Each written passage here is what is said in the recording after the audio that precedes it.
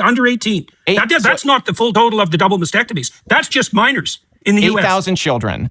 And, I've interviewed one of them, Layla Jane, who at 13 had hers.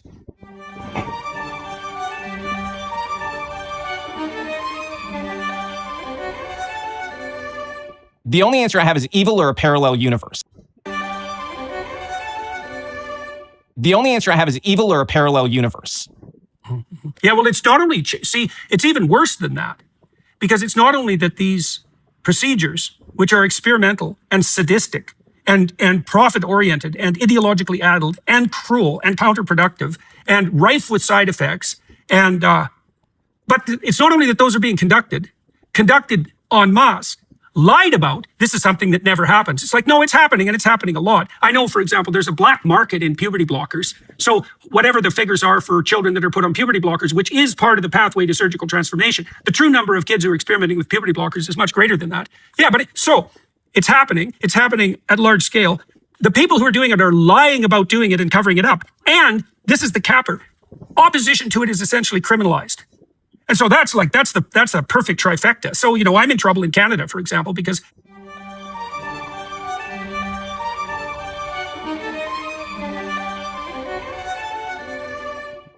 yeah, they're making a lot of money off this, which is a whole other layer of sick. But you know what this is like? It would be like if I went on my social media channels and I started doing heroin in front of people and I started telling them how good it feels and how great it is. And some people pick up heroin as a byproduct of it and they kill themselves on it. That's on me. That's principally on me. It doesn't matter how good it made me feel. It's still something that is going to have the capacity to break and kill people. And that's what this ideology is. And when you're doing that, especially to children, there's something about that that's just incredibly demonic. Yeah, it's beyond, I talked to, who broke the W-Path files? Schellenberger. I talked to him about this when he broke the W-Path files, and he had said he'd watched my conversation with Abigail Shrier. When I was ill for a while, and when I came back and hit my podcast to get hard, the first podcast I did was with Abigail Shrier, who wrote Irreversible Damage. And I was very nervous about doing the podcast because at that point it was, your reputation was on the line if you objected to the transgender surgery crowd. And so we walked through her book, and I looked into the surgical procedures, which are they're brutal and experimental beyond belief. And that's what I wanted to point out is, Schellenberger talked to me about that because he watched that podcast. And, and Schellenberger's a pretty brave journalist. And his basic response was something like, this is so awful, it must be exaggerated. There's no way it can be happening. And it took him basically 2 years to wrap his head around the fact that, no, this was happening, that the major medical establishment, American Medical Association, American Psychological Association, were not only on board with this, but promoting it and persecuting people who objected to it. And it's really something. It's really something that's actually, as you also alluded to, it's really incomprehensible. It's so terrible. It's no wonder people don't believe it, right? It's no wonder that people are turning a blind eye to it because but it also makes me think, that must have been what was happening in Nazi Germany when rumors of the persecution of the Jews and their demolition and all the other people the Nazis went after started to circulate, and people weren't nearly as connected then as they are now. It was going to be much more easy for them to turn a blind eye to things they couldn't possibly believe were happening. Well, we're in that situation now. It's so sickening. I just can't believe that it's happening. And I can't believe that it's happening while people are proclaiming that that's the moral pathway. It's like, what the hell? Okay, so fine. You saw something was happening in 2015. You had a good career in Hollywood. You decided that you're going to move to Tennessee, to Nashville, which Nashville, 2 thumbs up for Nashville. It's a great place. And you've done that. And then, okay, so let's get the timeline going here. And so you started was the activism, the more conservative level public activism, did that initiate on your part with the transgender issue and then move from there?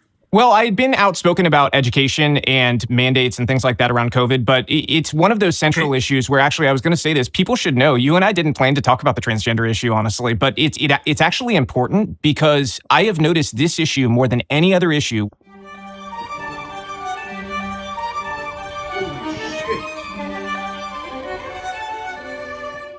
That issue has been what has activated more people, especially in spheres of influence that have never involved themselves for very practical business-oriented reasons. into this sphere and to say, I am going to fight and put it all on the line, because this is a line that means so many other things. You know, what they've done to children tells you everything about what they're willing to do in every other sense. That's a truth that I'd say the most intelligent people I know have all figured out. This line means 1,000 other things, and they're all supremely evil. And that's why you're seeing so many prominent people that you would have never expected stand up, speak up, put their money and their time into the fight, like Elon Musk. You know, I mean, if you had told me years ago, Elon Musk is going to come out and support your movie and promote it, you know, and it's going to end up getting almost 60 million views, largely as a byproduct of him and Donald Trump Jr. promoting it, I would have said you're crazy, because I'm very practical and pragmatic, and I recognize as somebody who owns all these incredible businesses, even if he does agree with me, that's a very dangerous position for him to take with the government contracts and things like that he has to deal with. So you have to ask yourself, why would somebody like that be willing to risk everything that they've achieved? And it's very simple. This line marks an evil that will beset not just our nation, but the world for the next generation and the generation after it. And you're going to have to get to the darkest of places for a small group of people to rise up and do whatever's necessary to bring back some semblance of sanity and liberty. I don't want us to get there. And that's the thing, is some people would say like, oh, well, you're a fascist, you're a radical, or whatever it may be. What I think is actually fascist is what's going on now, where you've got these people in these institutions who believe it is fundamentally their right to shove their ideology down everybody else's throat. That's what's happening in corporate America. That's what's happening in education. It's happening all over the place. That's what I find fundamentally to be wrong, but it has a cascading effect that will continue on and will destroy the lives of our kids and grandkids. And so I think it's important people recognize that about that transgender issue when it comes to kids. It is something that means so many other things. Attention men who still believe in the American dream. In a world gone mad, the Precision 5 from Jeremy's Razor stands as a beacon of sanity. 5 blades of superior engineering offer a shave as unshakable as your faith that the nation's best days still lie ahead. Experience an exceptionally smooth, remarkably close shave, and a testament to the fact that merit still matters. Stop giving your money to woke corporations that hate you. Get Jeremy's Razor's Precision 5 instead. Available now at jeremy'srazors.com, walmart.com, and Amazon Prime. Well, we can elaborate on that briefly. I mean, in 2016, when I released a couple of videos that caused a major kerfuffle that really hasn't died down around me since. And the videos were essentially objecting to the government of Justin Trudeau deciding that it was okay to put words in people's mouths, including mine, with regards to the transgender issue. And I felt two things at that point. I thought, okay, well, you've jumped out of your bailiwick there, buddy, because you don't get to. There was never legislation in any Western country ever that compelled speech among private citizens, ever. So there were certain types of commercial speech that were regulated, but for commercial reasons. And then I thought too, well, now we have this idea that we can mess with the fundamental category of sex and make that a social construction. And I thought, well, that's the most fundamental perceptual category, I think, sex. It's more fundamental than black and white, up and down, night and day, like male and female. If you don't get that right, you don't reproduce. And so that disappeared 650 million years ago. Like the sexual differentiation is hardwired at the most fundamental level. And what that means is that if you... Jesus, have mercy. You have to... I warned the Canadian Senate about this in 2016. I said, if you start to confuse young people about sex, you will produce an epidemic among young women, like a contagious epidemic. Because I knew the literature on contagious psychological epidemics. It goes back 300 years, and it's always young women. It's likely because they hit puberty earlier than young men, and so have to contend with the brute force of biological transformation when they're still relatively immature, comparatively speaking. And so for whatever reason, they're more susceptible to psychological epidemics. And so, you have two things going on. You enforce the lie that men can be women, and so you prime people for the lie, and then you confuse the most vulnerable people and tilt them into like an irrecoverable pathology. And then it got even worse, because I didn't think at that time that we would have an epidemic of surgery. Like, I have an imagination for evil, but I got to say it didn't extend that far. Because it seems absurd. Well, it is. It's the ultimate in evil clown. Yep. Like, it's the worst thing that you can imagine. It's got this horrible element of satirical the blackest of satirical comedy, and you can see that in the transgender movement on the political side, in all sorts of other ways, because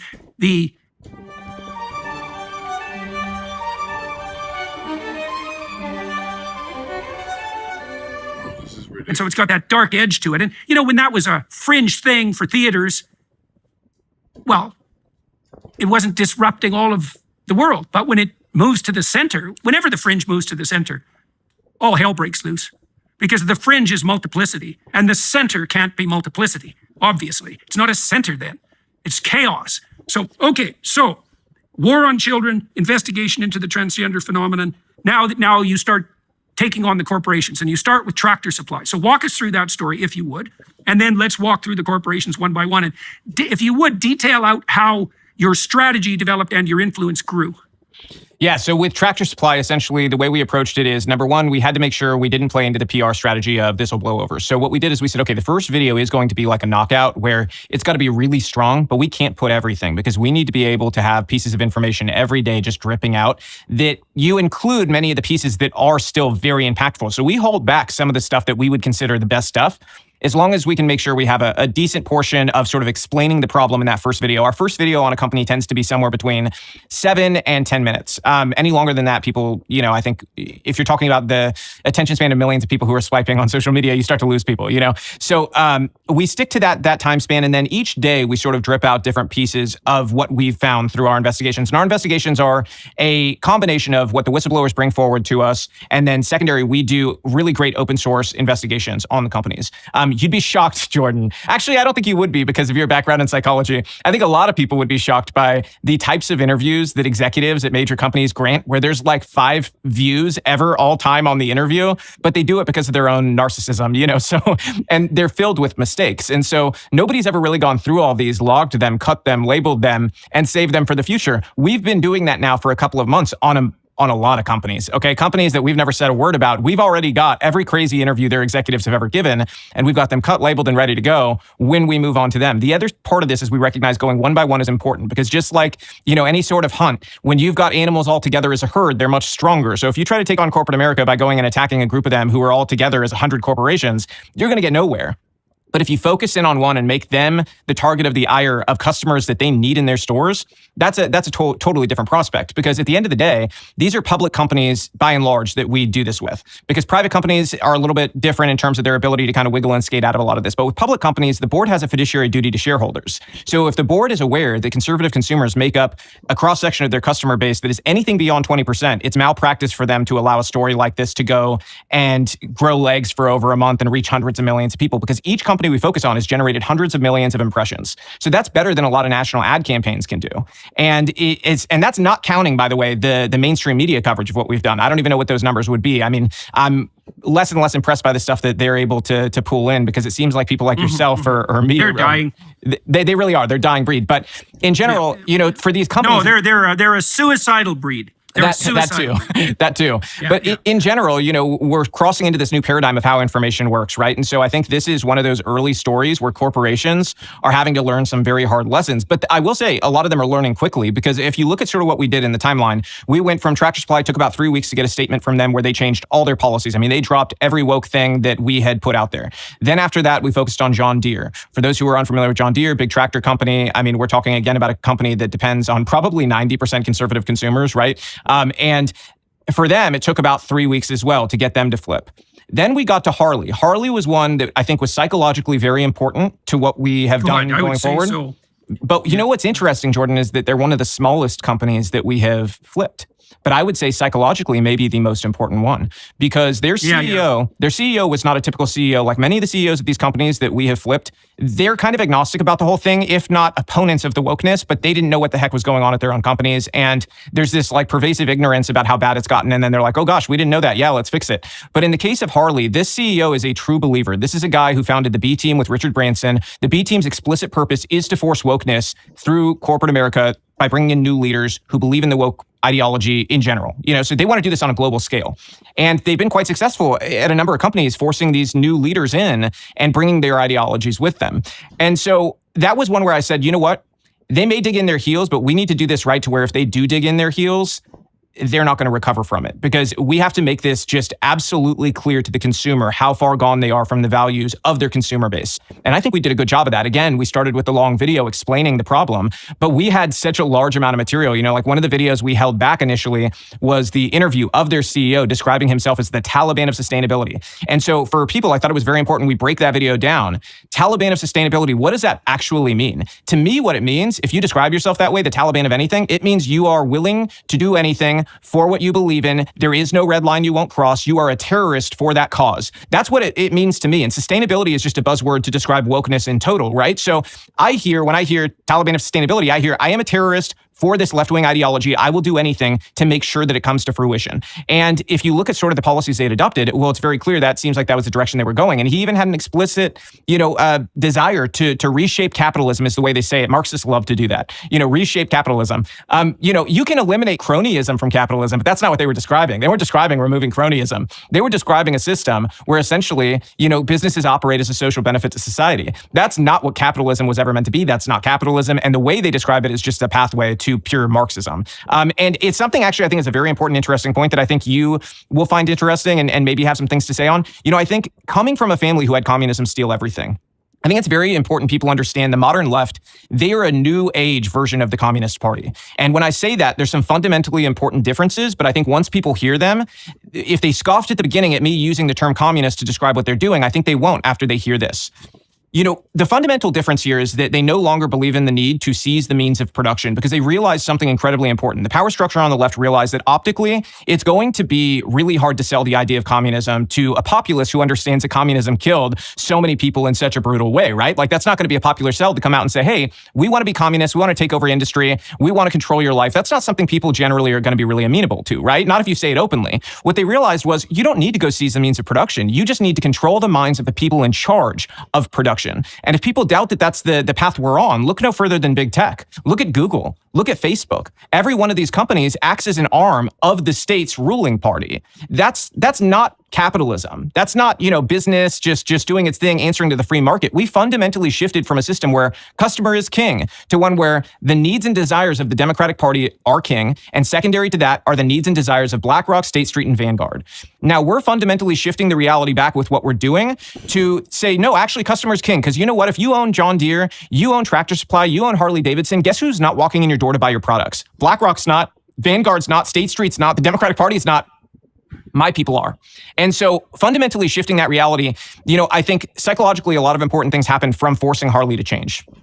One of those things was that people felt like, okay, one, maybe a fluke. Two, possibly just extremely lucky. 3 companies in a row, it was like, oh, this is actually working. This is a trend. This is something that can be replicated and continue. And we are a force in the market where we're shifting. In the case of Tractor Supply, it was an almost $3 billion loss in market cap during our campaign. With John Deere, almost $10 billion loss in market cap during our campaign. $10 billion. And as you look at sort of what's happening in the market, one of the fears that a lot of people tried to sell about, you can't leave wokeness, it's going to lose you money, right? Every company that has come out and rejected these policies as a product of our campaigns has seen their stock go up the day that they announced that they were dropping these policies. Every single one had their stock go up the day they announced. That's not an accident. The market's not going to punish you because retail's more involved than ever in the market. And these bigger players like Vanguard, State Street, and BlackRock, they actually, I think, don't know what to do with us. They don't know what to do now that there's an activated consumer base on the right who is willing to use their wallet as a weapon because they fundamentally understand that I'm right in terms of the thesis that at the end of the day, you need us to walk in the doors. If we don't walk in the doors at these places, you're toast. You can go and have institutional investors try to prop you up till the next quarter. But when you have to report earnings and people see that you had a really sizable loss in one strategic area of your business, or maybe the business in total, you're going to have big problems. You're not going to get your bonus. There's financial consequences for the decisions you've been making. And so that's what we're trying to make abundantly clear. So as a byproduct of that, one of these other positive things is psychologically in the minds of executives, okay, things have changed. Now these people are somebody you need to be afraid of. If they come to your door,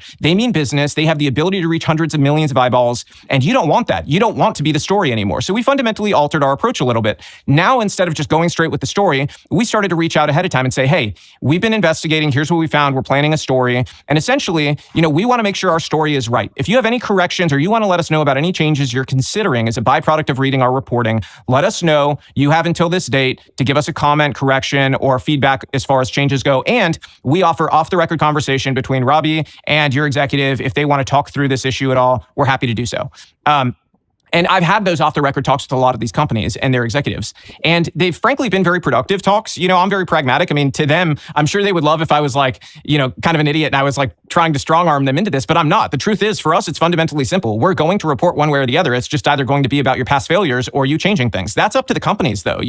We're not like these shakedown artists on the left. We're not asking for money. We don't want money, which a lot of them I think find quite surprising. Like, I'm willing to fund whatever we need to myself. And then we've got great subscribers on X who help fund our research team growing because because I'd say the hardest part of what we do right now is we've got over 5,000 whistleblowers. So it's important that people continue doing that. 5,000. Yes, 5,000. And we don't want to discourage people from doing it because we're scaling up our team to be able to meet the needs of the number of whistleblowers we're getting. And they're fantastic. People are sending us evidence probably right now as you and I How many speak. corporations? How many corporations are implicated in that network of 5,000? We don't have a solid number on that because there is crossover between the 5,000. So, maybe 10 of them are at the same company type thing. I don't think we've broken that down to see what that actually looks like. But I mean, we're talking, well into the hundreds and hundreds, if not over. Okay. So that's the order of magnitude. Anyways. Yeah. And so then we have metrics for, how do we do this to make sure we choose the right companies to be able to move us in the direction we want to go to sort of change the norm, because I'm a big believer, everything I do in life, I always teach my kids this, any big decision you're going to make or change you're trying to make, always try to go outside of yourself. Go into an eagle eye view, you're just kind of looking at things from overhead in as unbiased of a way as you possibly can. And when I look at sort of the lay of the land here, as if this is a battlefield, I see very clearly you have to make the right decisions or you're going to get, cut off the knees very easily. And so for us, it's pick the right companies. And those metrics are fairly simple right now. It's like we look at who the customer base is. We look at the regions that they do well in. We look at, what do they sell? Who are they selling to in general? Because there's different subgroups within the demographics of who their customers are.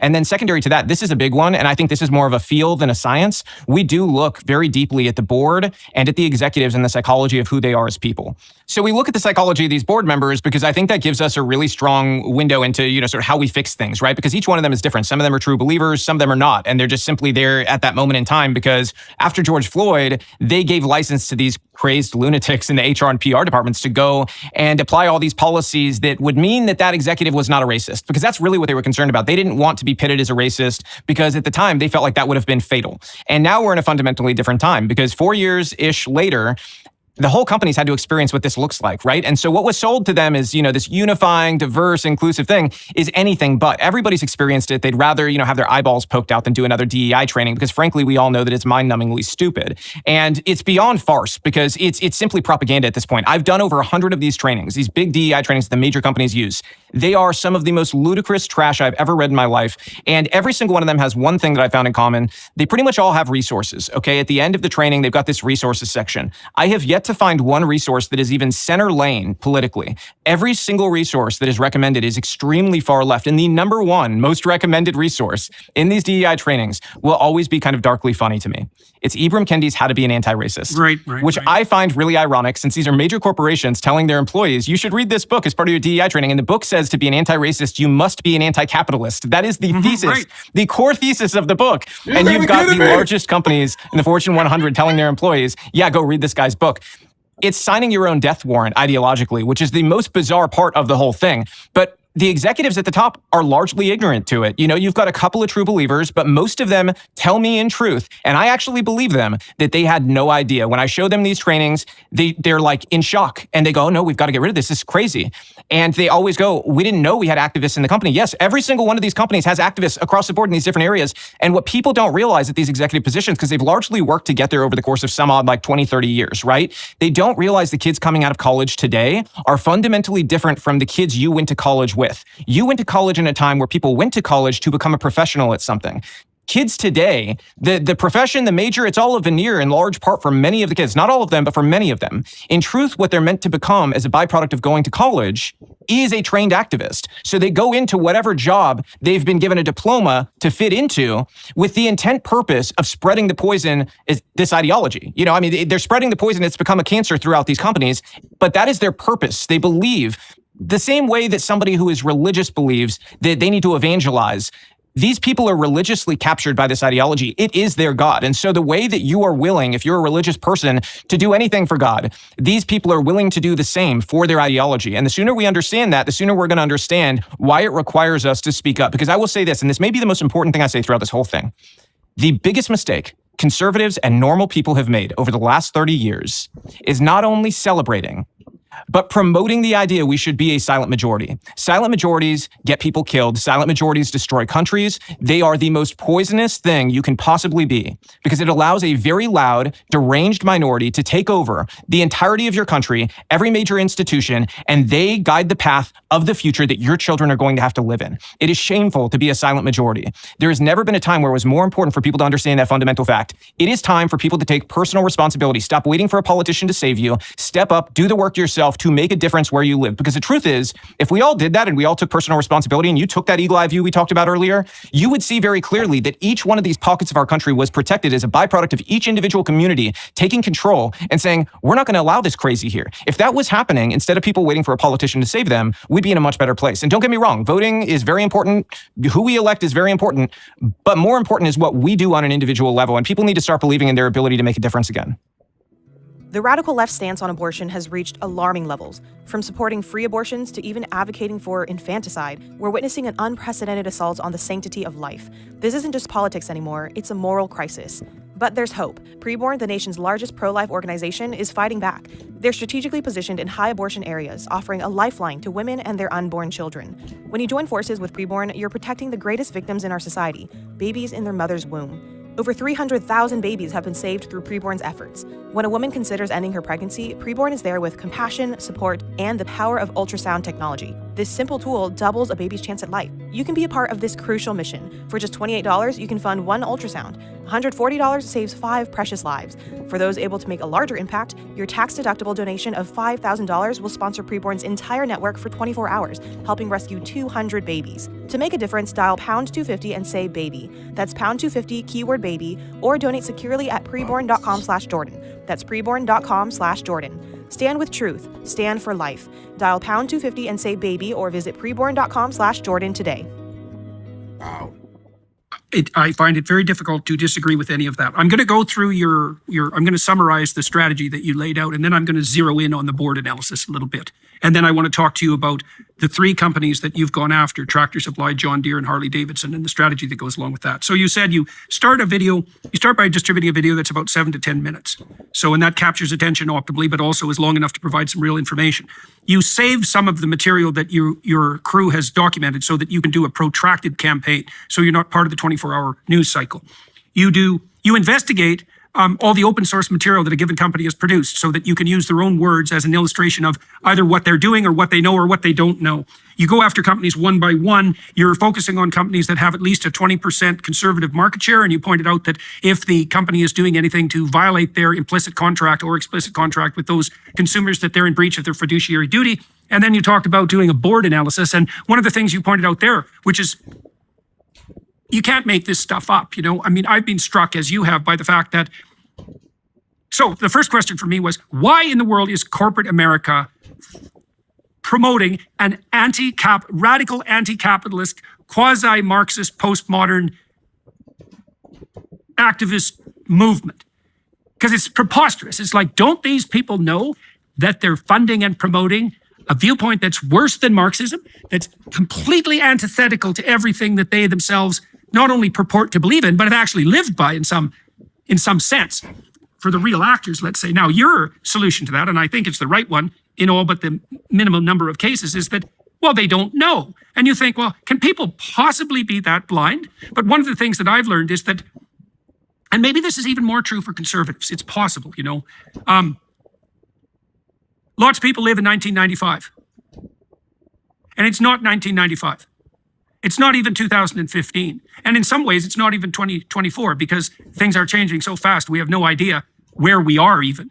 And so I think you're right with regards to these boards. And this is actually a positive thing in a way. It's like the people who are putting forth these policies are A, trying to protect themselves against the accusations of racism that could bring them down as individual actors.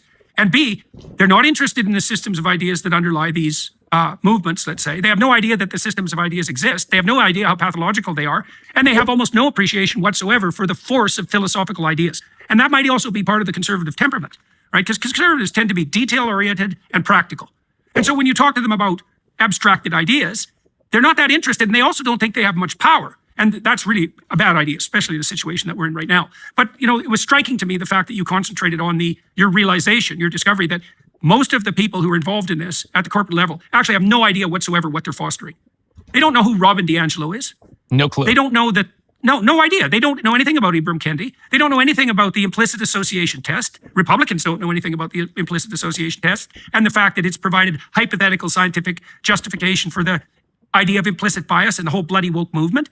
And people they're living far behind the times. And, it's not that surprising in some way because things are changing very, very fast. And it is not an easy thing to be on the cutting edge. Okay, so the upside, the positive conclusion that can be derived from what you described is that given that a fair bit of what is happening is a consequence of blindness, sometimes willful and much more seldomly direct propagandistic intent, at least on the part of the corporate leaders, it's easier than you might think to shift the direction of the movement. Okay, so let's move to that for a minute. So it was very, very interesting to me. Like, I really started to take what you were doing seriously, and you made allusion to this after you'd done it 3 times. Because I use the principle of 3 as a verification index. That was our principle too, going into it, was I didn't even take it seriously that we had a winning strategy until we hit 3.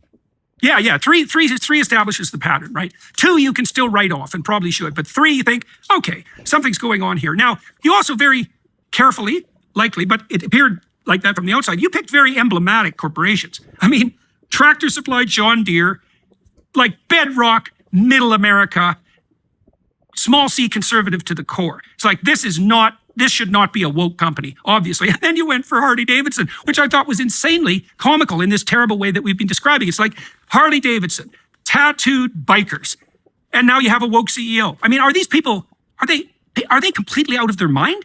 It's like, it seemed to me like Budweiser on steroids. Just, what are you going to do? You're going to make fun of your customer base. That's your sales and marketing strategy, is it? You're going to take the people who actually buy your products, especially with Harley Davidson, because that's an emblematic brand of that sort of freedom-loving, helmetless, on the fringe biker. It's America. Yeah, well, and it's the rough edges of America. Now you're going to turn them into DEI princesses who cry, and it's so ridiculous. And so I saw the 3 companies you picked. I thought, oh yeah, that's pretty. It's very unlikely that that's fluke. Okay, now you also said Wait, you identified something there, Jordan. Those are psychological choices. We do choose emblematic companies. We have a whole host of companies that have crazy stuff that we could choose to be next. But we do choose emblematic companies because at this point they represent more than themselves. They represent the entity of corporate America. Because if you can make the emblems fall back into alignment with sanity, the other ones are going to convince themselves that they're important in a way that they're not, but they're going to convince themselves that they need to change so they're not next. And we already see this in a number of cases where I don't find the companies particularly interesting, but we've found out that they're changing policy as a byproduct of seeing what's happening with this movement. And there's going to be non-consumer facing companies that do this. There's going to be also consumer facing ones that do. There's going to be new CEOs who get into surprisingly, high level companies who do have more of a conservative view on the world, who are going to go in with the intent purpose to sort of defang this ideology. Even in companies where you really would not expect them to turn around on this, I think people are going to be surprised in the coming year by the types of companies that defang this ideology. And we're seeing it, I think across the board, even in industries where people don't expect it, where they're making cuts, because there's also a financial perspective to this, Jordan, where companies are living through an economy that is not fantastic on the consumer side. And so you may have a market propped up by a bunch of artificial things, but we all know that those are things that can go by the wayside very quickly. And at the end of the day, your real value is your customer side. And so that's the other side of this, is like they're all tightening their belts in many different ways. And one of the primary ways you could do that if you're a corporate CEO right now is get rid of your DEI department, because you have wasted untold millions on this one department that produces exactly nothing and only produces a detriment to your business. That is the only thing they've ever produced, is a detriment to your business. They're a potential liability. Who in their right mind would start a business and say, I want an entire department that is only a potential liability? Because that's what they've turned into. And a lot of this was also predicated on a McKinsey study. A bunch of companies I don't know why they listened to McKinsey. I mean, it blows my mind, but 2015, because they pay them a lot of money, which is again even more ridiculous to me. Like you pay for stupid advice, but they're paying for stupid advice. McKinsey comes with this study that tells these companies you're going to be rich if you embrace this left wing, woke DEI ideology. Wall Street because Journal, there's nothing more obvious than that. Yeah, nothing more obvious than that as a moneymaker, right? So Wall Street Journal comes out recently. So we're almost I'd say we're about 8.5 years removed from when McKinsey did this, and Wall Street Journal just came out with the most brutal takedown of the McKinsey study, proving it was entirely a farce. The whole thing was a farce. It was all predicated off of lies.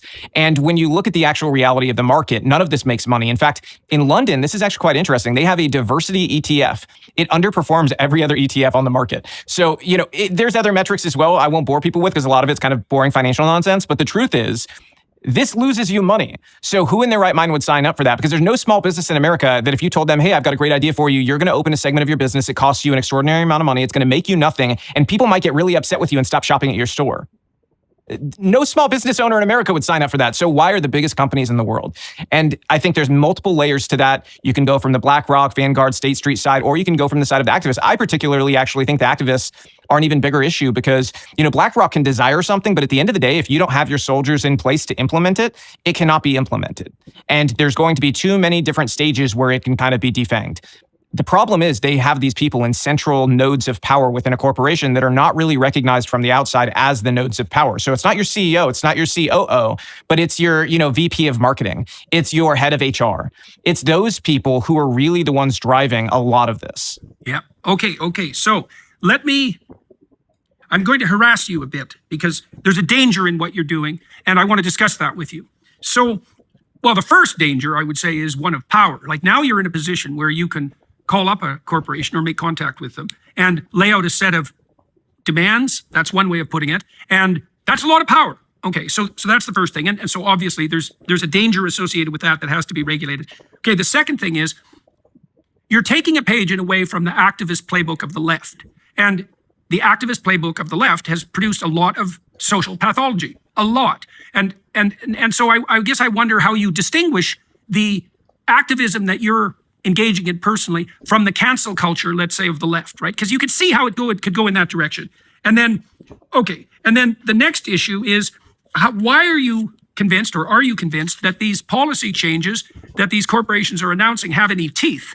Because what I'm seeing happening at the universities, for example, is they say, well, we'll abide by the Supreme Court ruling that made affirmative action in its more progressive manifestations illegal. But they don't. They just move the deck chairs around on the Titanic, right? And they lie through their bloody teeth. And you saw that with the Texas Children's Hospital, for example, too. And so, and it's partly because, well, the people are still there, so their names of their department are going to change, and they'll use some new terminology to describe what they're doing. But as you already pointed out, they're committed bloody activists, and you'd have to fire all of them to actually get rid of them. That's one approach anyways. Some people can be salvaged, but they're more like the board of governor types that you described that don't know what the hell's going on. So, okay, so danger of power for you. Let's start there. Danger of power. Yeah. So danger of power, I take that very seriously. So, in our team, first of all, we have a set of ethics that we abide by.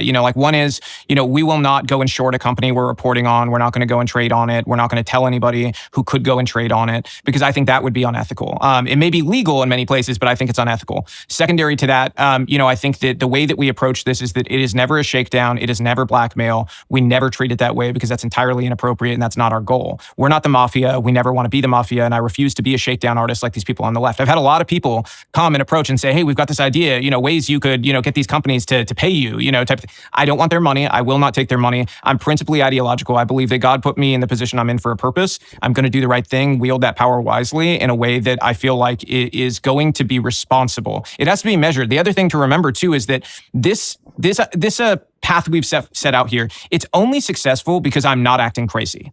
The minute I act crazy and I demand companies, do crazy things, it's going to look wildly different, right? See, if you look at this from an outsider's point, okay. Like if you're somebody non-political and you're looking at these two sides, you're reading the news, or whatever, and you see one side would like to force their ideology. The other side is over here saying, actually, hey, I think I just want everybody to get along. Things should be fairly neutral, and let's just not talk about what kind of sex you like to have at work. And, maybe the companies should only sponsor things that are dedicated to the core business and maybe not sponsor events where they support sex changes for kids. I think that would probably be a good level playing field for everybody, and everybody just be nice to each other. I don't care, sort of what your gender is, what race you are, who you want to have sex with. It's work. Let's just do work and be nice to each other, get our job done. If you look at that from the outsider perspective, it's like, okay, well, that side over there who's asking to shove their ideology down everybody's throat seems sort of crazy and fascisty, and this side over here is just asking for everybody to just sort of be neutral. That seems like a more sane position, right? So if we go to these companies and I say, actually, you know what, I want you to adopt my ideology. You better start donating to the groups that I want you to donate to. That fundamentally alters the reason that this works. So that in itself confines the power that we've sort of, been able to acquire through this campaign, because it's predicated on a set of, sort of rules that we've made from the outset. The minute you stray outside of them, the power wanes. And so if you want to be effective, you have to stay within the confines of why you're effective.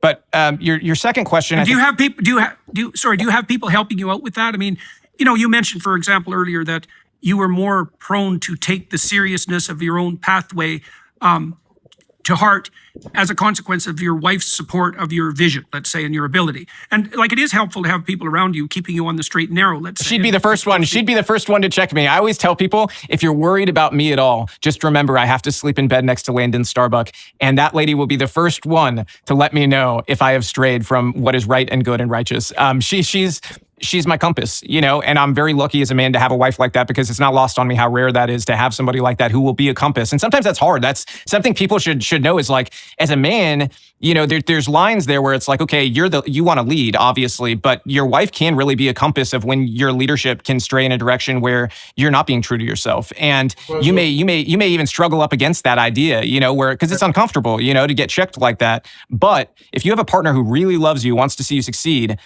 those things are the things that forge you into the greatest weapon you can be. And so, I would say I would name her first and foremost. I mean, she's the first one who would check me and be like, if let's say I got really ego driven about it, right? Like she'd be the first one to be like, drop the ego, okay? Yeah, and she'd go through all the reasons why, and so I'm thankful for that, because, it's easy for any man, any woman to lose their sort of like path, right? And if you don't have somebody who's there kind of like, hey, you're straying off the path, that can happen to anybody. And I think that's kind of like one of the beautiful but difficult things about humanity, right? We're imperfect, and there's all these things about us that make us who we are, and they're not all beautiful and good, but our experiences drive who we want to be. And I think in general, the things that kind of separate us, good and bad, is largely driven off of who we want to be. And for me, I know very clearly, I want to be the thing that if somebody said, boil down what matters most to you, it would be one moment. When I die, and I pretend in this that I'm coherent on my deathbed, right? I get to die in the way that I would most perceive of value. So all my kids are around me. We're about to have baby number 4 right now. So all 4 of my kids are around. My wife's there. What a man. On that day, in my coherent mind, I want to know inside, in the deepest parts of my soul, I want to know that each one of my kids is thinking in their head, my dad had integrity. My dad always did the right thing. He always stood up even when it was hard. He always loved us. He always loved our mom. He always did right by us. But he always had faith. And all those things, like if that's what I'm focused on as my prize in life, is that I will get that moment, whether I get it or not. That's the thing that matters to me, is that at the end of my life, my kids can think of me that way. And they can't think of me like that if I stray. Okay. Yep. So let's talk about the activism issue and then the lip service issue. And then we'll close this part of the interview. I think what we'll do on the Daily Wire side, I think, is to delve a bit more into your personal history, because I'm curious about what shaped you along the way. I often do that with my guests on the Daily Wire half an hour. And I think we'll also talk about the distinction, we can touch on that here, the distinction between the ideology, so to speak, that you're pursuing and the ideology of the left, because I don't think that they're the same manifestation of cognitive apparatus. Yeah, I think I can explain it pretty well why they're different. Okay, let's do that on the Daily Wire side. Let's cover the activism issue and the lip service issue and close this part off. I just want to know how you circumvent the danger of having activism on the right start to become the equivalent of activism on the left. Now, you already answered that to some degree. You said you take pains to ensure, for example, that you're not insider trading, so to speak, even though it would be legal, and you're not shaking down the companies for donations to any of the causes that you might support. Like, you have reasons for that. But I think the closest analog in some ways on the critical side to what you're doing, a critic would say, well, that's just right-wing cancel culture. So how would you respond to an allegation like that? Yeah, I think that's one that is easy to make because it's born out of their frustration with the reality that the left has embraced a cancel culture that tries to attack and destroy individuals. What we do is quite different. Our focus is on these major corporations that it's really about educating the consumer. So for us, these major corporations, we're not punching down. We're going up, to the very top of the financial system here. And we're saying there's a fundamental difference between what the image of a company is perceived to be and what the reality actually is. And so our job is to fill the education gap there, because the story hasn't simply been told. You can't blame a consumer for giving money to a company that they don't know has been funding some crazy awful thing, right? So we're just educating them. In terms of canceling them, it's really in their court what happens as a byproduct of that, because the consumer has to decide at the end of the day if they feel comfortable spending their money somewhere. There's sort of a larger story here, though, in terms of the fact that the natural consumer, let's go through this. So we do, Tractor Supply was the first one. John Deere was the second one, Harley Davidson, Polaris, which included Indian Motorcycle, Lowe's, Ford, Stanley Black & Decker, which owns Craftsman, Stanley, Black & Decker, and DeWalt, which are the major tool companies in America. And then just yesterday, we were able to announce the largest market cap of any company we've flipped, which was Caterpillar. A lot of people don't realize what a big company Caterpillar is. It's over 113,000 global employees, 170 plus billion in market cap of that company. And we're able to get policy changes out of them. So going through all these companies, and Jack Daniels and their parent company as well, and Molson Coors, the beer brand. See, we're getting to the point where we flip so many that I'm starting to forget some when I do interviews. And that's a good thing. Eventually I hope I forget a number of them, but it goes into your third question as well. How do we make sure that these companies are actually abiding by the changes they say they're going to make?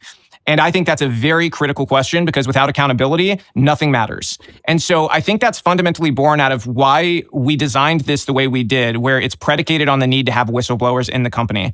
We won't go cover a company we don't have whistleblowers in because those whistleblowers are our eyes and ears, essentially. And we know they're the ones who are activated enough and really motivated enough to come forward if things are still going negatively at the company, if they're not seeing things change. So there's one company actually that we've had our eye on that is one of these companies that's made a statement.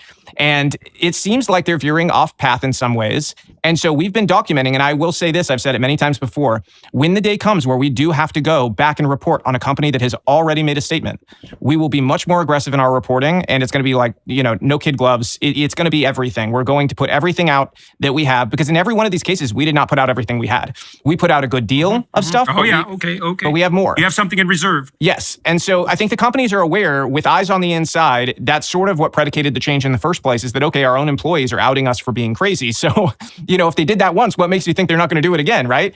And so I think that's probably the saving grace here, is that we've got people in these companies. They're not ideologically homogenous in that sense. Like you do have these breakaway, people who are like, no, I'm ready to stand up for my values at this point. I'm sick of being basically treated like I'm a racist and being forced to do white privilege quizzes and trainings and, all these things. I'm going to speak up. So I think that on its own has certain value. But the secondary value here now is that you've got the DEI activists scared. So I thought this was really interesting. It was Bloomberg, I believe. It was either Bloomberg or Wall Street Journal. One of them did an interview with a bunch of DEI professionals, right? That's what they call themselves. I struggle to say they're professional about it. I mean, we'll just call them race hustlers, but they're DEI professionals, okay? So they asked them, if this guy comes to your company, what are you guys going to do? Because you guys are leading major DEI departments. What is your plan? And the reporter said they were shocked. They were expecting these people to all say, we're just going to ignore him, or we're going to dig in our heels, or whatever. Every single DEI person they talked to said we'd have to reevaluate our policies because there's no denying that there's a real sizable interest in movement there. And, for our company, we have to look at what is the potential, net loss of us digging in on this. So we're talking about them mainstream media interviewing some of the ideological creatures who are responsible for a lot of this mess. And they're even admitting at this point that they'd have to go to the drawing board with their executives. And they're doing that out of a survival instinct. It's something that I think is not surprising, because if they want to survive in their workplace, they want to, survive to exist and maybe reform in some other version later on. They have to find a way to seem somewhat sensible at the moment. But that on its own is a sign that we are making sizable, sort of change within the workplace, because that's pitting them into a new reality where they have to go back to hiding in some sense. And I hate the idea that, anything we do is to force anybody into hiding, because I prefer a world where everything's kind of out in the open and people debate and things like that. But there are certain places, institutions, where I feel like, really like workplaces, your politics and your views on sex or whatever it may be don't belong at work, unless it's a central thing to your job. That's never been an acceptable thing at work. If I had gone to work in the early 2000s and started talking about who I like to have sex with, or whatever it may be, I would have been fired. It's sexual harassment, right? That's fundamentally changed today. And I think as we alter the path of going forward, we're going to see more of that come back. The idea that hey, certain things are just not appropriate for work. Yep. All right, sir. Well, I think that's a good place to stop. We covered what you're doing relatively comprehensively. Is there anything else that you'd like to bring to people's attention before we switch to the Daily Wire side? Well, if people want to be a whistleblower in their own workplace to stop this wokeness, they can go to robbiestarbuck.com/DEI, and we've got the ability for you to give us a tip there and tell us what's going on. And we'll have somebody on the research team, or maybe myself, reach out and, be able to sort of go from there to learn what's going on in your company. And that's an intensive process, by the way we vet the information, because we also are protecting against fake information. There's bad actors out there, people who themselves are traders and trying to trade stocks against company and things like that, where they will make things up and send it to us. But we have a very good team, and we're very responsible about sort of, making sure that we're putting out information that is true. Because again, there's so many pitfalls that could endanger sort of what we do. And so we are very careful to make sure, because the right's not allowed to make the types of mistakes the left is, so for us, everything has to be perfect every time. That's what I always say. I'd rather be a day late with what we, plan to do than do it on time and realize that we were sloppy with something. Now, you also mentioned that your operation is dependent to some degree on public support. Is there a place that people can go to find out how they can contribute to your efforts? Yeah, they can subscribe to my X page. That's a simple way for people, and it doesn't cost very much. It's $5 a month. But that goes principally 100% to funding our research team. None of it goes to me. It goes to funding research.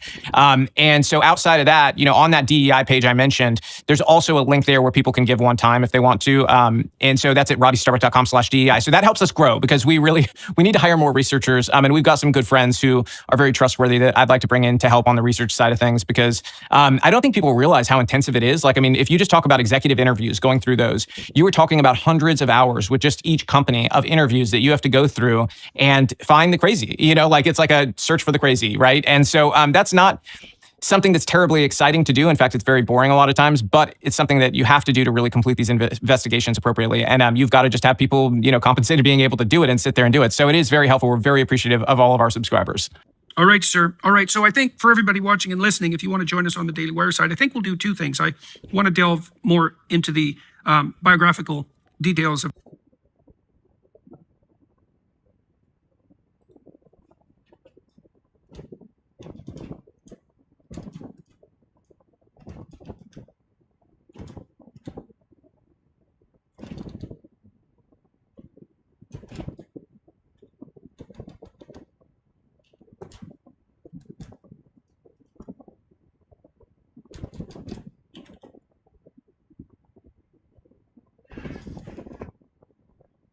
Uh-oh.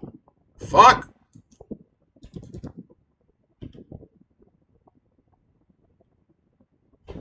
I cannot believe this shit.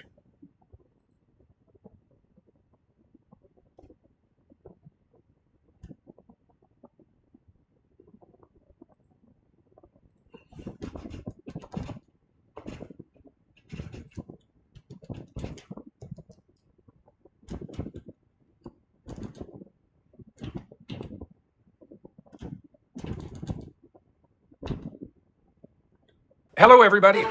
So my wife and I are going back out on tour for my new book, We Who Wrestle with God. I'm going to be walking through a variety of biblical stories. Now, the postmodern types and the neo-Marxists, they think the story is one of power, and that is a dangerous story. The fundamental rock upon which true civilization is built is encapsulated in the biblical stories. And so I've spent a lot of time trying to understand them. And the point of the tour and the book is to bring whatever understanding I've met. I said, you know what, Justin, and I was stopped in my tracks with the glare, the huff. He got up out of his seat and he just stormed out of the room. And I froze because at that moment, I knew that this person actually could make or break the rest of my life.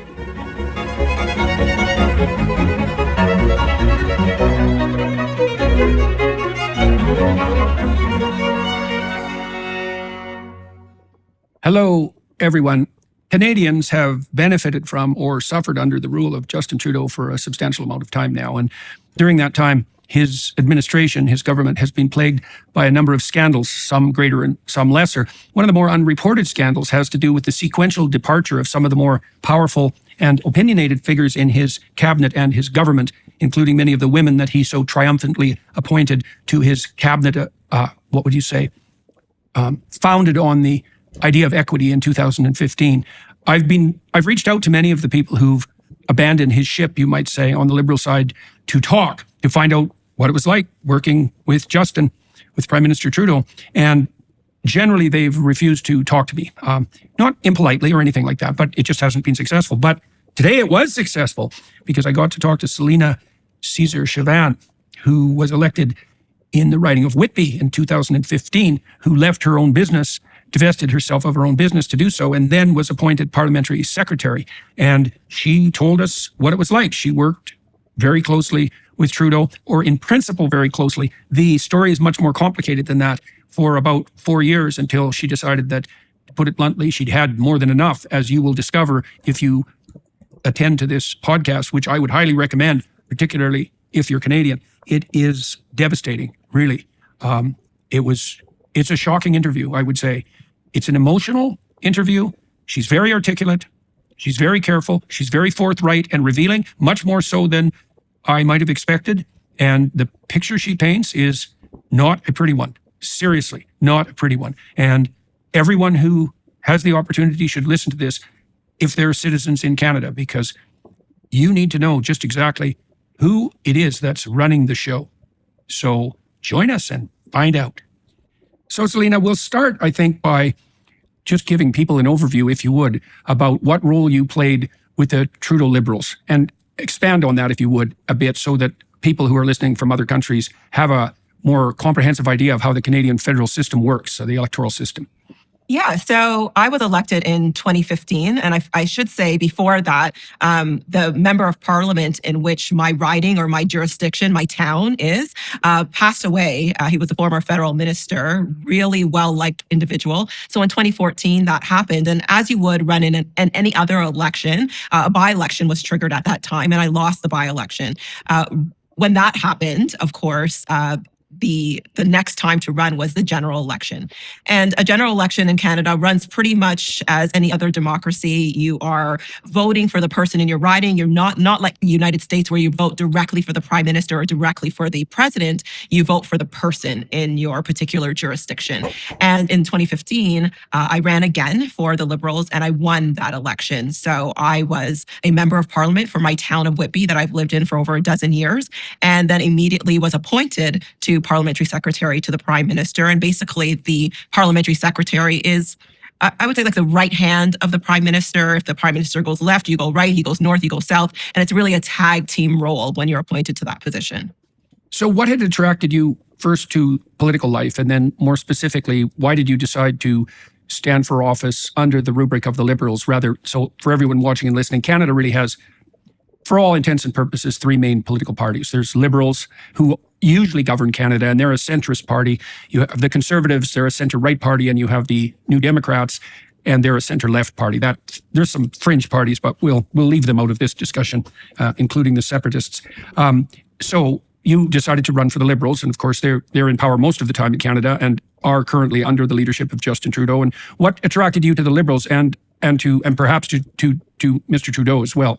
So I'll answer the last question first. Really, coming to Canada, being from a Caribbean background, we tended to vote a lot Liberal. My parents voted Liberal. I've always voted Liberal. So it was really more an affinity toward a party that had welcomed people from the Caribbean into Canada. It was really an affinity towards a leader who at the time was very dynamic. But I would say that getting involved in politics was for a different sort of reasoning. At the time, before entering in, I was running Canada's first ever national population study or epidemiology study on neurological conditions.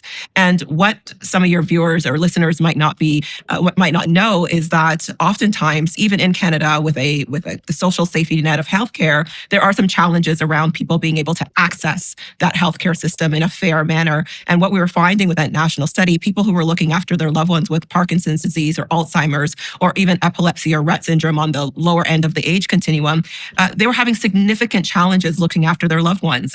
They would have to either divorce their partner.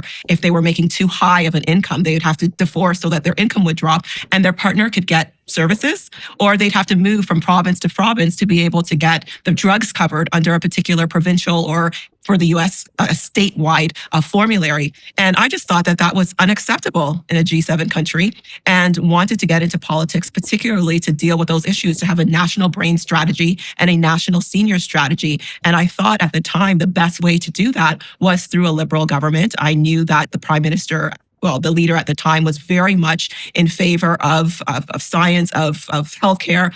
But to be honest, the study that I was running across the country was a $15 million investment from the previous government, the Harper government. So I could have gone either way, but my affinity was more towards the Liberals at the time. And I thought that we'd be able to get a national brain strategy and a national senior strategy in place. So now you became parliamentary secretary how soon after you won the 2015 election? Within a couple months. So by December of 2015, I was appointed. And had you had any previous political experience at that point? Absolutely none. I didn't even take a political science course, to be honest with you. No political background. So was it a shock to find yourself in that job? I think the first shock came when I actually won the election. Yeah, I knew that I'd be able to win. I was out knocking doors. I knew sort of the machinery behind running. And so because I lost the by-election, my counterpart was obviously in Ottawa. I took advantage of that, knocked on 40,000 doors in Whitby to be able to win the general election. But it was a shock to win that because the riding or the place that I lived was very conservative. The provincial counterpart was conservative. The former federal minister was conservative. And so it's like a Republican sort of hotspot. And so I was very shocked to win that election. But I knew people trusted me at the door. And when they said, Selena, when you get in there, politics is going to change you, I I looked back, I looked them dead in the eye and I said, watch me. I will make sure that I stay true to who I am. So the first shock was actually getting in the door, becoming parliamentary secretary to the prime minister, not necessarily a shock to me. I knew I had, although I didn't have the political experience, I knew I had the smarts to do it. I knew that I had the capability. And because of the by-election, the prime minister had been in Whitby at least 4 times. So we had developed a relationship. So it wasn't like it was coming out of left field. I knew that if he needed someone on the ground listening, being attuned to not just what's happening in Whitby or across the country, but those particular nuances that maybe his experience didn't lend him the ability to understand, I knew that having me as a parliamentary secretary will fill that gap quite well. So that wasn't a shock for me.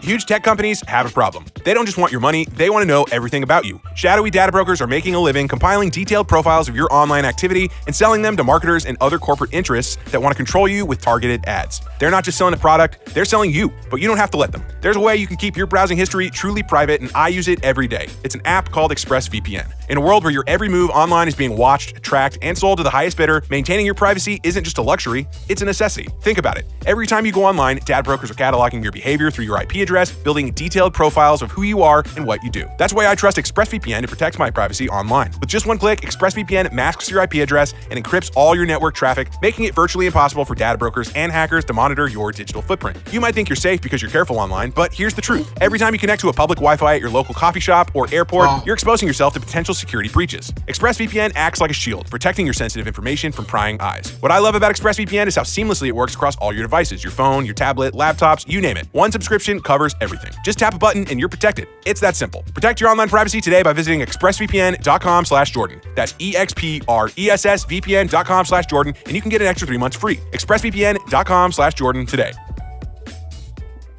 Okay. So it was more winning the election. So can you fill people in with regard to your background in general? So you said you had run a large study, and how old were you when you ran for office in Whitby, and what was your educational and experiential background prior to running? I'm just trying to place you in everyone's imagination. Yeah, so I was 41 when I ran, and my background, I have a Bachelor of Science in Human Biology from the University of Toronto. I have 2 MBAs, one in healthcare management and the other executive MBA from Rotman School of Management, again at the University of Toronto, and really ran a very successful research-based healthcare management firm running pharmaceutical clinical trials, adjudication processes for research firms, and mainly around neurological conditions. So most of my career in business was running research, but particularly around the brain. Was that a private company that was doing that research? How was that structured? Absolutely. It was a private company that was running it. And so I'd get contracts with pharmaceutical companies or with nonprofits, like working with Parkinson's Society Canada or Alzheimer's Society, helping them run their adjudication processes, or partnering even with the government of Canada in that last large study that I did, running their national epidemiology study. So it was a private firm that I ran for over 10 years, award-winning firm, and did that quite successfully for the time, but it was really focused on the first love of my life, which was the brain. Okay, so that was your company? And how did you go about, okay, well, that's a difficult thing to manage, to found and run a private company that's research focused. So tell me a little bit more about that. How did you have the idea, and actually how did you manage that on the business side? Because that it seems to me that's a rare thing to do. So absolutely. Yeah. Absolutely. So tell me about that. So very rare. So I'll have to go back a little bit for your listeners because I think this is important. I finished my undergraduate degree at the University of Toronto, first in my family to attend university, immigrated from Grenada when I was 2 years old, and really lost myself at university. Graduated high school, top of my class, 99 average, but lost myself in university. It took me 6 years to finish a 3-year degree. Graduated with a 1.58 GPA. Jordan, if you can imagine how hard you have to work outside of school to get a 1.58 in school. I was wanting to be a neurosurgeon. Obviously, you can't apply to medical school with a 1.58 GPA, and was lost for 2 years. I ended up working as a forklift operator in a factory for a couple of years. And then I realized, you know what? The university gave me the piece of paper and they didn't put my GPA on it. So I went back, I did an undergraduate research course, 4th-year course, ended up getting an A in that, fell in love with research, working on nutrition and Alzheimer's disease, and then just started to work my way up, worked at the TANS Neuroscience Building as a research coordinator. And then I decided, well, I could be a research manager. Let me do my MBA, become a research manager and see what happens with that. And of course, the juxtaposition with that is you can't get the research management job if you don't have enough experience, and you can't get the experience without the job. By that time, I had 2 kids.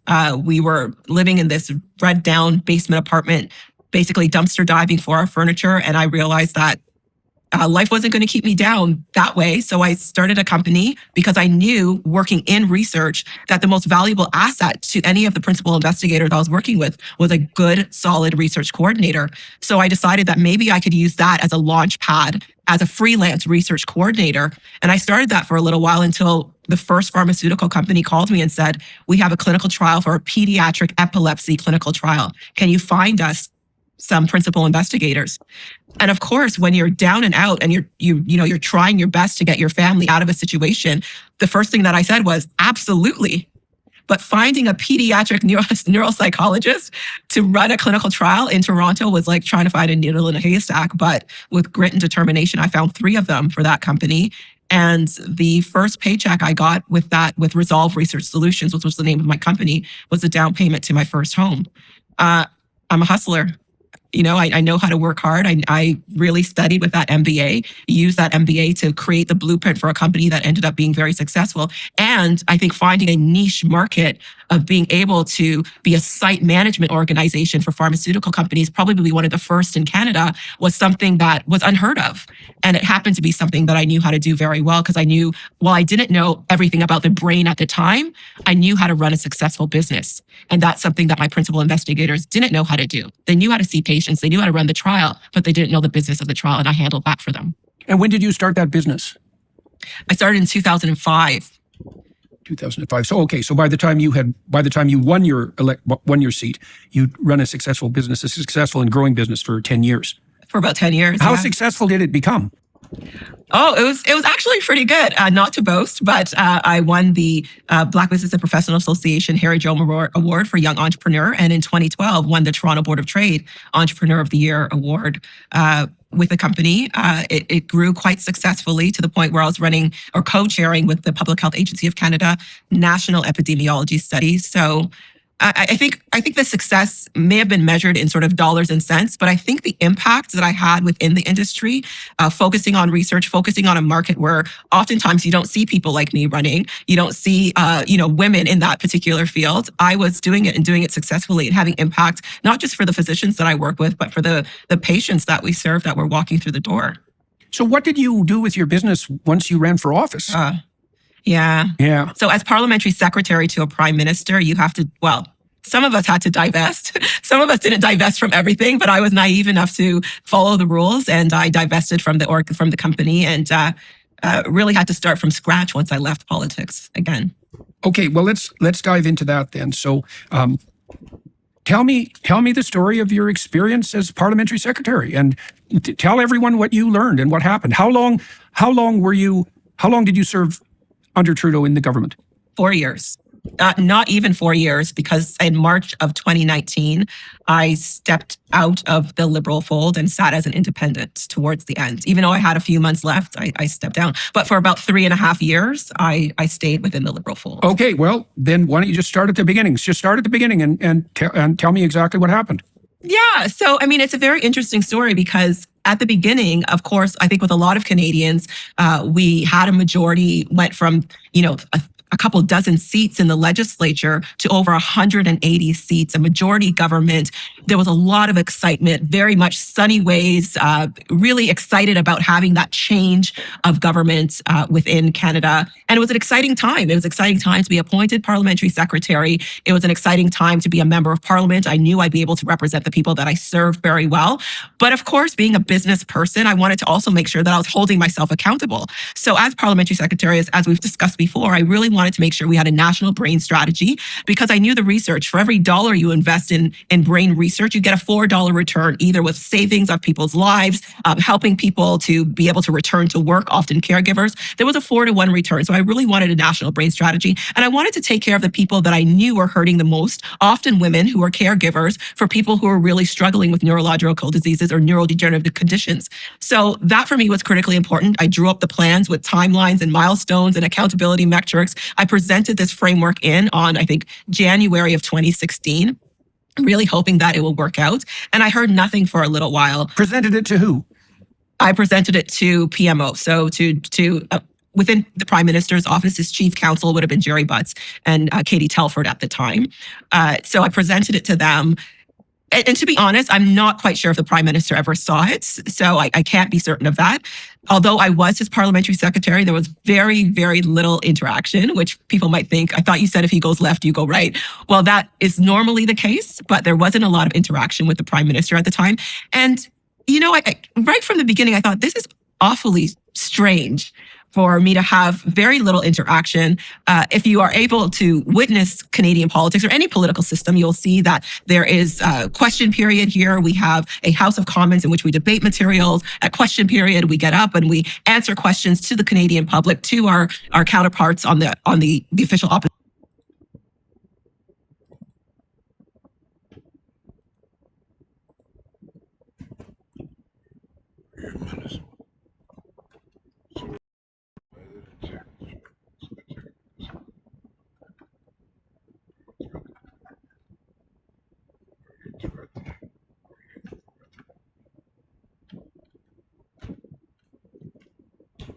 You really don't.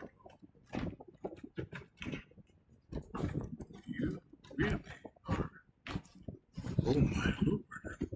You really arrogant and naive. You are arrogant and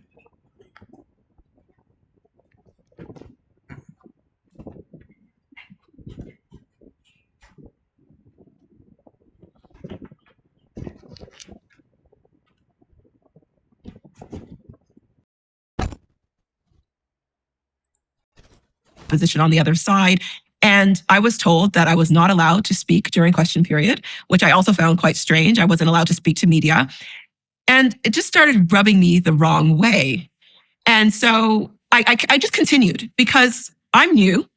And for people who are listening, and I'm not sure if this is going to bear weight, but to me, it bared a lot of weight, knowing that during the 42nd Parliament, between 2015 and 2019, I was the only Black female elected in the 42nd Canadian Parliament. So with that understanding, I kind of kept myself very straight and narrow. I wasn't going to complain too much. I wasn't going to make too much noise about things because I was the only one there.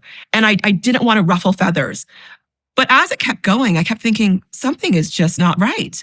I was invited to, of course, you get a new government, invited to the White House state dinner, which was very exciting, I thought, last year of the Obama administration. But I wasn't invited to dinner. I was just invited to go. And that rubbed me the wrong way. And a number of different things that happened on that trip. Holy shit, that she was being used as a political tool the entire way. That is so horrible.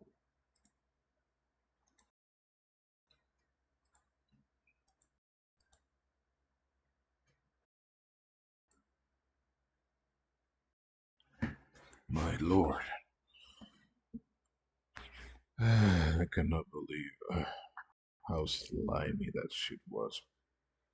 But you got to respect that woman.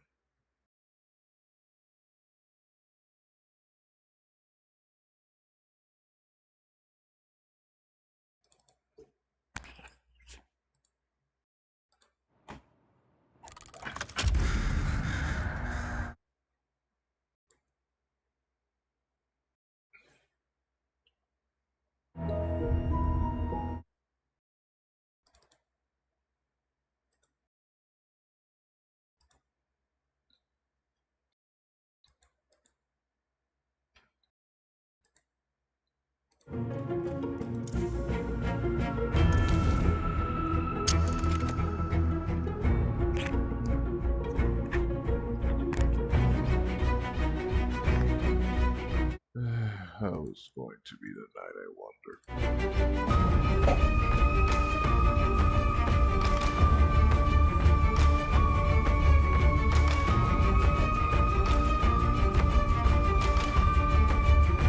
Well, the game's gonna continue, at least until release.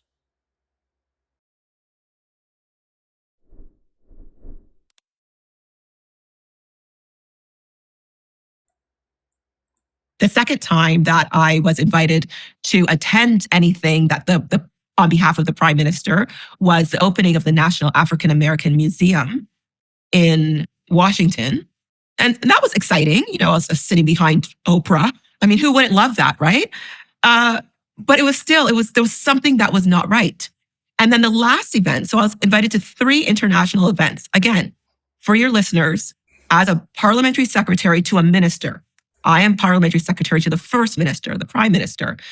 If he goes left, you go right. And if you can remember that 2016 term, the first term of Justin Trudeau, he was doing a lot of international travel. He was doing a lot of across country, across the world. I had 3 international trips. The last one was the inauguration of President Akufo-Addo in Ghana. And when I was invited to that, I started to do the mental math in my head, where I was invited to the state dinner, but not invited to eat. I was invited to the African American Museum, and I was invited to Ghana. 3 events that were really Black focused. And at that point, I said, yeah, I'm done. Okay, and I resigned as parliamentary secretary.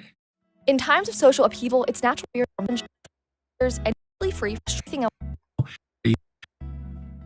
Okay, let's walk through that. Let's go back to 2015. So Justin Trudeau was invited by the mavens of the Liberal Party at the end of the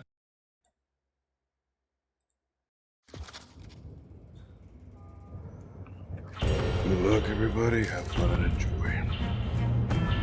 No, I'm gonna get really salty and rage quit. Please don't. Let's try. Nah, I won't, brother.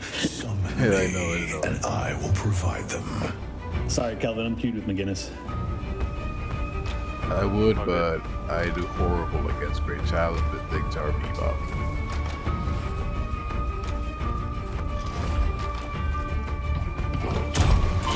And there's a Bebop here.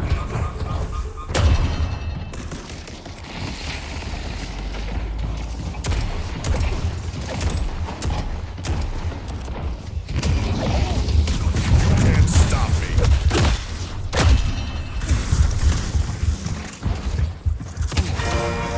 Job from TikTok. Nice. To our right.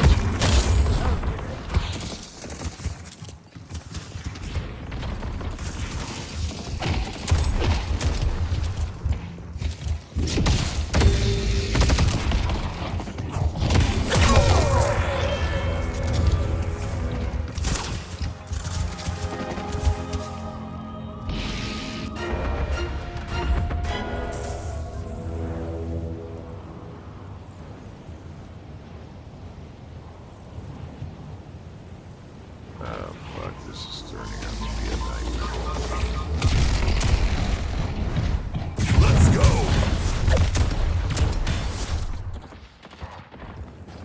Great talent low. Sorry, Bebop.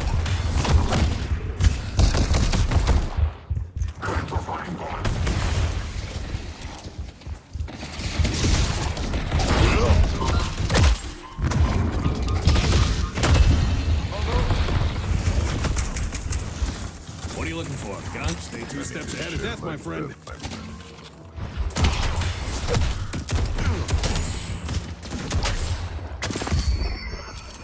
They don't make them like me. Charging.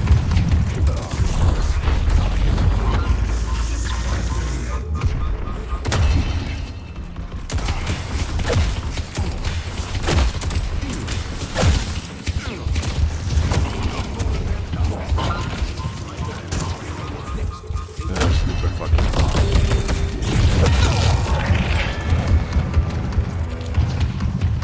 Bebop is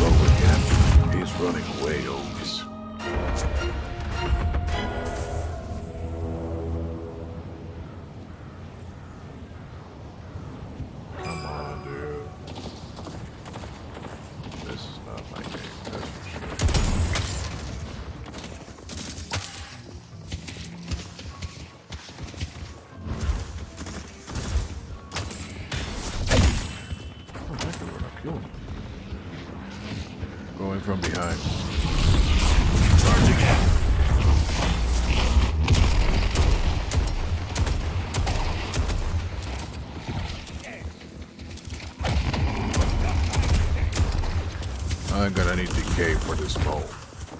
Decay or curse? Or maybe both?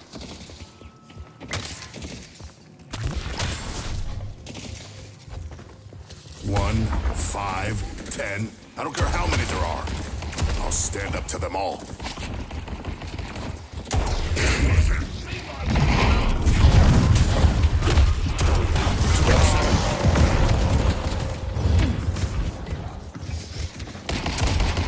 Stand and fight!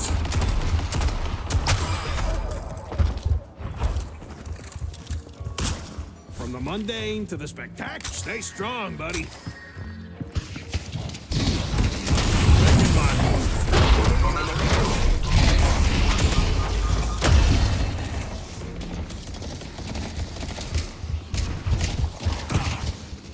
That fucking bomb. For the love of heaven. Such. Good eye. Lash missing?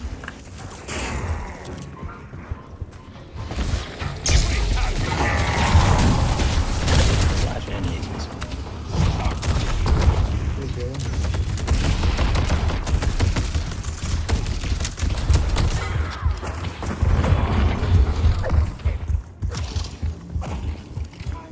Bombs, nothing else.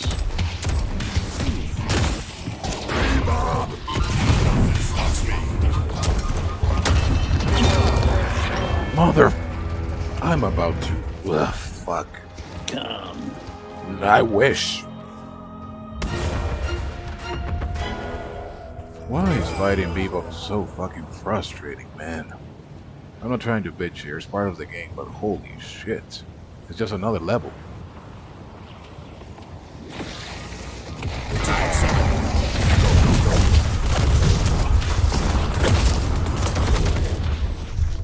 You will have to make a build for Bebop and Mo. The best thing I can think about is Decay and Curse. Pick up reactive barrier. Oh, also that. Thank you for that. I was forgetting Yeah, that as one. soon as you get hooked, you get like 600 shield. Oh, fuck. 4-7.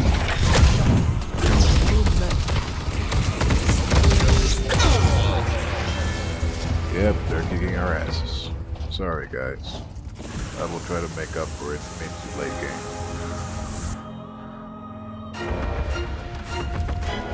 Just play under longer.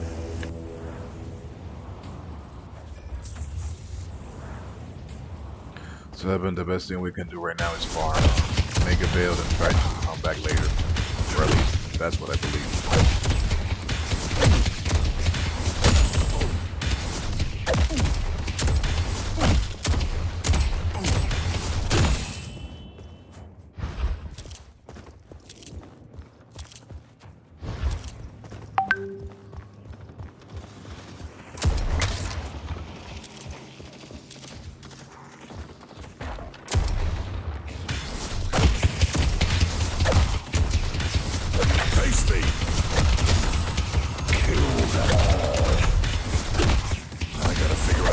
This damn book before it gets me killed.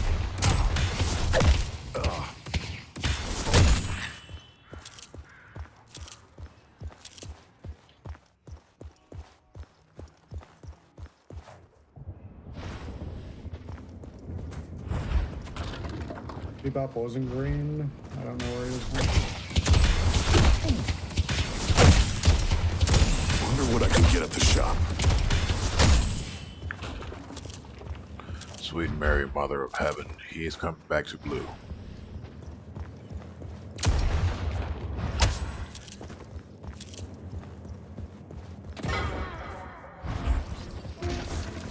Tell you what, I'll throw in a free keychain. Well, he's alone, maybe we can kill him 7.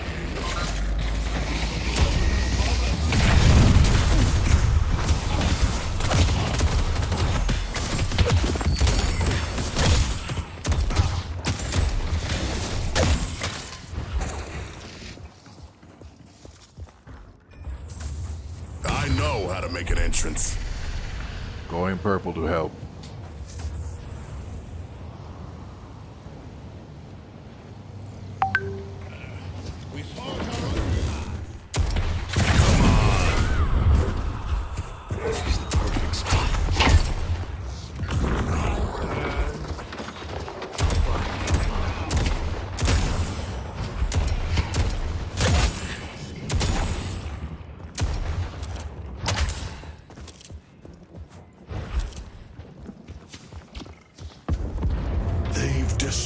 destroyed the Guardian on yellow.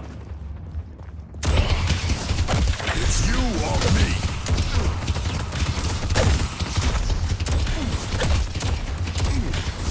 It happened.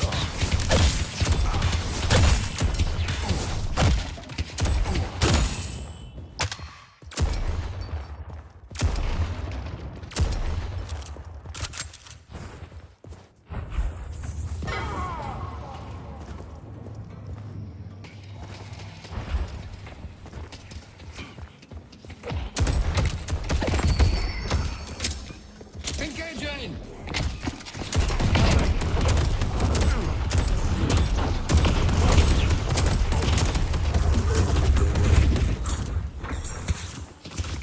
Throwing grenade! Thank you, Kelvin.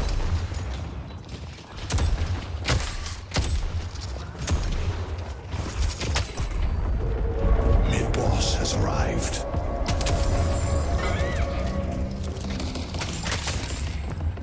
Let's get back. Mo right now is a little bit too fat for me.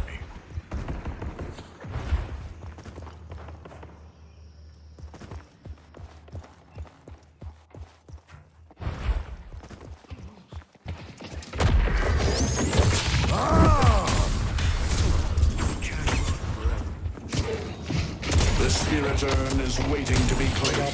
Here comes Mo. Here comes Mo to your right.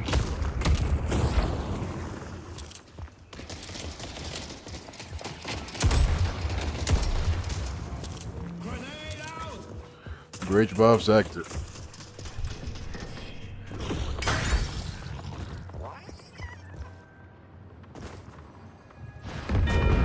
They've destroyed the Guardian on purple. Going from the side, Kelp. Our purple walker is under attack.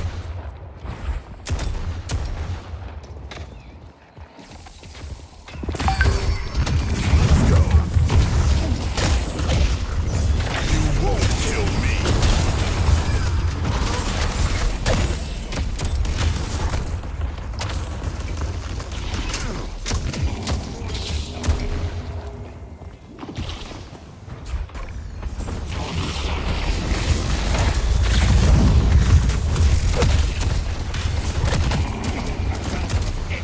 Molo, Molo, Molo.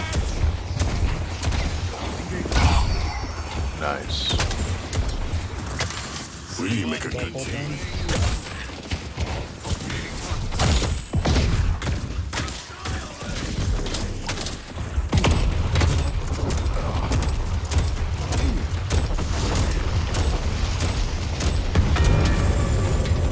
Okay, going to other places.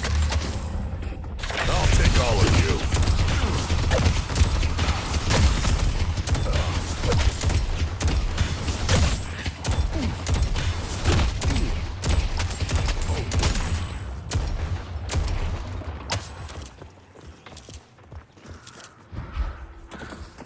Headed to yellow.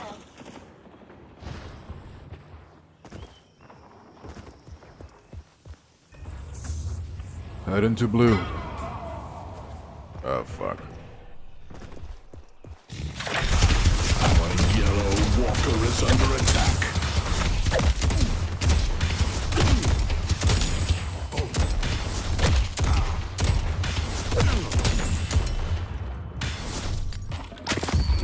Your patron cries for blood.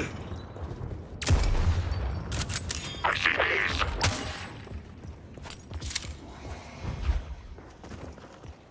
Oh, Bebop's got Echo Shard already. What the? Really? They destroyed the Mother. Guardian on Greenwich. Our purple walker is under attack. Afraid of you. Nice, Furnace. We gotta keep this up. Yep, fuck that bitch.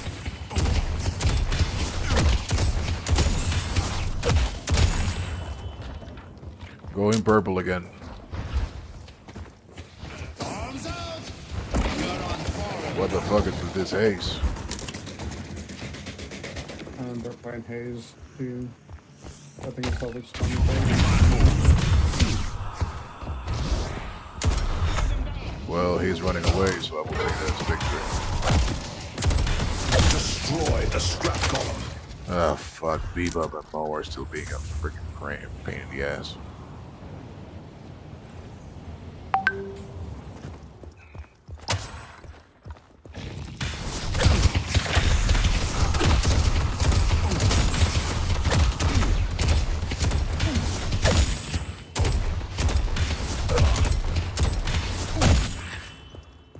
The only way to face a problem is head on.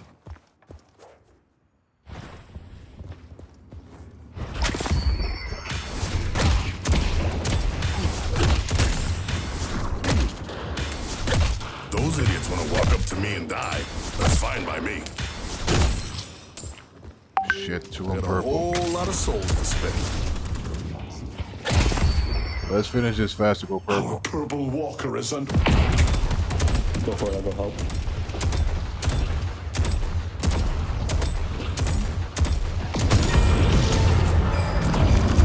Motherfucking oh.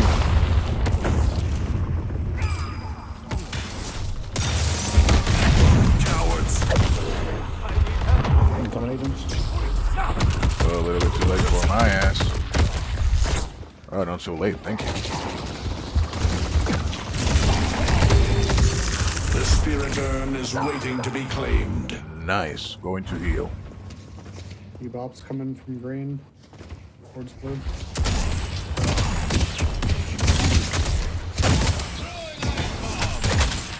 Thank you, Kelvin. Going green after this. Oh no, going yellow. Ah, the old New York tuxedo.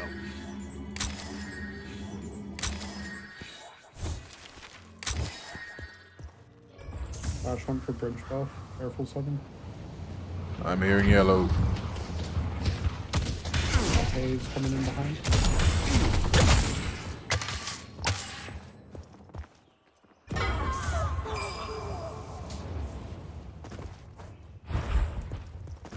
Oh boy.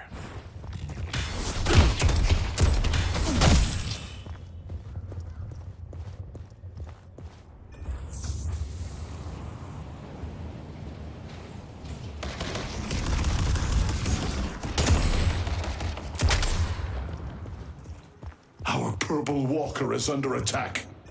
They're taking purple. Oh, Benita, you're here. Going with you. I'll make that damn book work for me. He's in the farm. Let's see what this book can do.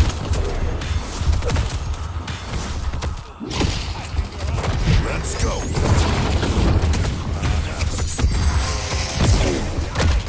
Nice work. Shit, he's so low. Oh no, Bebop, no! Fuck you! Oh, fuck. Run. I don't have reactive barrier yet.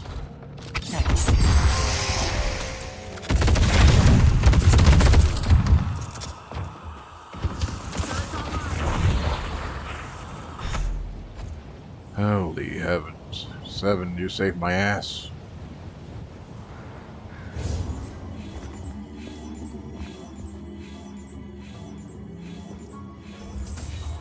Going back to green. Be careful, Wraith and Bebop are pushing purple and yellow. Oh, nice.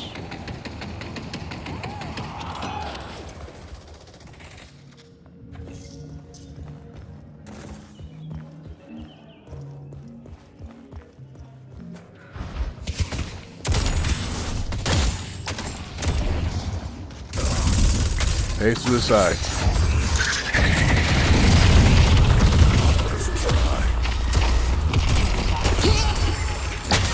Got her. Not ready to fight someone like me.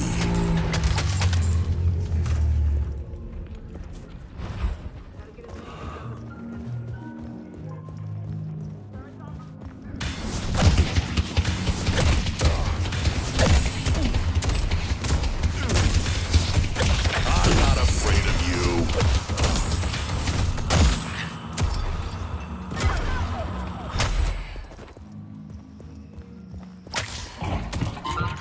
Get up here. Get up here. I'm right behind you. Oh. Fuck my life. I'm dead.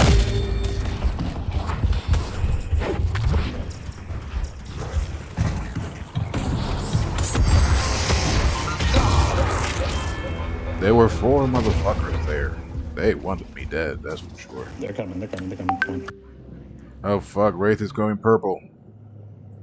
There is 4 in green, there is Great Talon in blue, and oh, now it's always in yellow. Nice.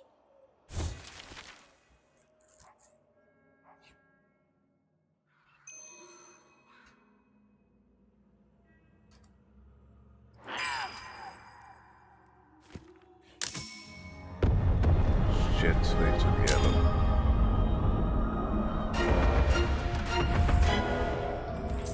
Going yellow.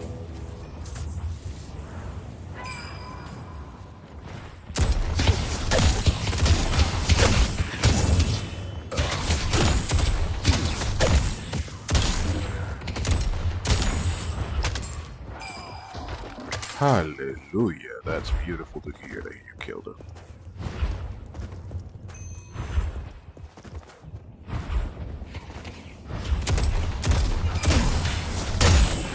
Nice. Victor, you're carrying our asses. Well, the entire team is doing a good job, really. There is a spirit buff here. It's spirit. It's spirit. I'll grab it. 7. I think that's better for you, or oh yeah, or Purple Fergus. Walker is under attack.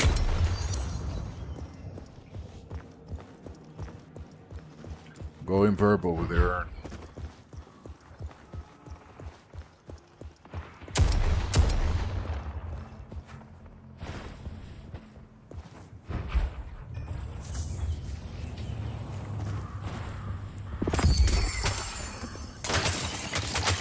Nice. There's the magician. Here I come.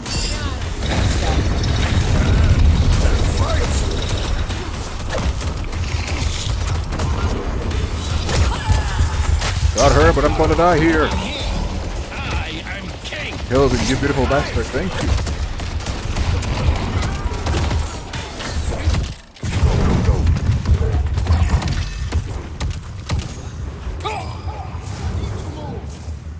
Yes, Vindicta. Pick them off one by one. Where do they go? We could take the walker right now, I think. Flashers by me.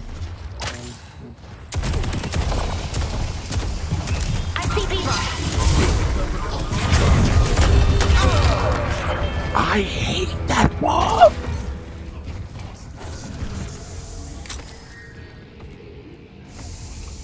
That bomb brings the worst in me. Fuck!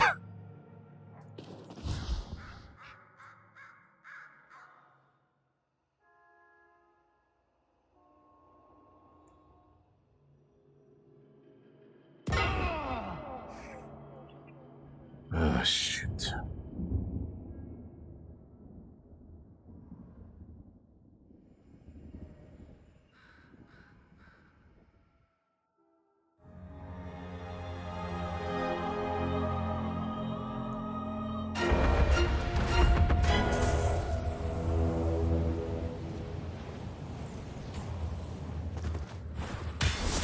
I'll take you all on.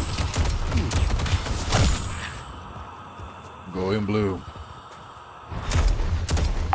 Wraith green. Shutting.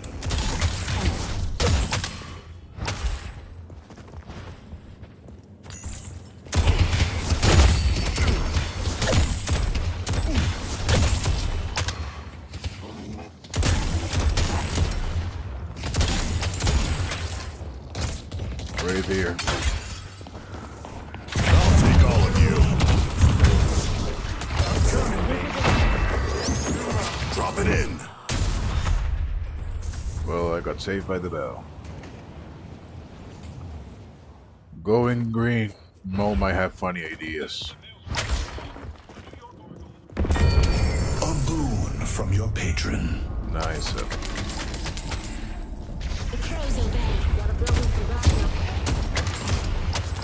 I saw Mo.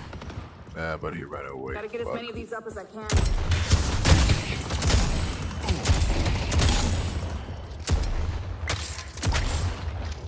We could try to take green. It's so low health right now that anything will literally kill him, bro. Even with great talent there.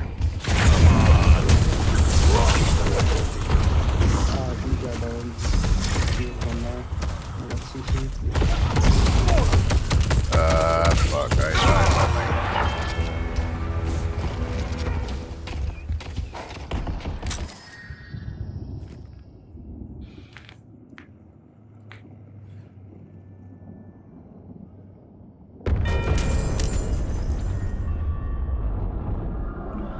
We're working towards it, little by little. Yellow because I focus green. It's frustrating, especially with Mo and Bebop, but we're still making it work. Oh, the fuck, I hate that bomb, and Bebop already has 27k. That bomb right now hurts like a bitch. Also, breach bombs are active.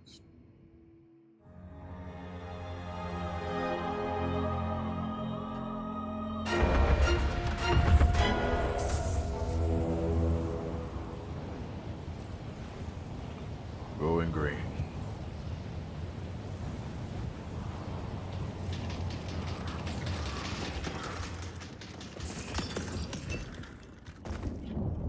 The spirit urn is waiting to be claimed. Flash and Bebop on green.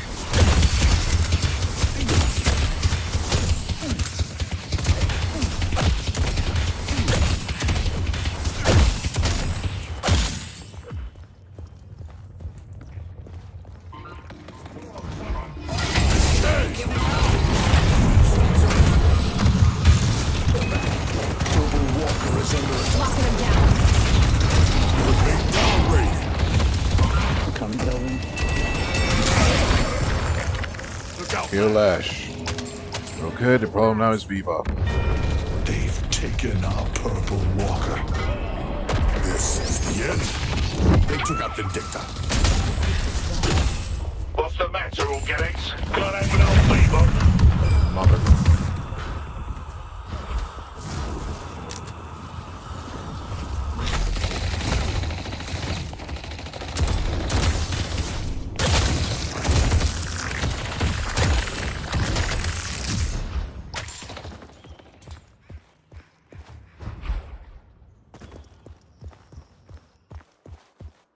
Well, looky here.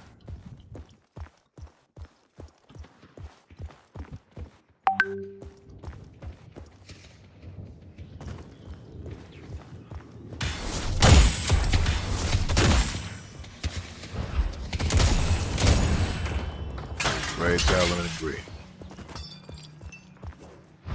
Our blue walker is under attack. They're taking blue right now.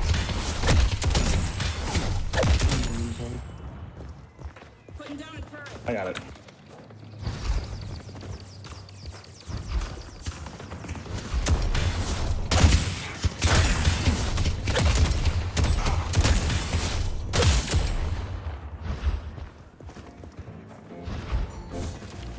Good luck.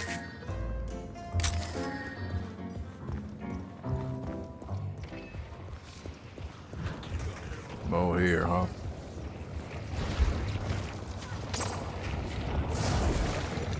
I grab Aaron. Do you have I frostball? have 4 green. Yeah.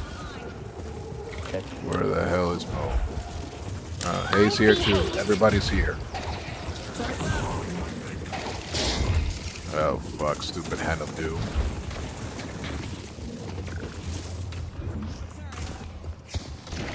Got a defender in.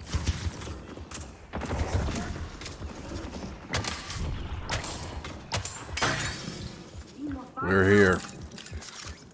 They're gonna take blue as soon as possible, so we have to get back.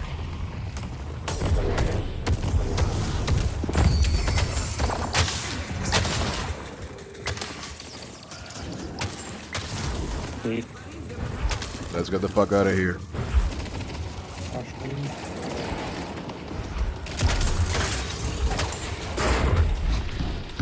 Our blue walker is under attack. Nope.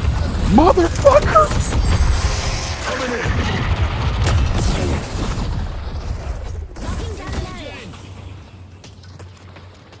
Kelvin, just thank you, and I cannot believe what happened.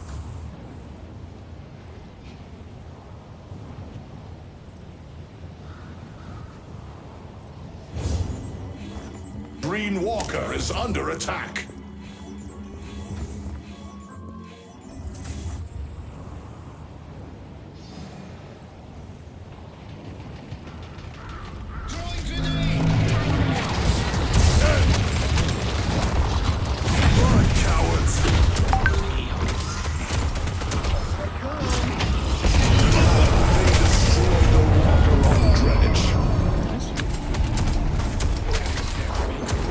We can take green back.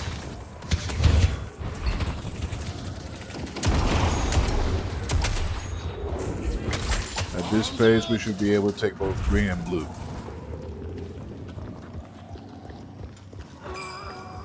Nice. Oh, so we can go mid. Nice. Anybody want to go mid?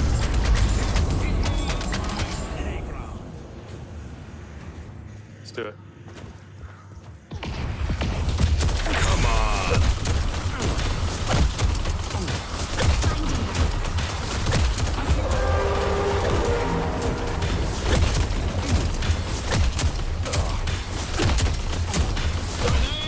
The spirit urn is waiting to be. The rejuvenator is descending. Howling is here. How in the actual fuck? We took out 7.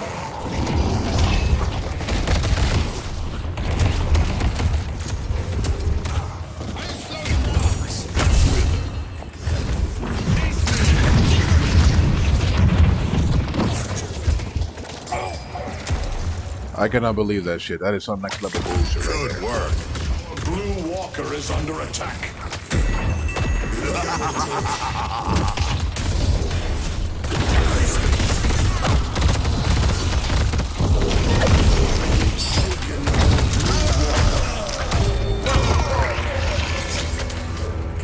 That was some next level bullshit right there. No hungry talent got it.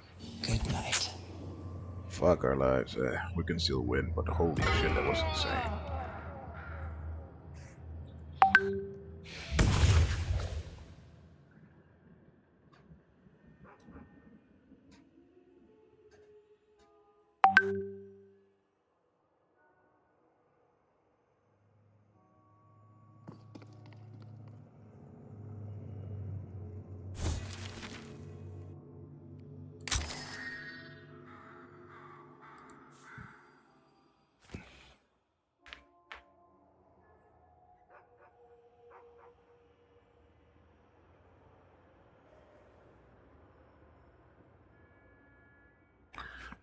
Mo coming from yellow. Haze coming from purple.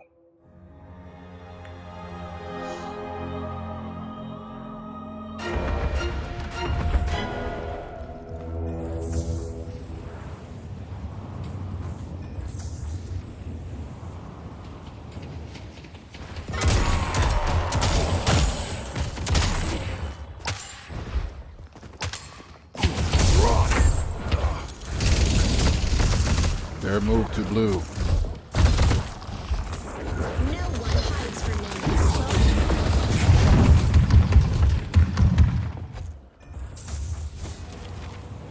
Now go out there and impose your will. Beeve up in green.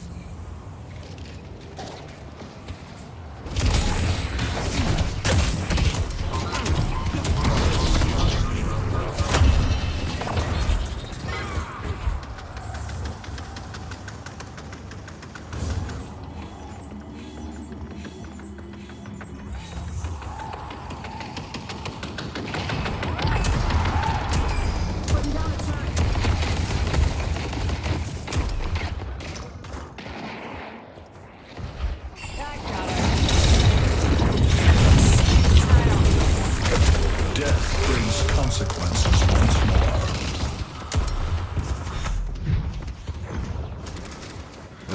Wraiths gave with low health.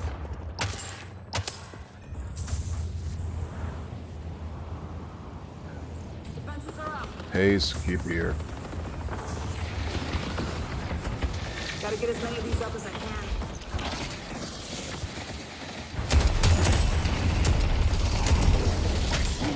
I'm not afraid of you. Good work. Take all the counts you can. We need to farm.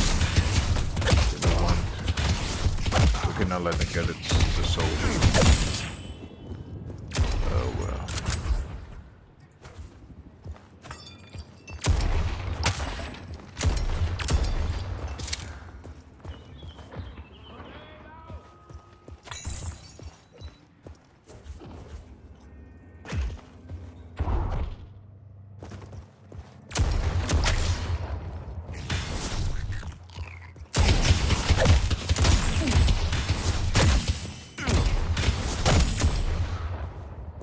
Rage buffs active. Tell me if you see survival. That is the tailor-made for Ravens. Yep, Brett said.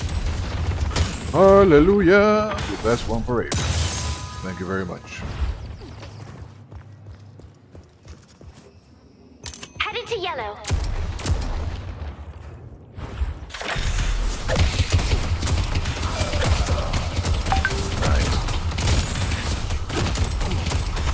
The spirit urn is waiting to be claimed.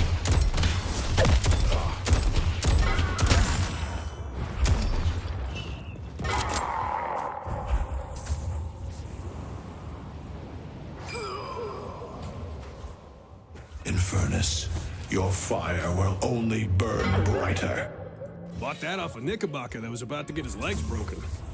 I'm going green.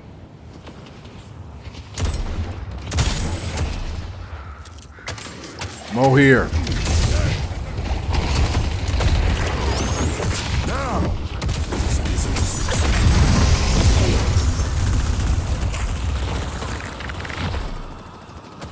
Get back, Infernus. Don't get too far. You could easily die. Nice. You gotta try a lot harder than that. Oh boy.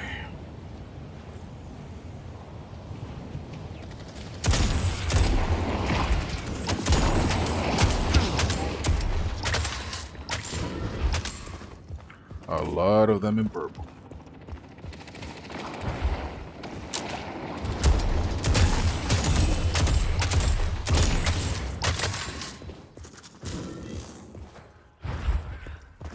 We will need another slot, or at least I would need one. I cannot, but I will try it as soon as a new slot is available.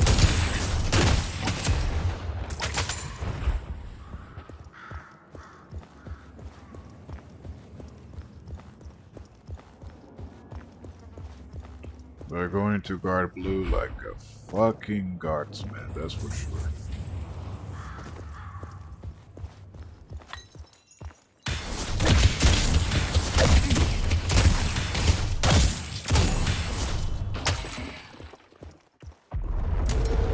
Mid-boss has arrived.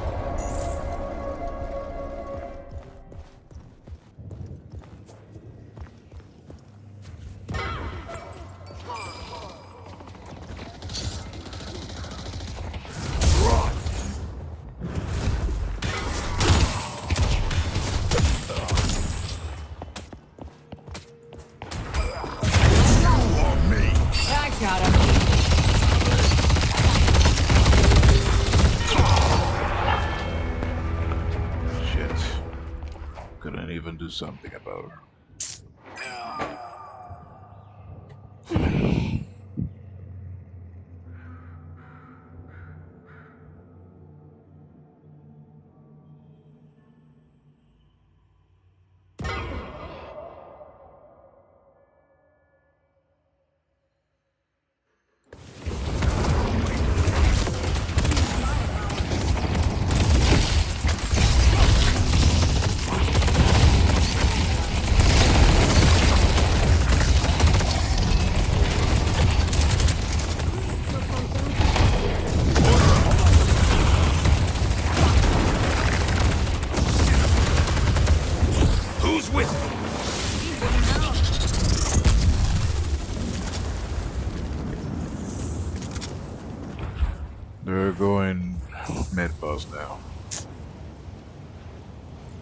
We need to think about how to defend shit.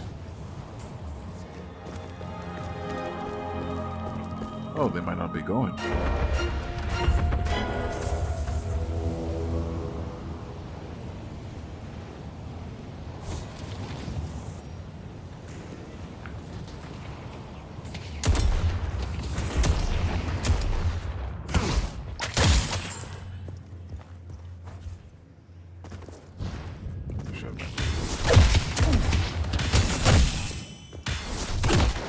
Well, they didn't go. That's wonderful.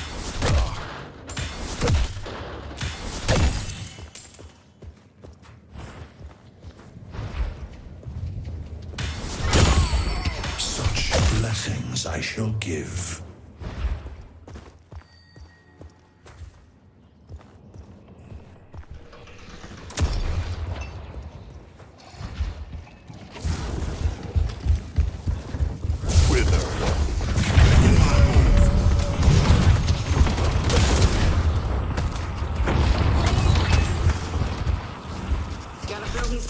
Haze and the yellow.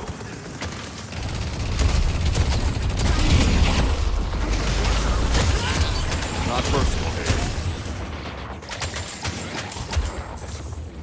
They're going there, but it's most likely a distraction.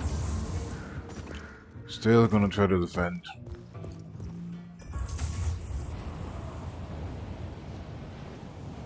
Oh, did they drop it?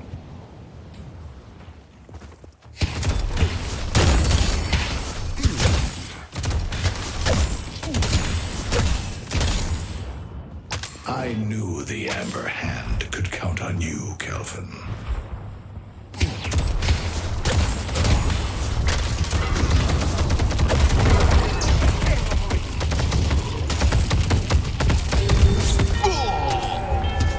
Mo in purple. I'm holding on.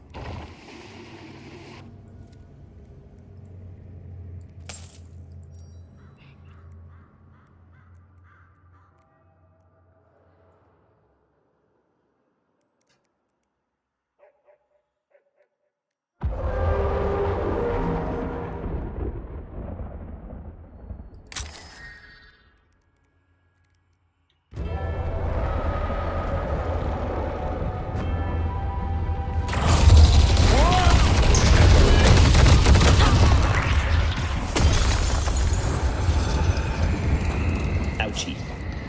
Yep, still a good try, in fairness. But they even butt knocked down for your ass, or for our asses. Shit. Yeah, blame Vindicta for that one. Stupid flying bitch. There is some resentment in that voice, like, this bitch has made me suffer in other games.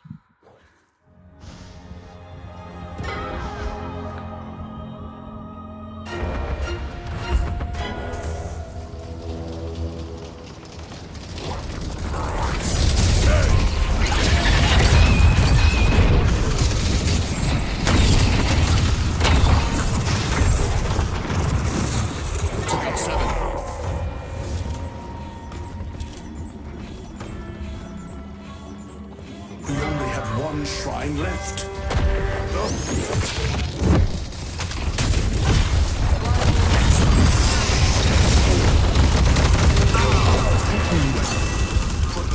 We need to stop them from progressing further.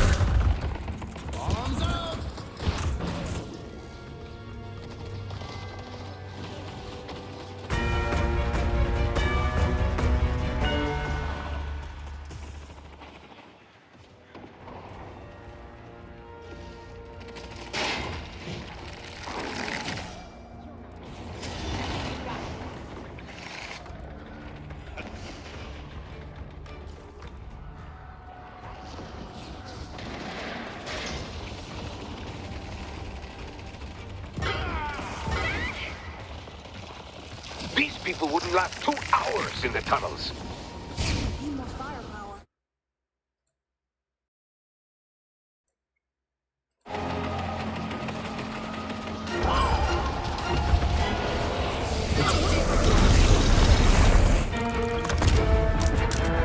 Well fought. You set the stage for their demise.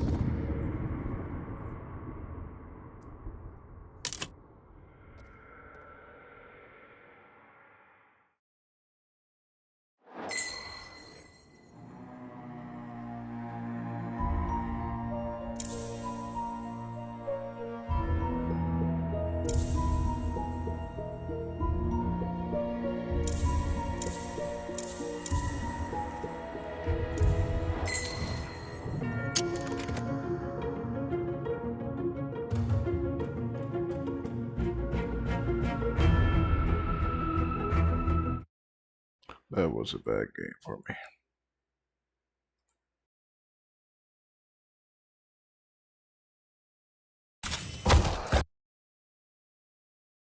Correct me if I've got any of this wrong, by the way. At the end of the Harper term, Harper had been running the country for a substantial period of time. And it's pretty typical for Canadians to throw out whoever's in charge on about a 10-year basis. And so many Canadians felt that it was time for change. And the Liberal Party was in some degree of disarray, and the powers that be went to Justin Trudeau. And I had some real trouble with that right at the beginning. And so I'd kind of like your opinion about that. I'm not a fan of Mr. Trudeau, and so I may have a very biased perspective, but I'd like to at least be accurate in my suppositions. My sense was that he had no right to put himself forward in a fundamental ethical sense. He had no right. He did as a Canadian, obviously, because the only thing that Justin had going for him, apart from his attractiveness and his charm, which are both obvious, I would say, he had an extremely famous name. But I didn't think that he had the experience or the education to dare to take on a role like that. And then I was thinking, well, that's a bit harsh, because the Liberals did want someone who had name brand recognition, and fair enough. And he could have come to office and surrounded himself with real experts and learned like mad carefully. And perhaps had he had the ability, became a stellar leader over some period of time. Although I didn't see much evidence of that either. So, and then he came out with this Sunny Ways.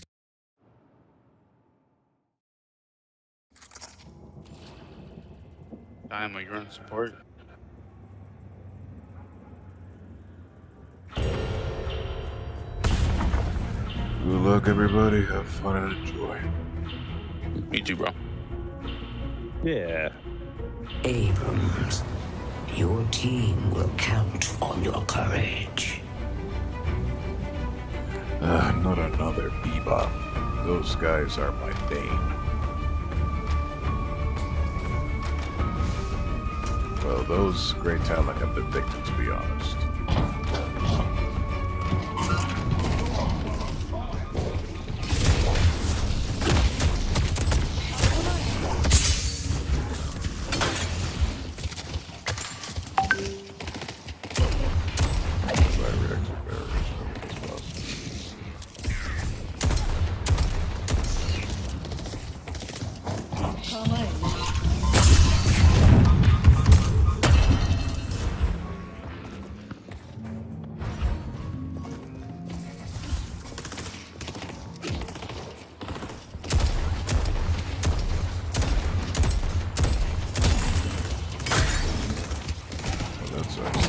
Here.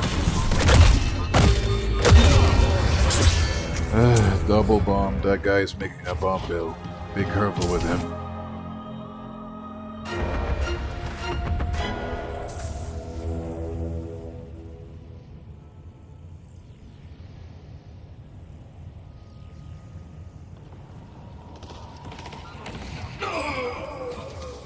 Nice.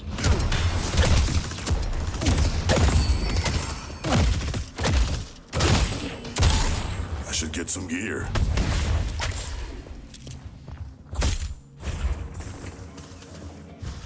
You got souls, 'cause someone's gonna be bleeding on the concrete, and it ain't gonna be you.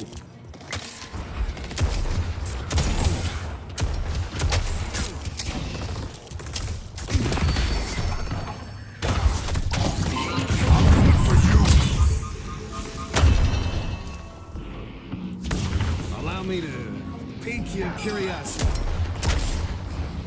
I'm gonna need to react to barrier really early.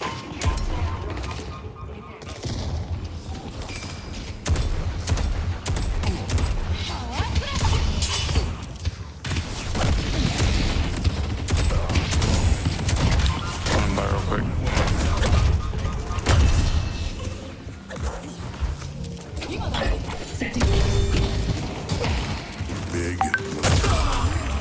Gotcha. You thought you were gonna... Welcome to my shop of curiosity. We live in interesting times, don't we? Amazing paradox. Think people Went would back know to by here. now that fighting me is a mistake. Makes sense, dude. They're aggressive, man. Yeah. Yeah, I'm aggressive, but Bebop is even more aggressive. That guy fell for a parry.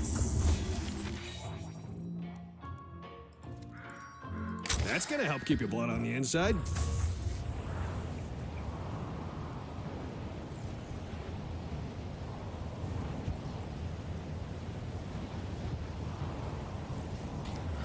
Back, I'm gonna take the camp.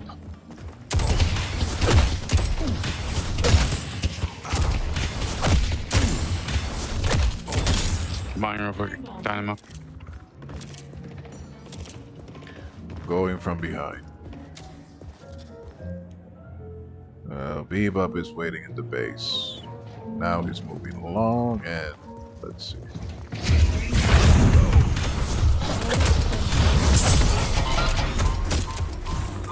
Oh, the fucking bomb. Thank you. Good work.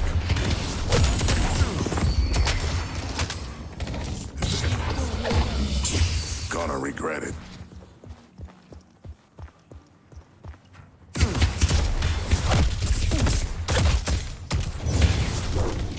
Charging in.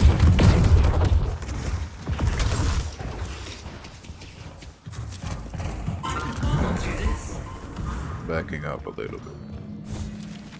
A little bit of the divine right here in your hot little hands.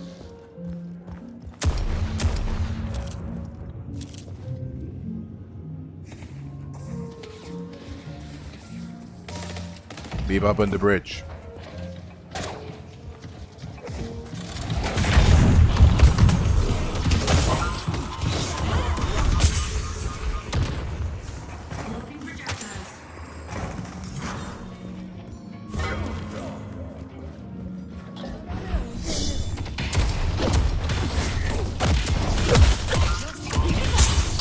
Seven low, Yamato low. Storing time.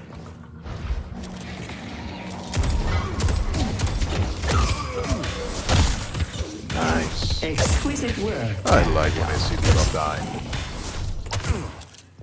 I gotta leave. Wish I could have gotten the other bitch. I see. Gonna go heal my man. Go ahead. Yamato's not gonna push a lot. She's low health, so. And Bebop, I don't know if he's going to go full They won't haywire see this now. coming.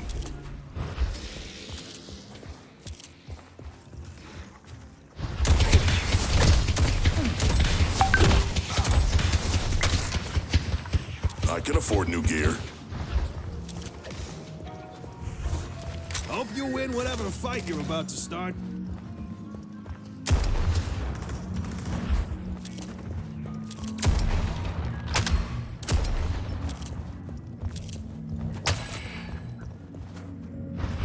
Going from the side again.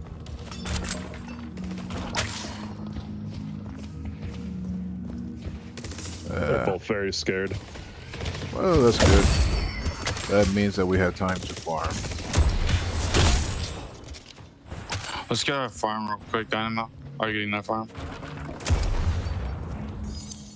Although remember, that Bebop is insane. He likes to dive like he was part of Al Qaeda. Or I don't know, part of the members of the Taliban or Osama bin Laden.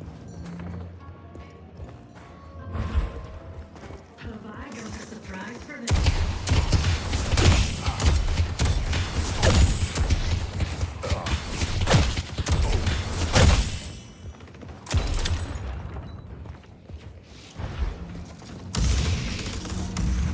Stay safe out there. This should keep them on their toes. Coming from the side again. Oh, they move again. They went back to base. I'll take you all on.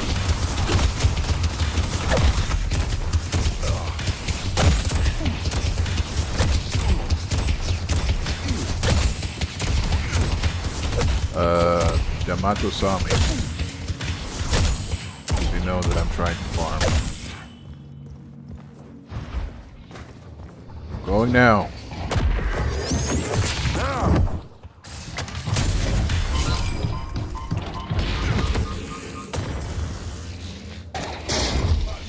Oh, fuck.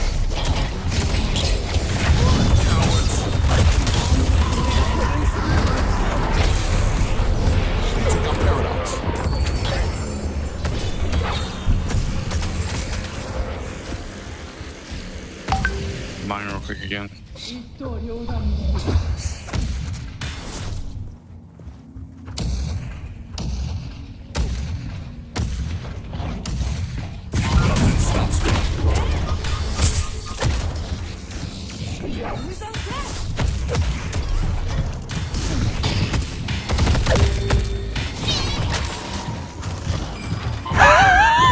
Thanks for having my back. I died, but that was worth it.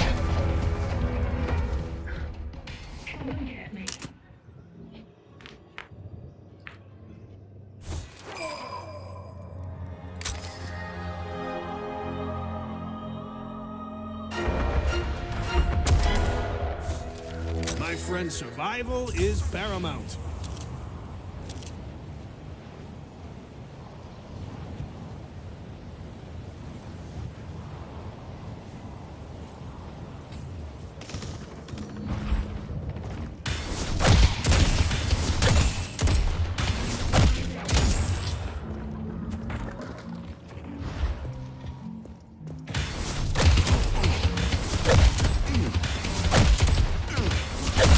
We have 3 in our lane.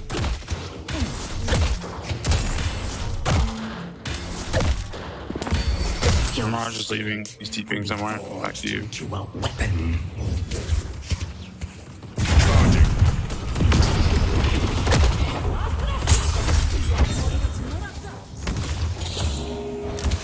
Inferno is missing. Mid-boss has arrived.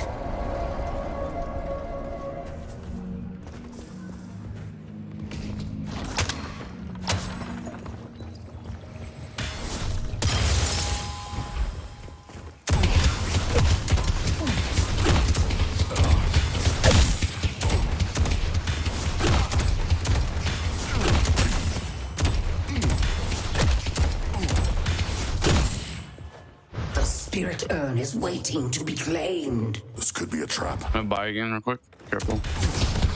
Bridge buff's up if you wanna go grab it.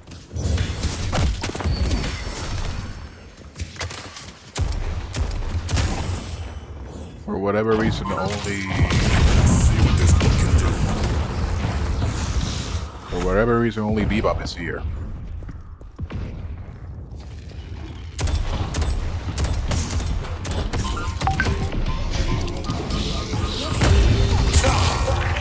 Well, my creep killed me there.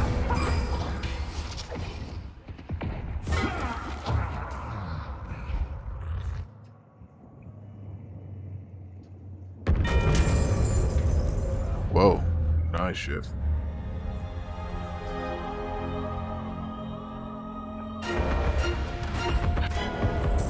Our blue guardian has been destroyed. Some K over here would be cool.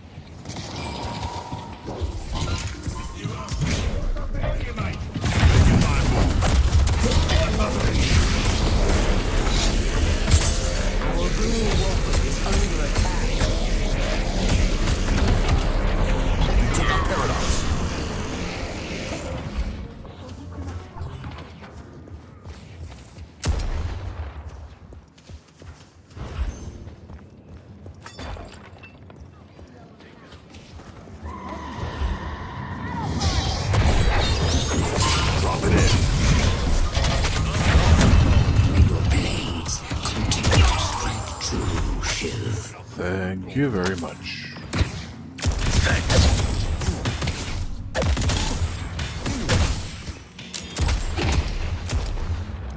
Yeah, let's take green while we can. Also, haze and yellow. Our yellow guardian has been defeated. Holy shit, how much DPS does she has?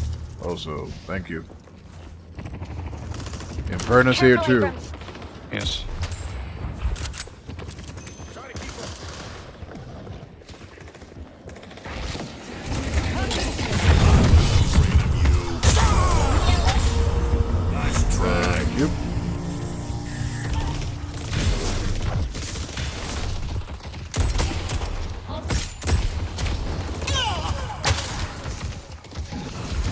Bebop here. Let's stick together.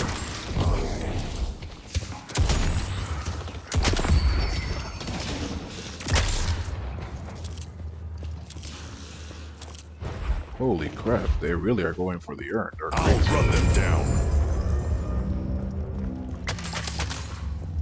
I should spend the cash when I get the chance. Hayes here to our left. Time to do my thing. She's running circles. Where The the hell urn is has been dropped. Where the hell is Sweet dreams. I see Hayes. She's above us. Push up green. Well, they dropped the... yeah, they dropped the urn. Going green again.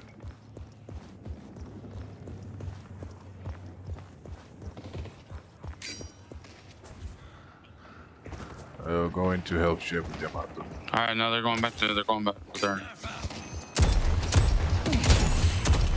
Right here, I see him right here. The urn has been dropped.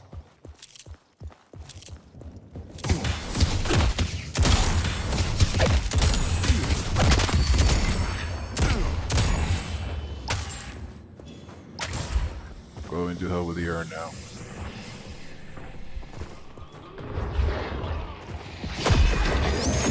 Coming in.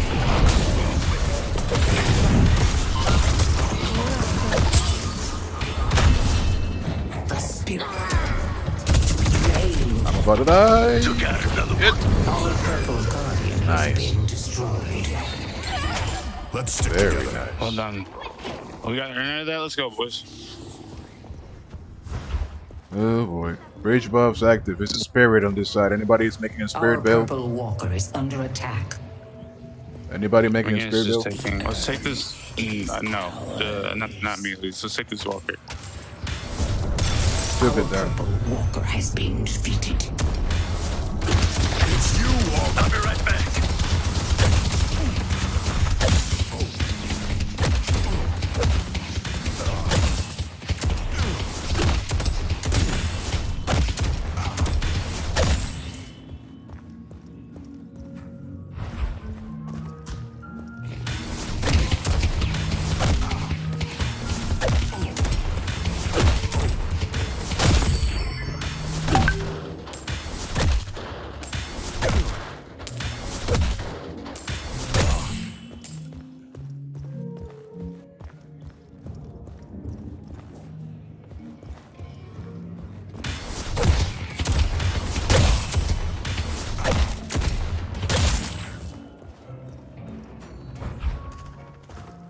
Infernus and Hayes. Coming to green.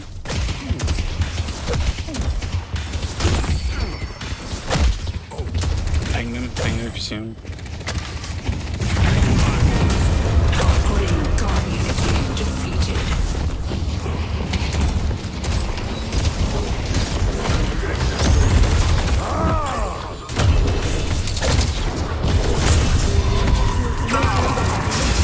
Well, that was pretty good. Bebop is so freaking low. Also, Yamato. Keep this going.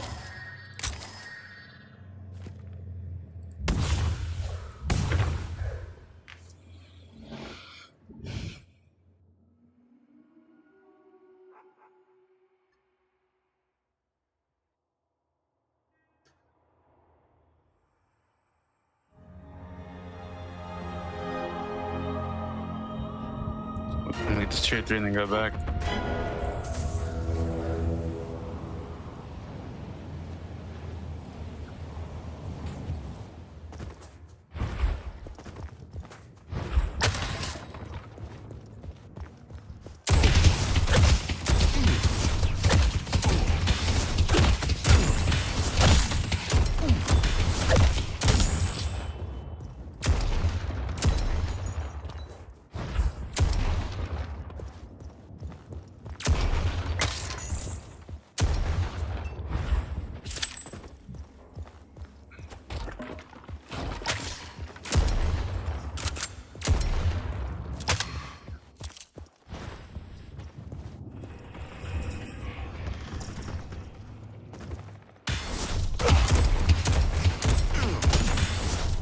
Oh fuck, Warden, get out of there. Ah shit. There's 3 in yellow. I can fly somebody over there. Real quick on blue. Somebody. Just one person. We gotta get over there. Allow me to open. They're also gonna try to take green.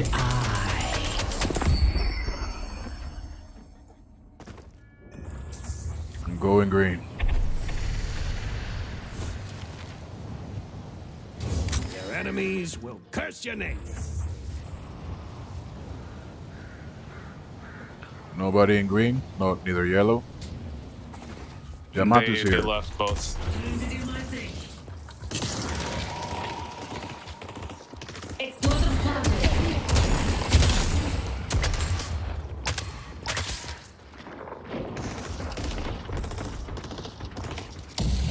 I see Infernus.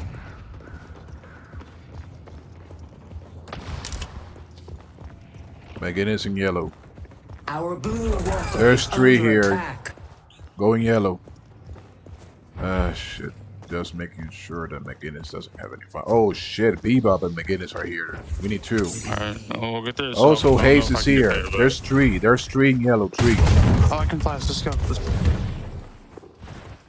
Oh, my lord. What the fuck? Our blue walker is under attack.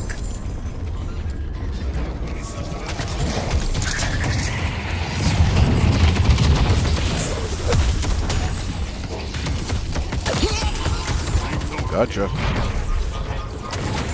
Motherfucking bomb. Going up. Going up. Well, that wasn't necessary. Well done, guys. Let's get this walker. I can fly in 20 seconds. Just get this walker and we can come back and get it. We can push side by side, green and yellow. Yeah, that's fine. We got 2 there now. Infernus here.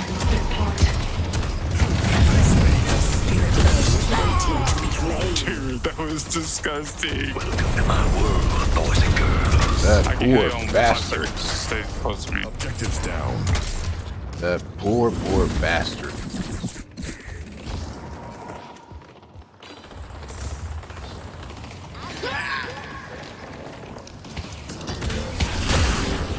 Will you come? Actually, no. Just wait. The patron is still free. There's 3 here. We go. I don't think we need to fight this fight. One of y'all come with me. Come with me. We'll fly the urn. Be right back.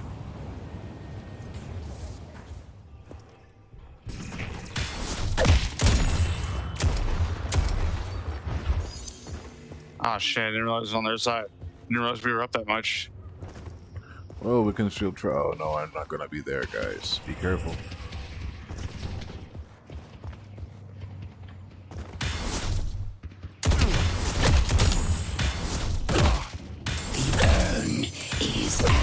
Holy shit, Paradox, you crazy bastard. Yeah, but it was worth it.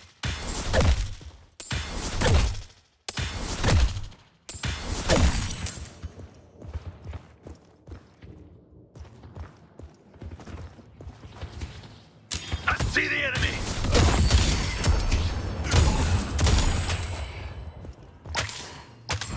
I can get some serious gear.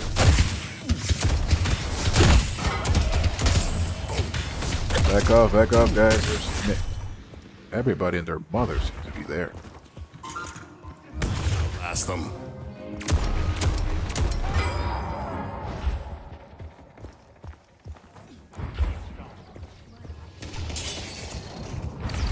Let's go.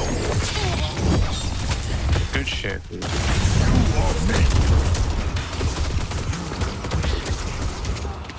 McGinnis and everybody here's low.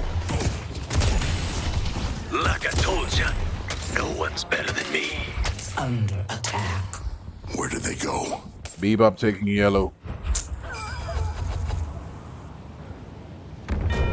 Our yellow walker has been destroyed. We'll be okay. Whoa, Just push up green, yellow. We'll be okay. It's alright. Pushing green.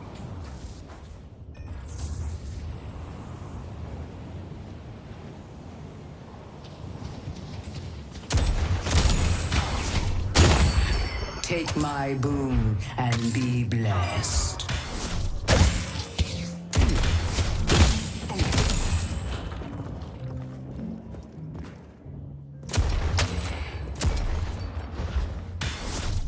There's a haze coming down. I'll take all of you.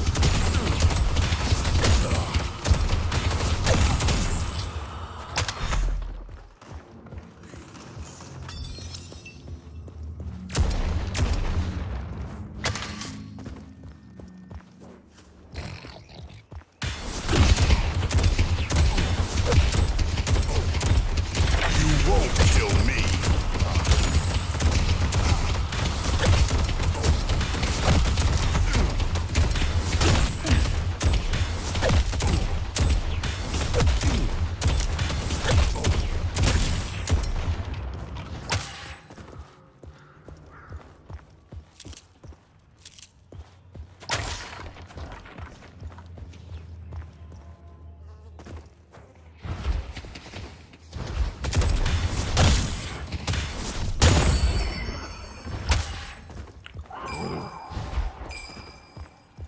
Holy shit, nice. Tear them to pieces, Shiv.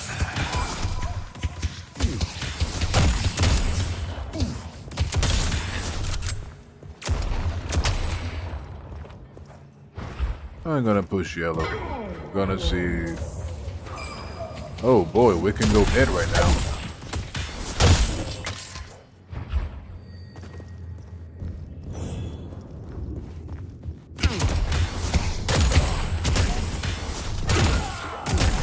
Get out of there, guys. Get out of there. Get out. Get Gabriel's bust if we need him. I'm gonna grab this one on the right. I'm gonna see try to which push up one is purple. here. The one here is gun. Anybody making a gun build? I'll just take it. Then I took it. The spirit urn is waiting to be claimed. Let me An go. ambush could be coming from anywhere.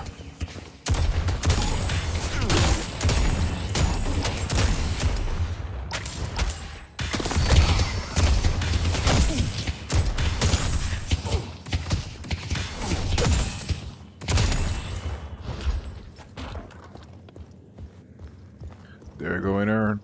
I'm gonna grab this farm right here. They're going, alright? Okay, honestly, it's not a big deal if they get it. We can fight for it if y'all want. I think it's too late, really.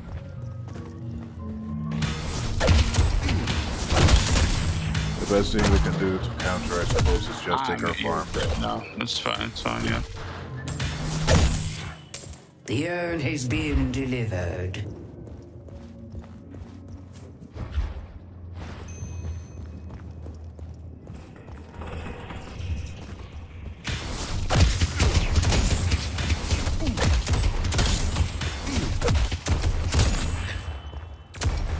I see haze.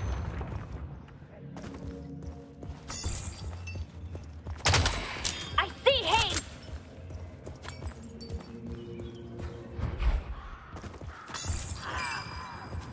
Nice. Shiv, did they change their build to counter you? Arcane mastery will know. Check if they have curse or decay or something. Our blue walker is under attack. Why the fuck is it that all the freaking toxic people are freaking hastes?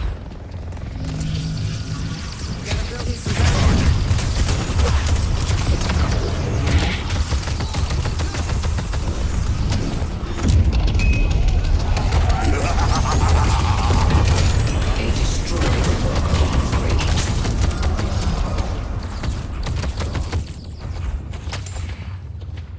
You tell him, Shiv.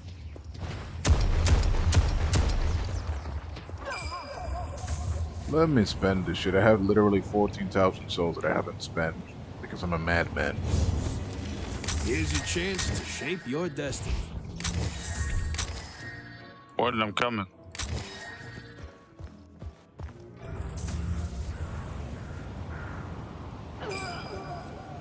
I'll send them flying. Ivy is doing whatever she can to help us survive.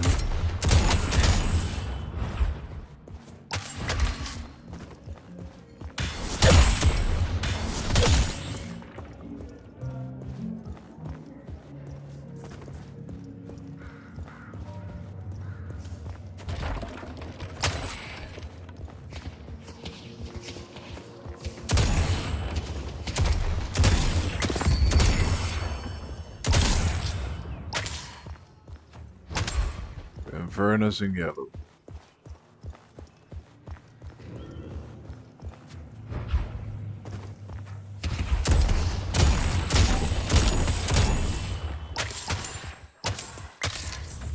Three on purple.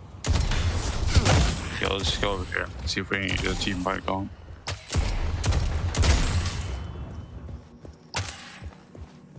Somebody stand close to me, I'll fly us in as soon as they group up.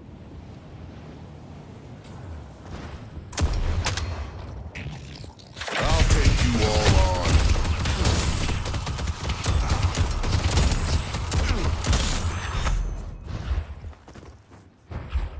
Let's take out Mirage.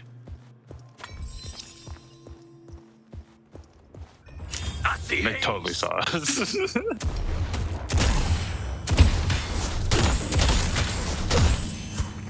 I see Mirage.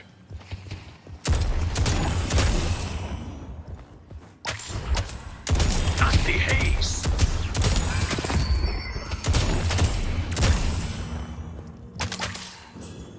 I see Mirage.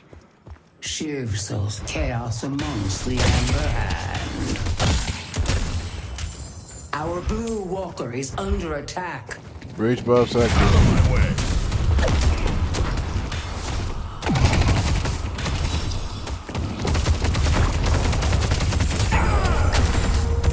You thought you were gonna keep me down.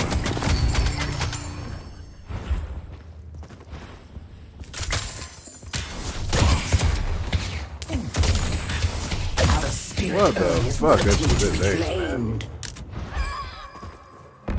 I can't get over there, guys. Blue walker has been defeated. I see someone appreciates fine craftsmanship.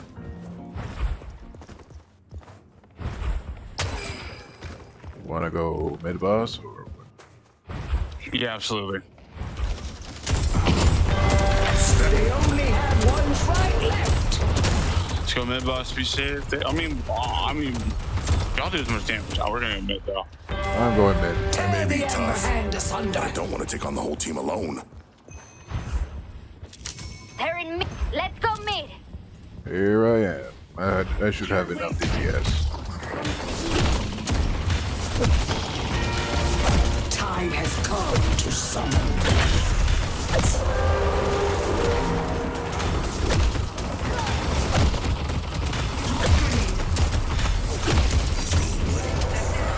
The rejuvenator is descending.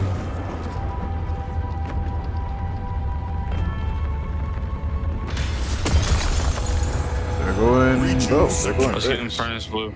I see Infernus.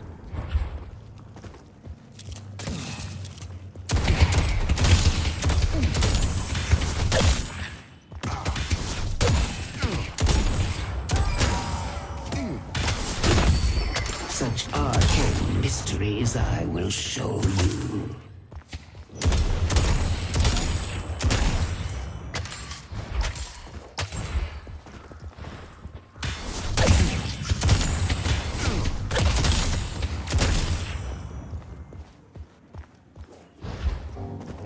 Alright, I have to buy really quick. Give me just a second.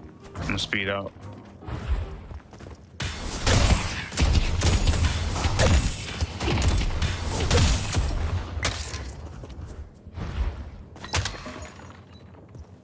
Coming back up purple. Yo, actually, I'm gonna come up green and so I can fly somebody to purple. We should fight over there. Go in as soon as I finish. Dynamo, this. come here.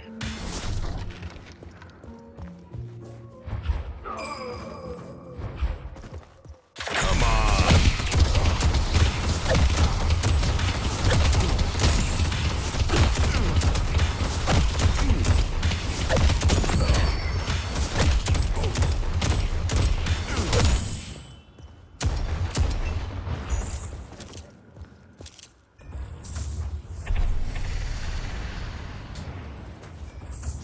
I got eyes on Hayes.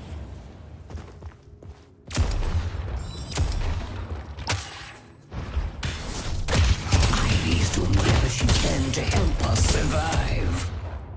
Okay, I should be able to go back now. Everything is ready.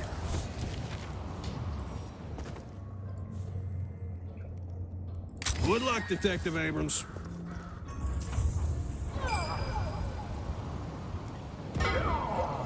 Coming down.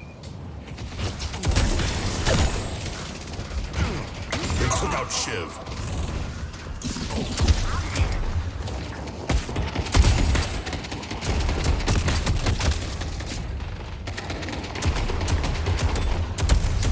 Pull back, pull back, pull back. We're at disadvantage. I'm not afraid of you.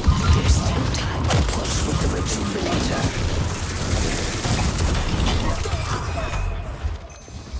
I hit like a fucking Thanks freight for train having my right back. now. They're not gonna want to get up close. Oh, you do? Wow. Yeah, you keep doing what you do. If I punch them, I'm gonna take them at least half health, so we can keep pushing back. Yep. Warden, this haze hates you. Oh boy, you have no idea. Here I come.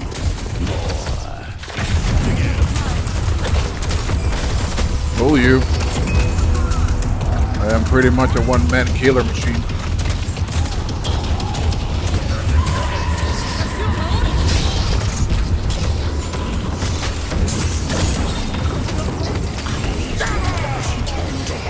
Oh, they must hate my ass right now. Good games, guys. Good games. It's time for you to be rewarded.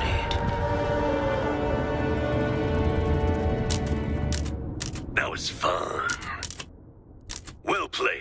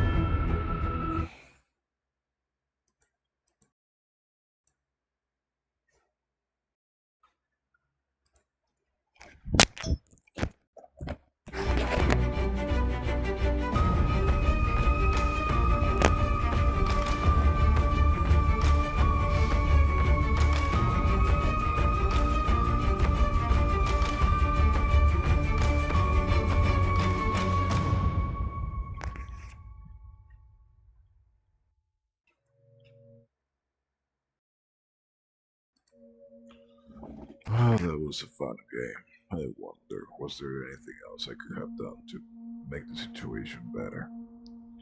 Oh well. At least I didn't die more than 4 times.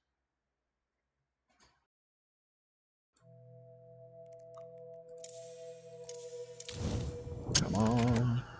Come on.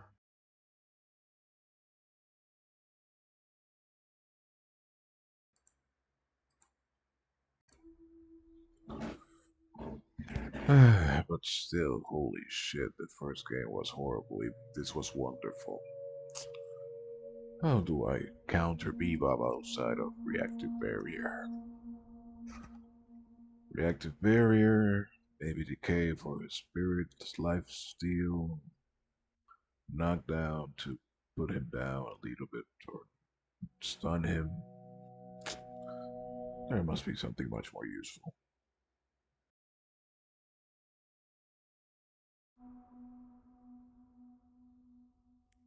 Oh. Well, need to get out.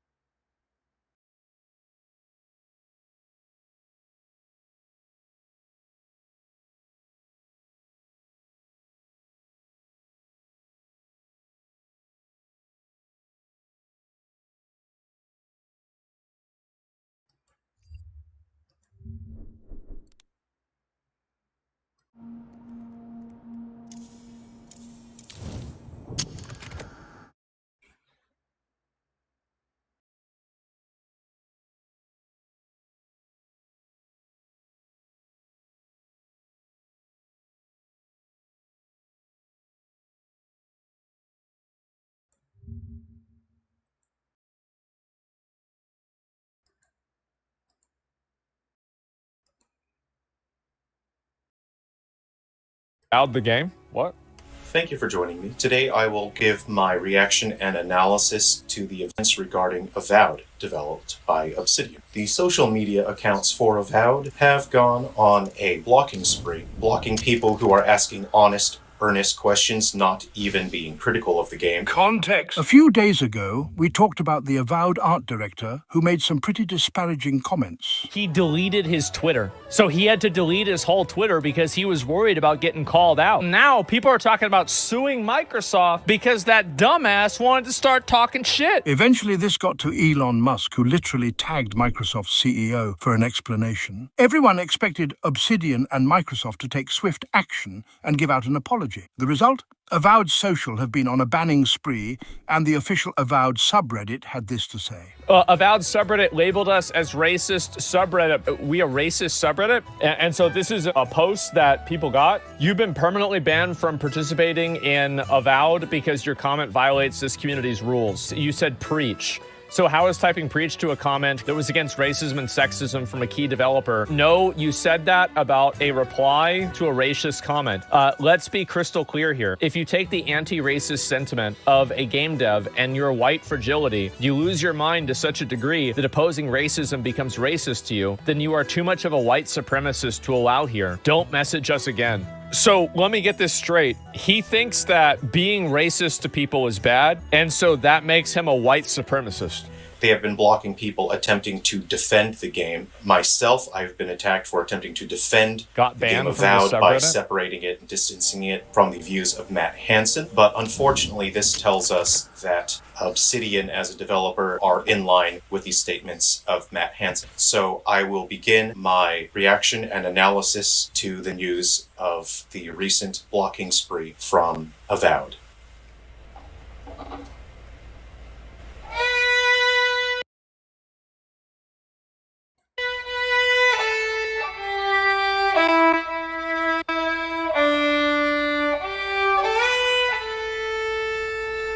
Oh my god.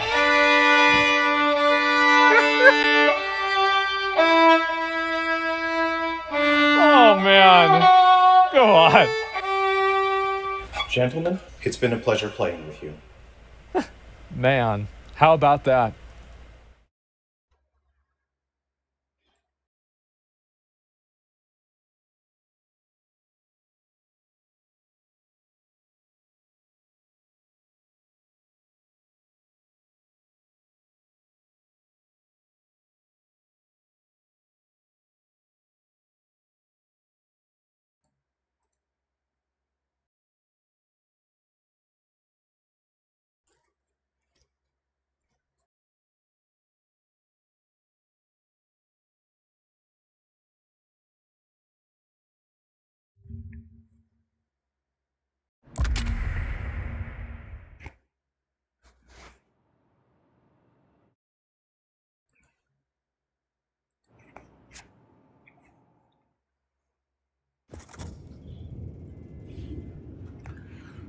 Good luck, guys. Have fun and enjoy.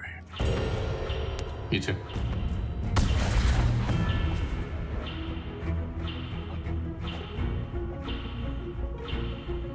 You protected the tome as no one else could, but the time has come for you to free yourself from its burden.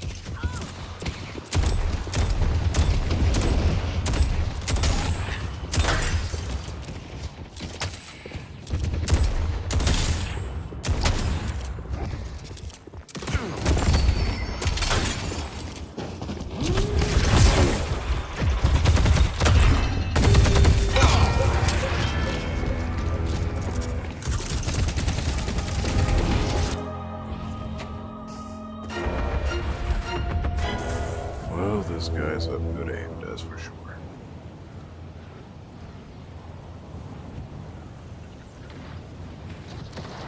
And Nick, it's gonna be really hard to trade back with that kill in game, to be honest. Like, Yeah, pull in and no. Let's focus on CS, I guess. yeah. You got some.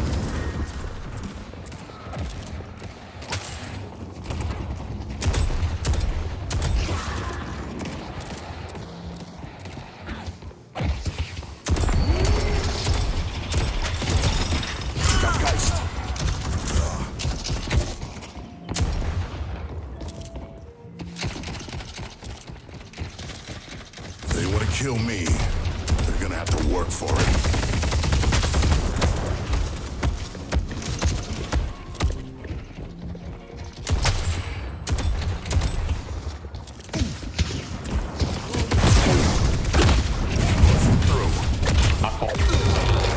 Warden low, warden low.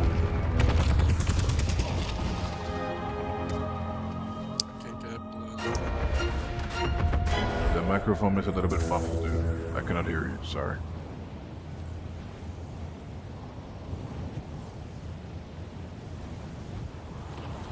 Too bad, so ready. The curiosity shop is up today. I'm hard shoving this in race.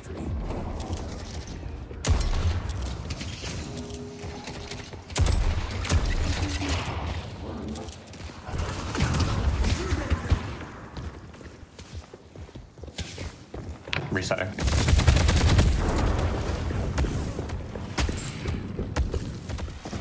Making my move.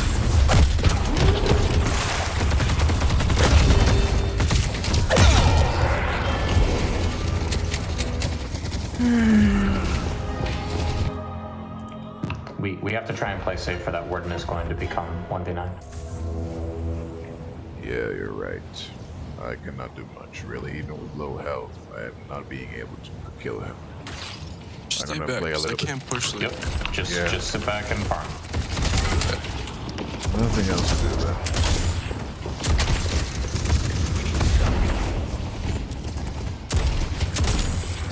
This is definitely an anti-heal game too. So. Yep.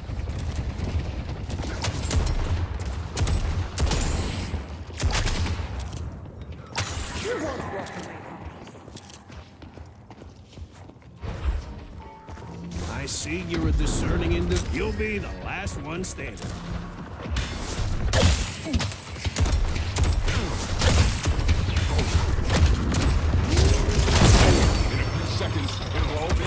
Warden is here, warden is here. He went. We didn't push. They just pushed themselves and went to our camp. Fuck, and it wasn't this store. I'm gonna have to make a build against Warden. Any ideas? Don't play a character where you don't know how to build. That's my advice.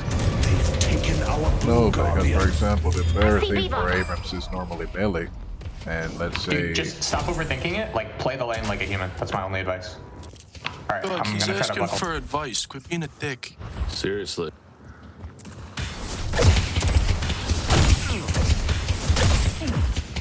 they can be a dick all he wants. Like, on me. Let's check out that shop. Full knocked. We baited all. It's fine. I have another knock.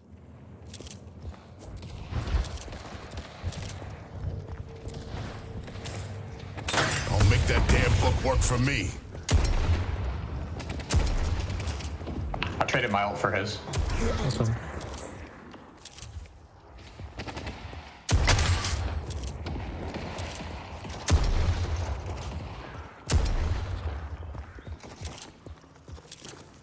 La presencia, la voluntad. Ya te vas a mejorar.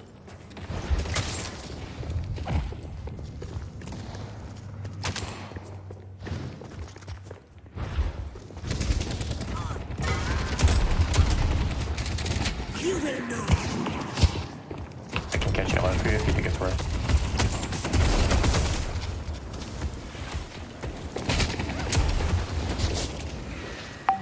Why don't we just go back in on him? I'm coming in. With you. Your patron. Mo is here.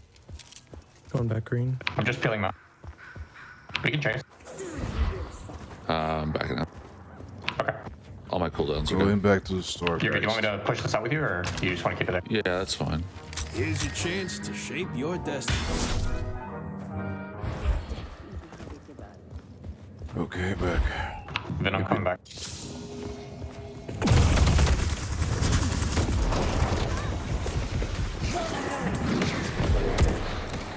I see Krill. Go He's heal moving if you back want, towards you. guys. They shouldn't be able to push that Alright, thank far you. right now.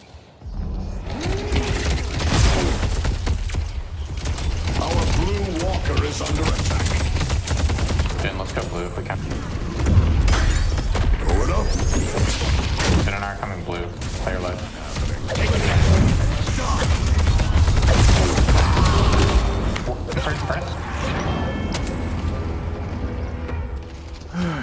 Inverness. Almost. Knock this. Sweaty spot. Get out of my game. Let's go. Yeah, let's get green. Oh, you guys push me. Destroyed the guardian on Greenwich. I'm here. That's not a bad trade. I'm fine losing that for like 3 fucking kills. Destroyed the guardian on yellow. So low. Green walker is under attack. Got him. Just playing back and trying to keep wave in front.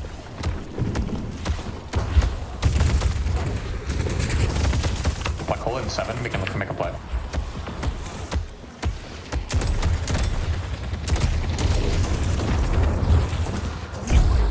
Coming blue.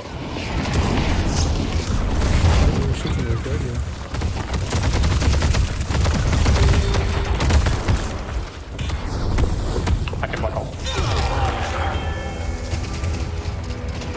I'm here, guys. I'll shoot for it if you want. There's 3 here. Alright, I'll push. Okay, nope.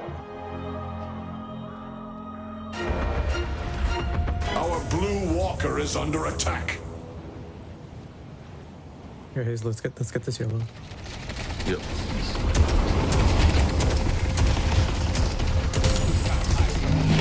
Mo.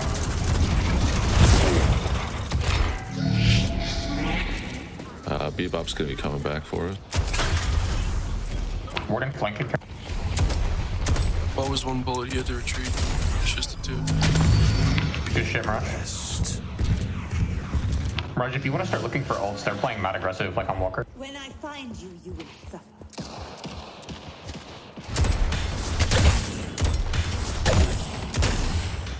I gotta back up and heal.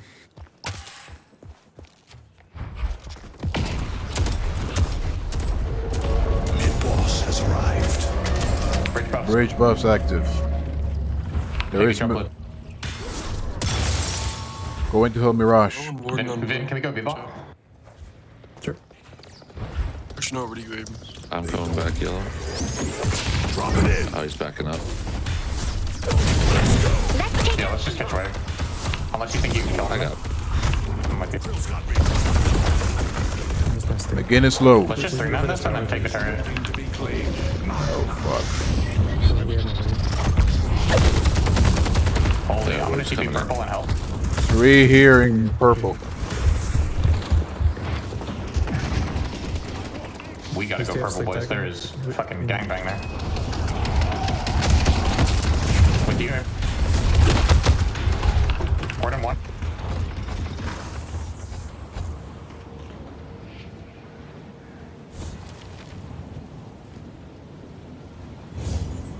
Warden and Furnace are so low. Let's take out Bebop. He's up there. What the fuck? Guys, you're really deep. Oh fuck. Going blue. Get my ult though. Oh, they're still all fucking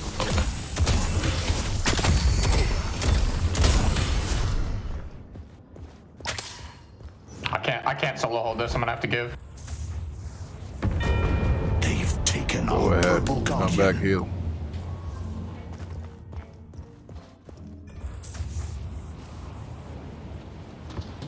$30 seconds ult. There you go. Under attack.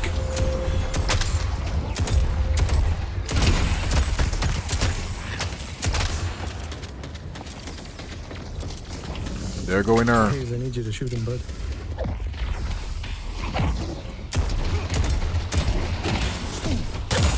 Oh fuck, shall we go Earn? Going to catch blue. I'm backing up. We got what we came for. Going yellow.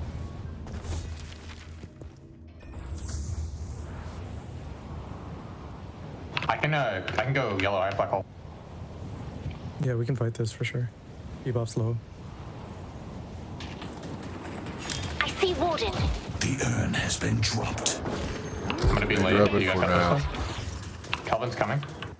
McGinnis coming too. Raj, if you can TP to this once you get it. Your Bebop is 1 here, my dudes. Thank you. Getting hard chased by McGinnis. I'm here though. I have black hole. The urn has been dropped. Green Walker. Raj, can you get Walker? Yeah, thank you. Hold it. Nice work.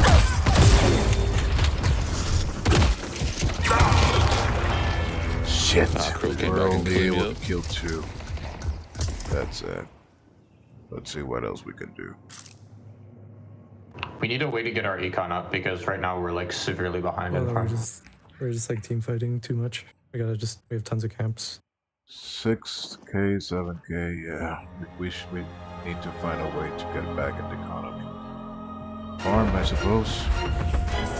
Going to help Mirage. Yellow Walker is under attack. Can't lose Urn yet. Stole it from him. I see. Mo. Can you knock him out?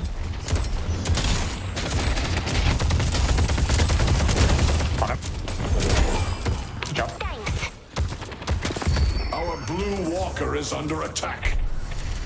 Let's get this turn. You guys got Urn. I'm gonna go help Mirage. Bebop's coming. then. Bebop's coming. Kelvin's here too. Mirage, you got it or you need help?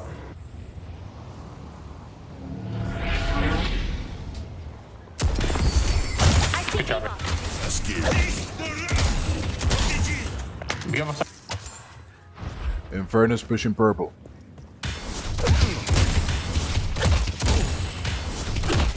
Our purple Walker is under attack. Going I have level purple. 5 heal now. I'm pretty strong.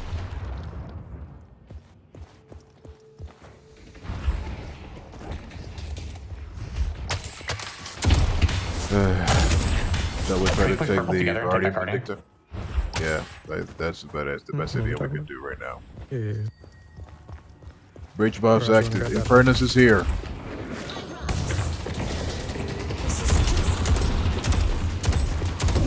I'll go for it. We need to keep warding. We're getting it at least.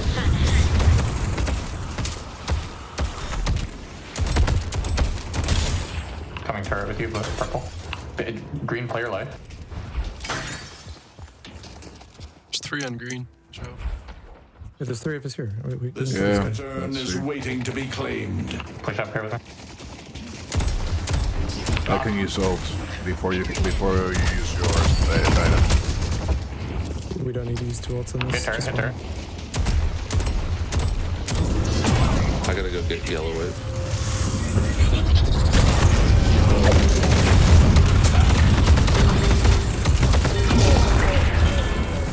Sadly, it wasn't fast enough, but at least you two got away. Get away.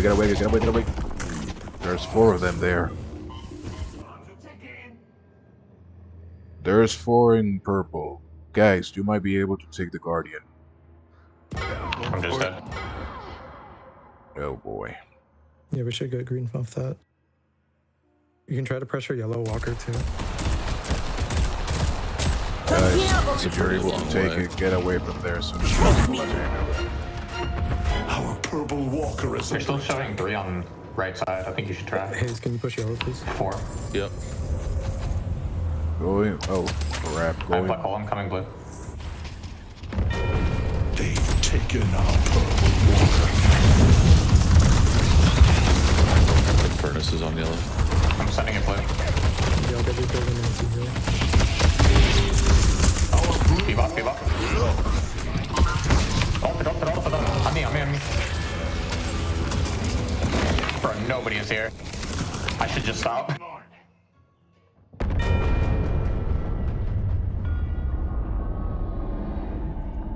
And that's nice. Okay, I guess I'm rotating. Well, I thought we were going for the walker. You gotta try and get this one at least. Yeah, let's just I was go. under the Yep, impression that we were defending blue. I need to farm. No, we gotta put map pressure up. There's 2 They're just or 3 on fucking green. together. They're just rotating around and taking walkers. I don't mean to be doomer, but this game is not looking good.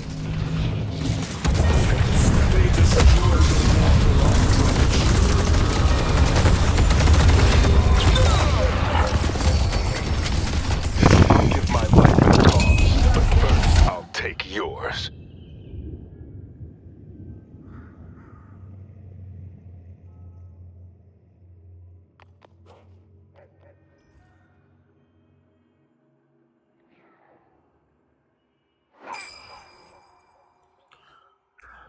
I'm behind him.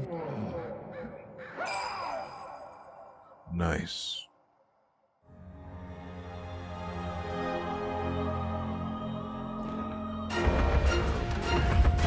Some moron is gonna try to punch me.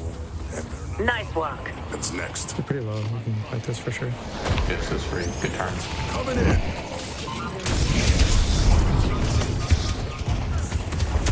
Charging in. That thing never had a chance. Let's get that blue walker. We need to farm. Going to farm. No, we gotta run up on blue. Oh, no, they're all up, I guess. Yeah, no, just farm. Right now we're just too far behind, but thankfully the lead is not more than 10, 11k. That is still manageable. But we're all too weak compared to them, and they're going to keep steamrolling us. So I suppose the only strategy we can do right now is literally keep yellow safe as possible, farm as much as possible, and try to keep up with them to make sure that our burst damage doesn't fall off anymore. At least that's my advice, I suppose.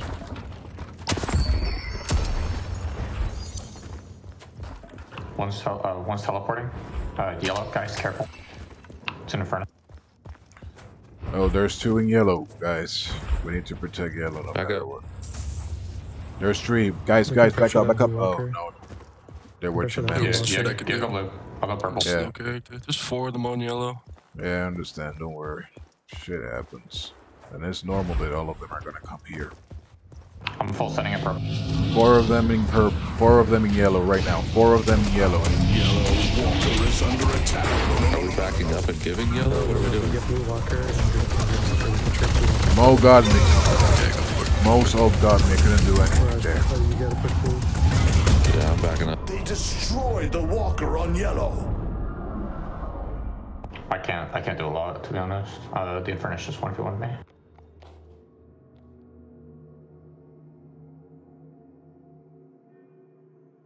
Hey, be careful. There are multiple people there. Nice, Vindicta. Bebop is there. Shit.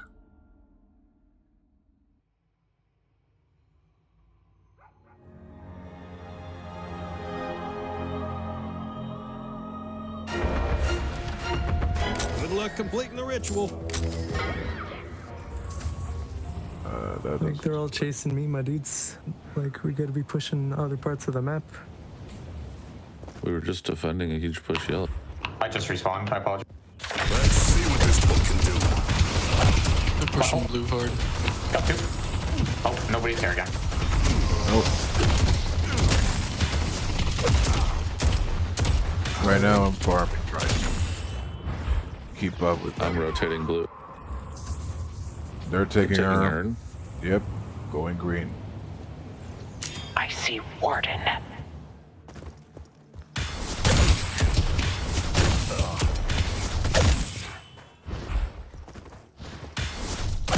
Ready to defend this one.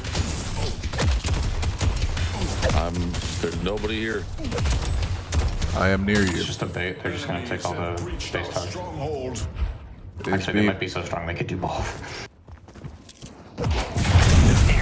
Dennis is inside. Let's go. Nice try. Bebop low, Bebop low. Shit.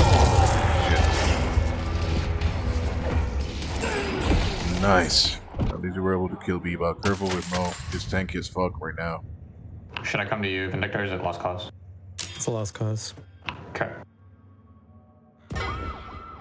No, it's not. Mirage is there. Oh. Oh boy.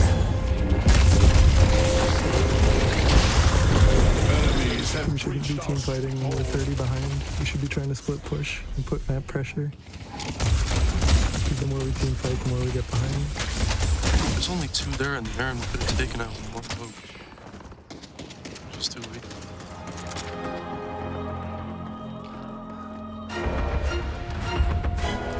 Now, I don't go selling these to just anyone.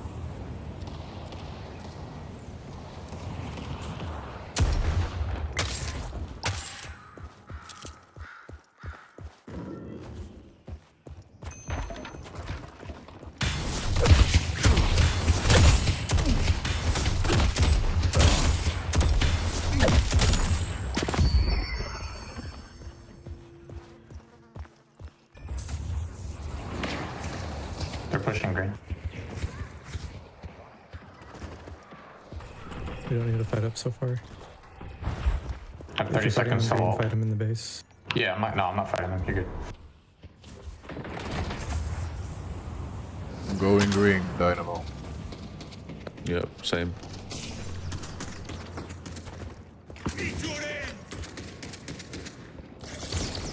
15 seconds ult. Oh my goodness, should be alone. She should die. If you see more people, be careful. Back up. Can pick So her. one before she should die. Too low. Nice. Trade's worth it. I'm on Deadlock if you guys want, or no? Yes, yes.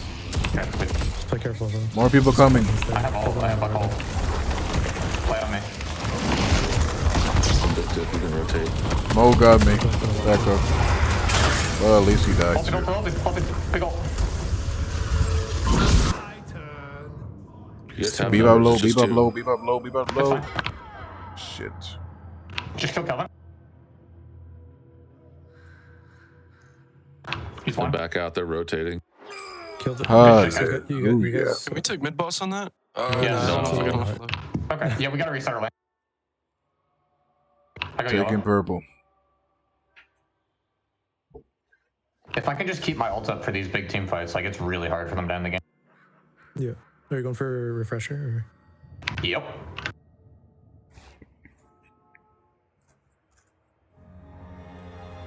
Trust me, I build full ult bitch every game. I already know. Everyone should have anti-heal.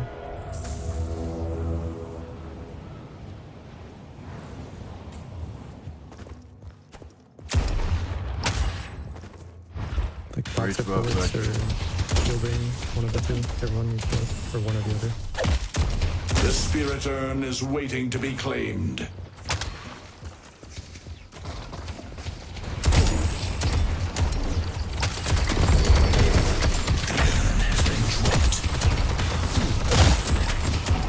We just have to keep an eye on the mid play so they don't fuck us.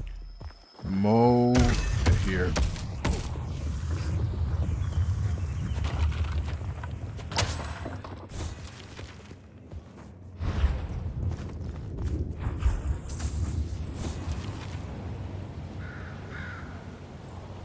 I'll have refresher in a sec.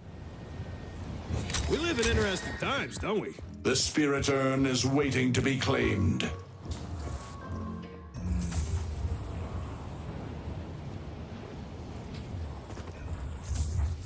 What's up, Nick? Then I can phase.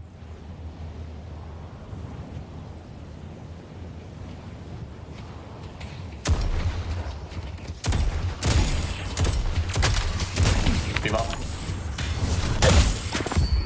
Your mind will be honed. Oh, we need to go blue. Can you collapse from purple? I'm gonna try.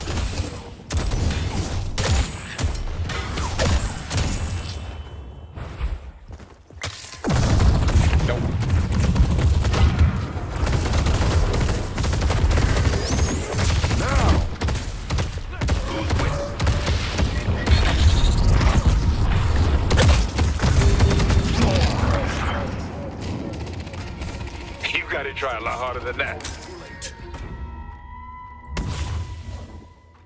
This is my worst game ever.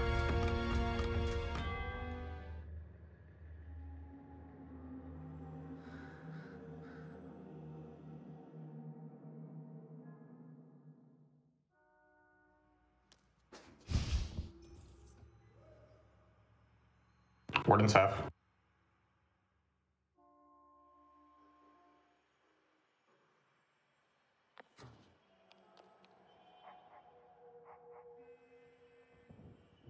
We're probably gonna do mid.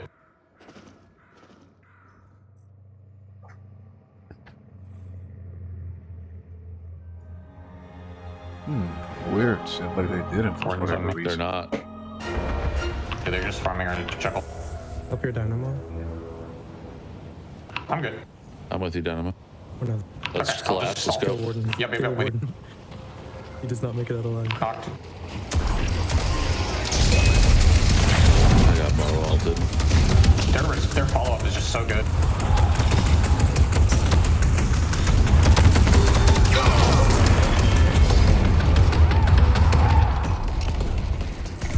Mo.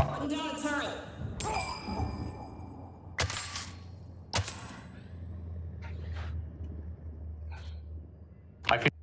Got you. Bebop's trying to run Urn, by the way. This is a distraction. I don't think we can do a lot to stop him.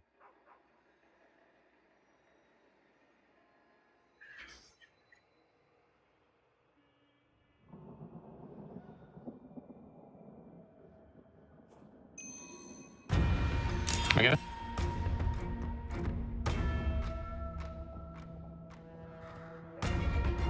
This just shows how bad I am at this game. I could never have stupid illusions of being more good at this game. Never. Clear not yellow. I'll go purple. 30 seconds ult.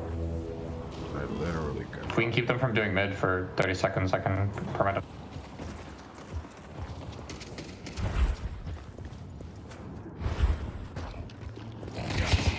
I'll take you all on. Careful with. Get this Warden. Warden's alone on green. 5 seconds ult. There's 4 on blue. He's not alone. He's going back. Yep. On green?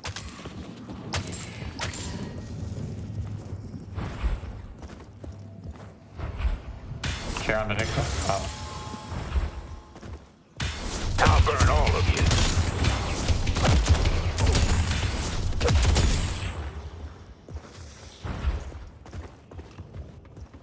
We could look to try something great.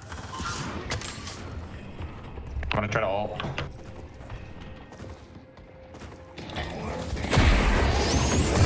Copy bot.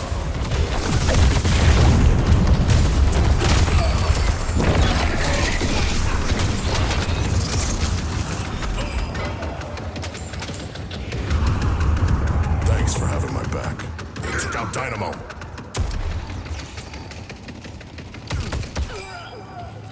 Nice.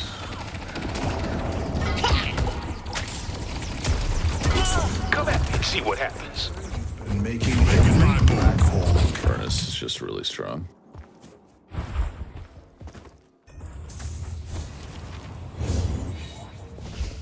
It is really hard to play a mid-late game with the lanes going, lane singular going how it did.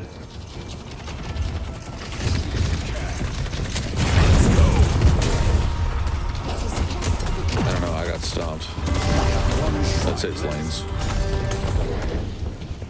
You stabilized. I cannot say the same for the Warden and Furnace lane.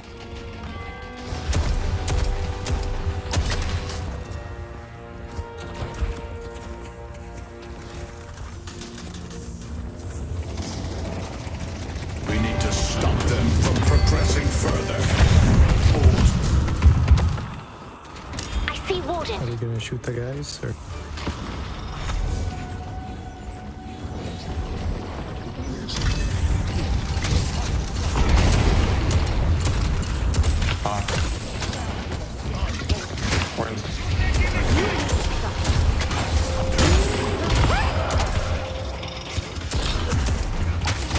Enemies have breached our stronghold.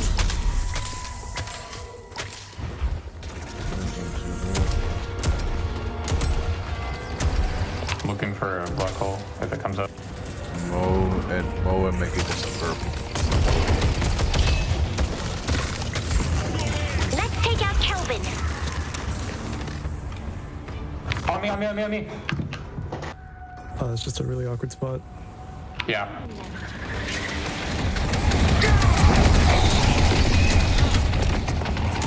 They just all rigged up in the room. That's fine.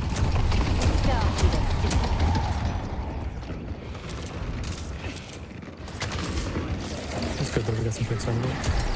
They're low. Yeah, we could chase.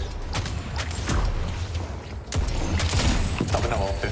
My power is yours to wield. Careful, blue. Let's take out Forge.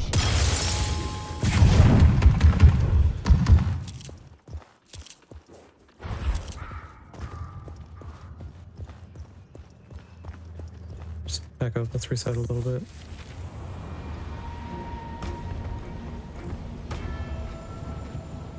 Have fun. Don't get dead. We must deal with the flames of Infernus. Why are you fighting that?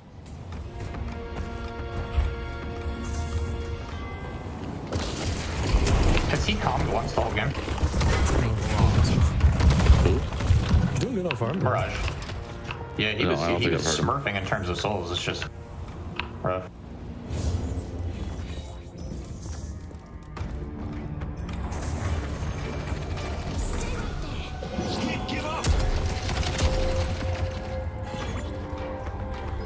I hope this next patch they bring back separate ranked and casual queues, dude. So true. It's kind of crazy. Like I have like 400 hours in this game, and very often I get put in lobbies where people are like, "Oh, this is Yeah, and like people asking, "Oh, like what does this like icon on the map mean?" Or like, "What does this item do?" It's like, you know, I'm glad people are playing the game, but it's just like, why are you in my lobby? The Rejuvenator is descending. I'm Archon. I was Archon. Yep. I was Archon 1. I'm now Emissary 2. And sad. The Rejuvenator. We need to be smart. I'm not too bummed. I mean, it's an alpha, but damn. Yeah, I've been trying really hard not to flame this Abrams, but if I watch him one more time, I might have to go to the psych ward. I'm not even joking. Enemies have breached our stronghold. So good. Watch me how, dude. I'm not going to fight that. Yeah, I think I'm like 8-1 today other than this game, so I don't think I care. I'm just gonna move on. Well. One thing that's really weird about this patch is that, like, even though we're like 50 souls ahead, like the game is still going very long. Yeah, it's like kind of winnable. Like low-key, like we just go and flip it a bunch. No, but like, I kind of miss what it was just like. You know, if you didn't have it by 20 minutes, the other team could end the game. You know. Yeah. I do think there's something behind. About, like, oh, it's too snowbally. It's like, I don't know. Waste my snowbally time. Means short games. Exactly. Yeah. Because imagine playing like 56 minutes and then you just lose. It's like, you gotta hate your life. I've done it multiple times this patch. Yeah. And I mean, it's okay when you win, but like even when you win, you're exhausted. It's like, I don't know. No, literally, yeah. I get like probably like half the amount of games in a day. And the quality is worse. I'm gonna look for another ult. Abrams is legitimately I'm as up on at world, 10. dude. Just give me a sec. Ult3. Fuck you, I'm doing it twice.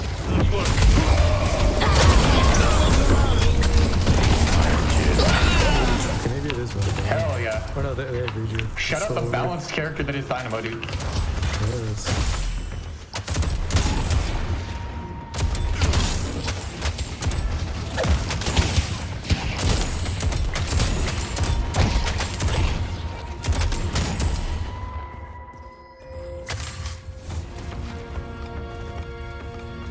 Go out there and impose your will.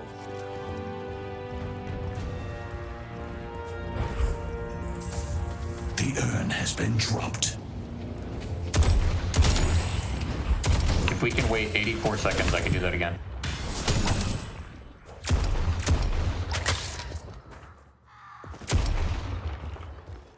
There going urn. It's here.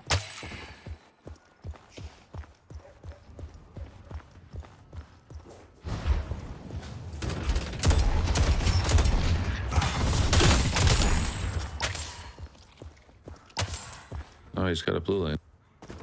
Can we group on, well.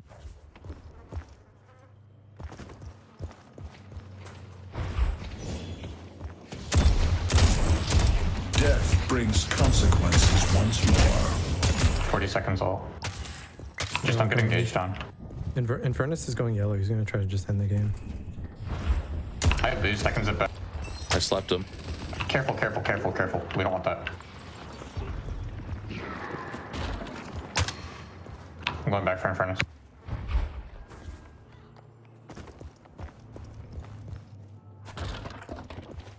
Actually, Vin, you got it. I'm gonna look to black hole the urn. Yeah, you should be there, yeah. They're moving in on urn. I'm here.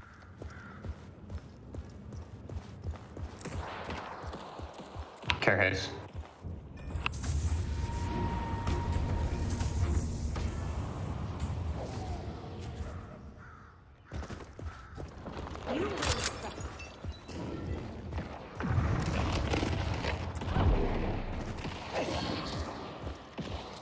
I'm just corner camping, waiting to ult. I'm gonna ult. Okay, I'm coming. On me! 4.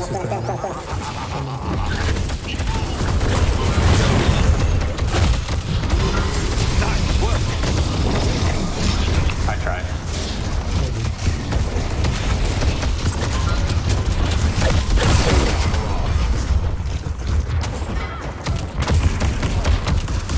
GG's. They should be able to end it after this.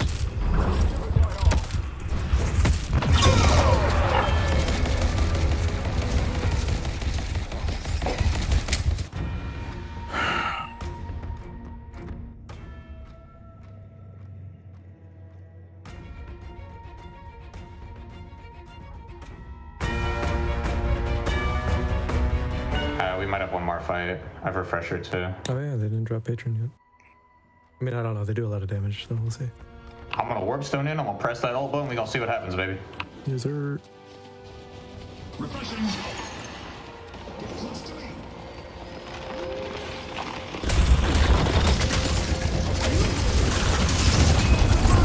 Now's our chance.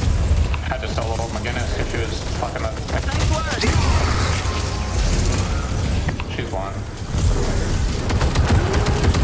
Gabriel, please play bot games before you queue again, for the love of God. They took out Hayes. No, I won't.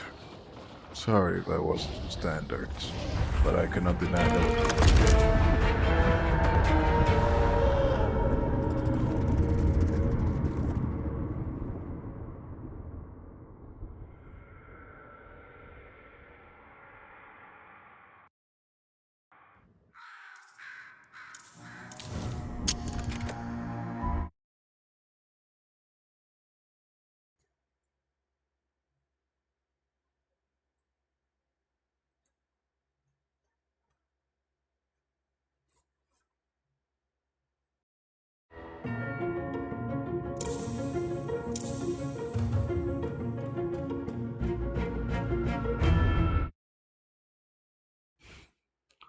That was the worst game I've ever played.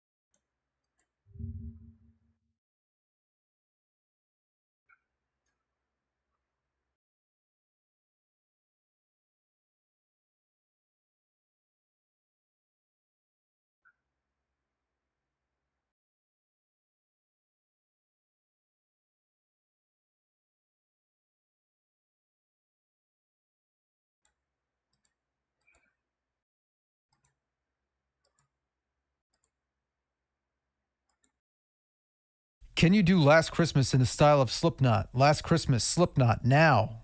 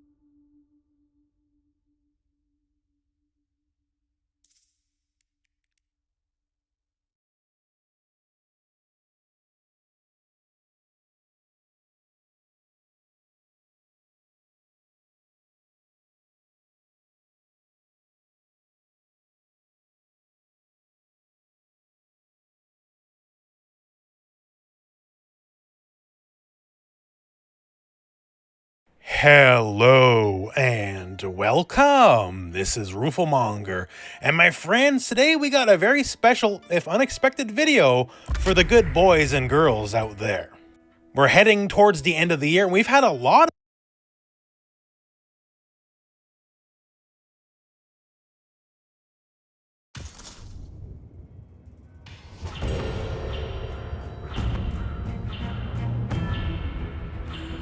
Good luck, everyone.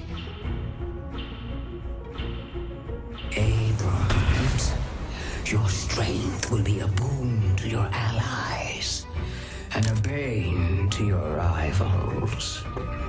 Enjoy. Let's see if we can win.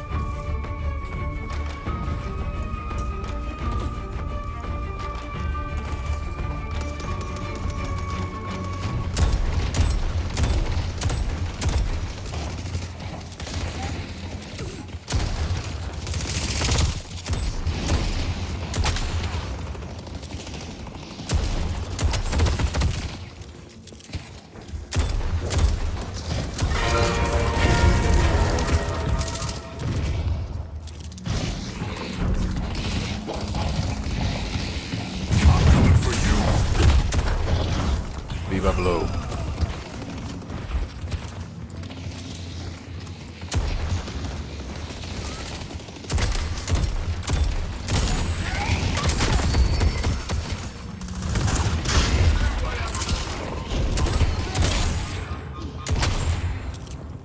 Go heal McGinnis. Single up those wounds.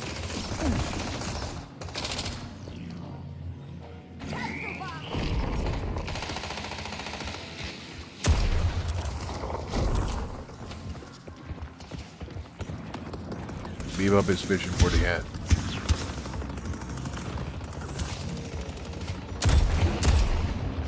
I should go shopping.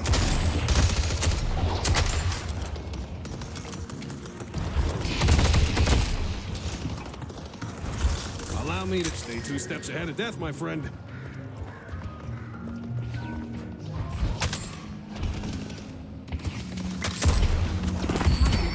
Where did they go?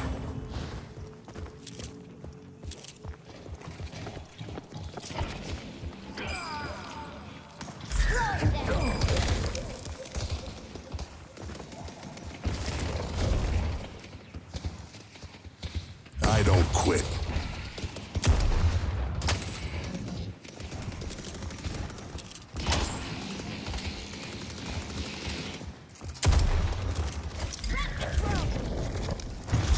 Making my move.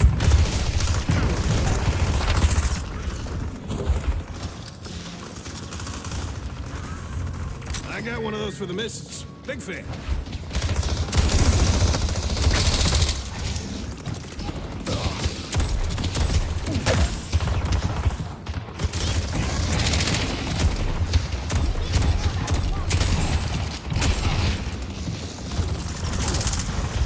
Go in from behind.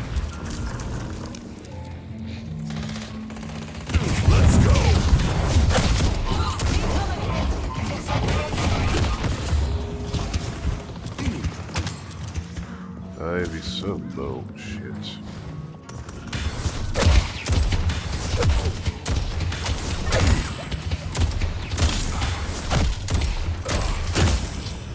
I'm not afraid of the mob. Good luck not getting shot.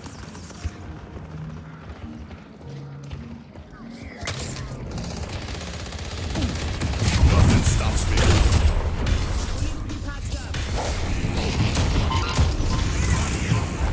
I got a stupid bomb.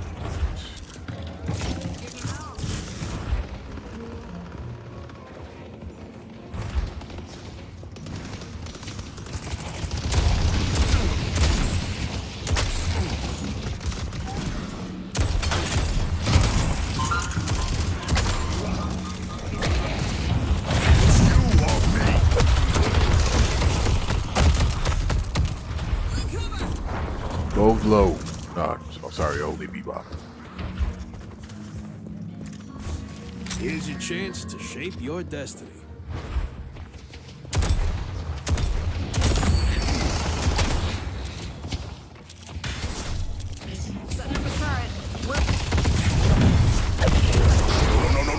Oh fuck, he got me.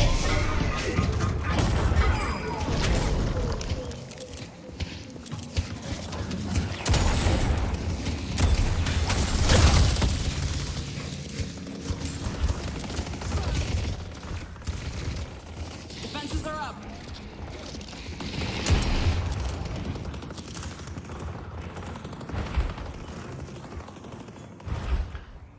Gonna be behind camping.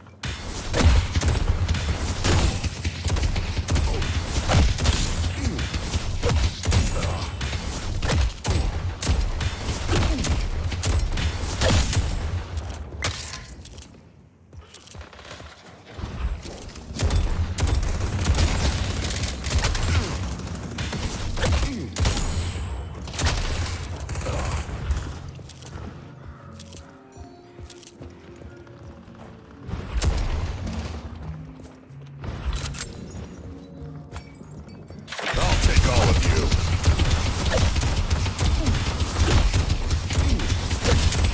Bring your enemies low. I'll crash into them. Bebop coming here to the camp. Well, both of them.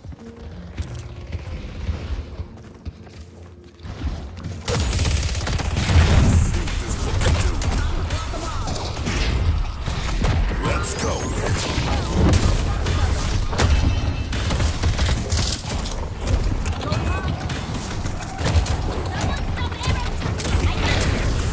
Bebop low, Bebop low.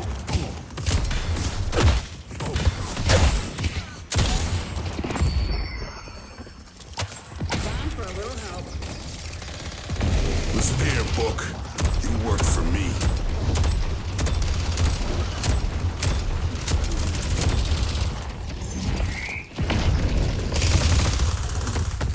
He's probably on his way back with Luke. If he gets back, we need to move.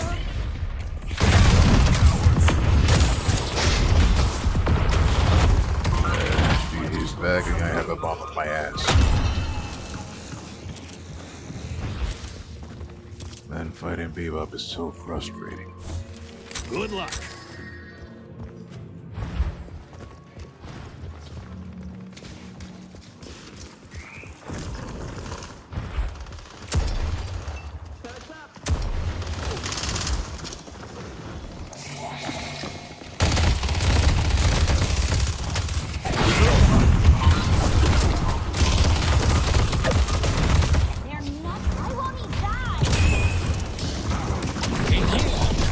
Holy fuck, building is here. Over purple real quick.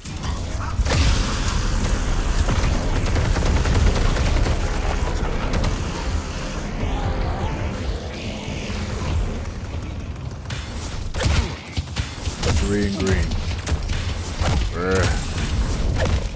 Kelvin is thinking of vacation. Green, fuck. Now you want? I'll throw in a free keychain. Gotta get as many of these up as I can.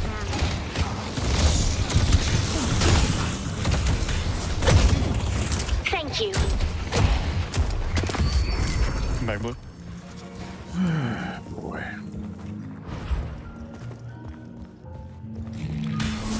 Again, it's take whatever opportunity you can. They're a little bit of break, so we can take that time tomorrow.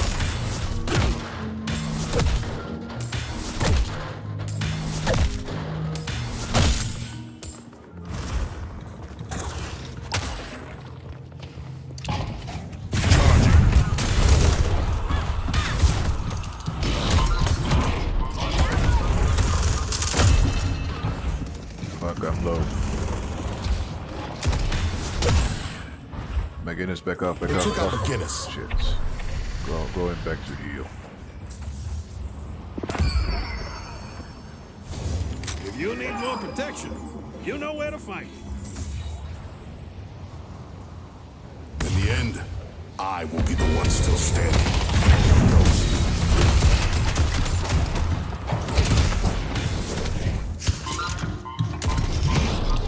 This is the end. Got a nice purple for you.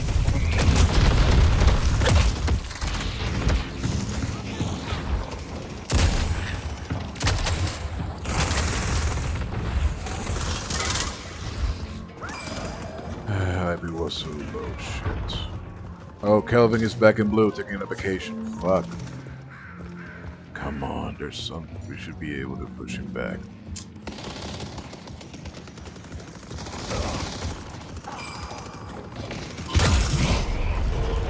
Mid-boss has arrived.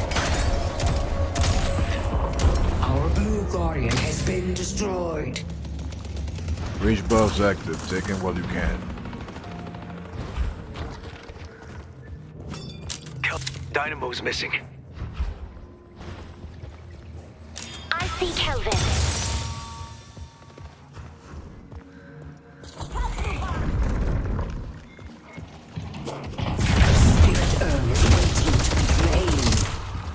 Beat up low.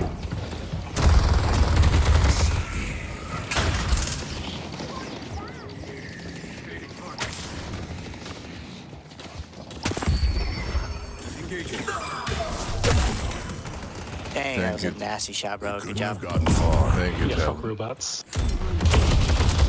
Let's see if we can make this game a good game. My last game wasn't shit. So I'm a little bit saltier than normal, really. But I don't mean salty in a toxic way. I was dealing with assholes, but I really did that. So I really want to do good in this game, at least. I believe in you. Thank you.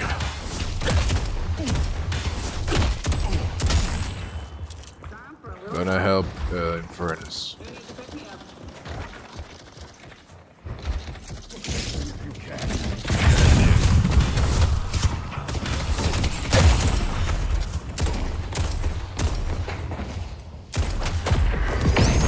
Coming in. Infernus coming.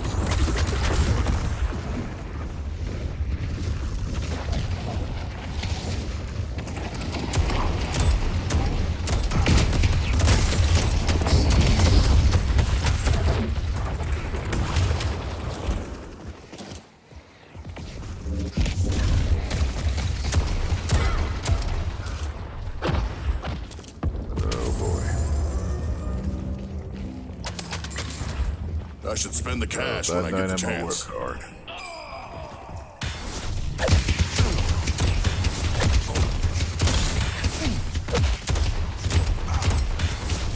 Going to help back in green. Our blue walker is under attack. Infernus, there's Dynamo on water gear. They took out Infernus. Shit, there's two in yellow. I cannot defend that. Sorry.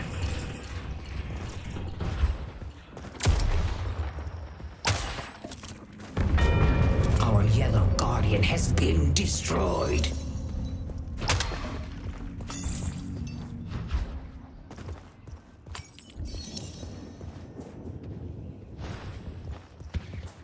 They're going earn.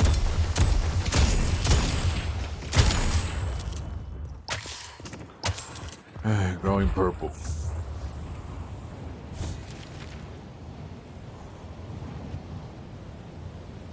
I see Kelvin. Don't mind the blood on that. It's gently used. We need to move purple if possible. They're going there. Uh-oh, no, you guys are distracted and great. This is gonna get hard. Tell and I am arriving soon.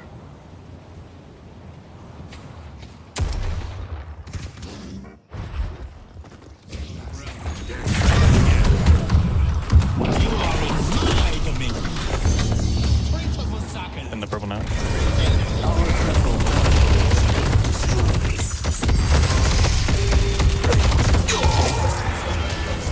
We take this, Guardian. Well, it might be a little bit too hard.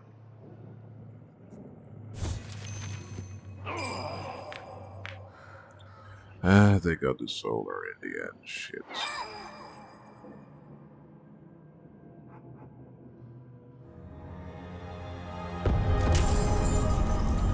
Nice.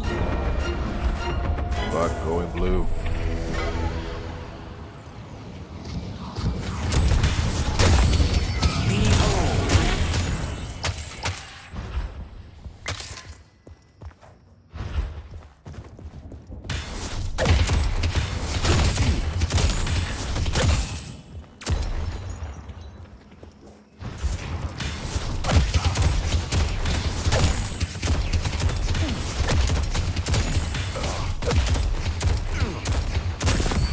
Gonna farm a little bit. We need it. Right now, we don't have enough for that. They're taking yellow.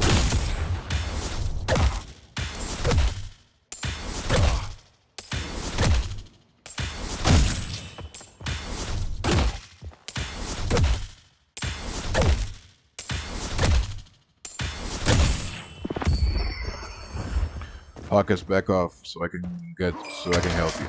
Try to run away. With every arrow, great Come to me. talent brings us closer to victory. Moron is gonna try to punch me, and they're not. I see hay. What's next?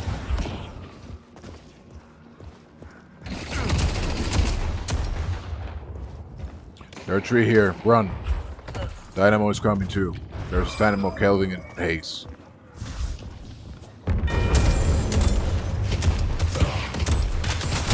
Let's push blue. Headed to yellow.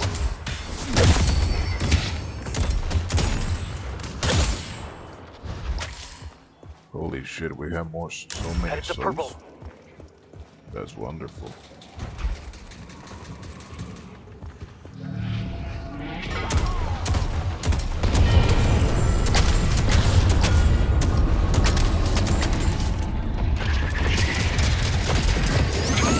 Drop it in. Headed to purple.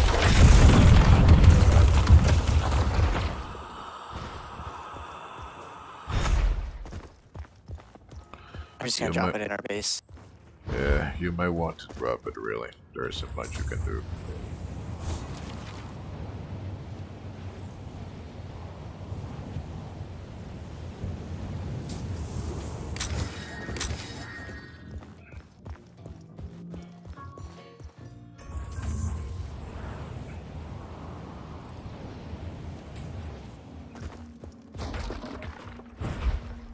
Green. We might want to do green.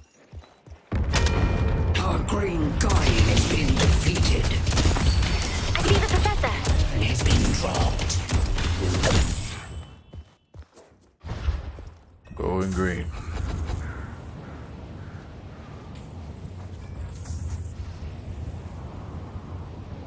I have someone over here next to me. If you guys want to come help me? Over on yellow. I might Going be able to yellow. collapse on him.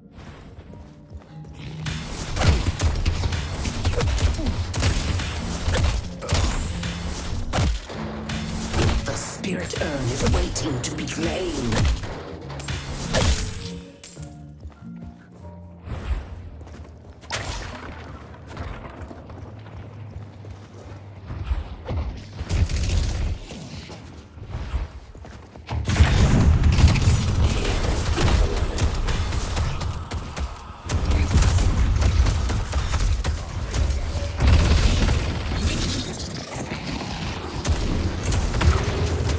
Got two on purple. I might be dead. We take this Vindicta. Let's go. Okay, let's go. Let's go back.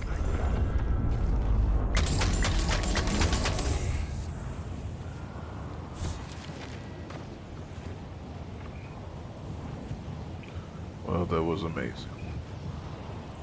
Gonna push purple, so to be near the urn. No, I don't go selling these to just anyone. I'm not actually gonna deliver urn. I'm just baiting it out again. Just push up lanes and be careful. Well, that's a wonderful idea, really. Let's keep it at it, then.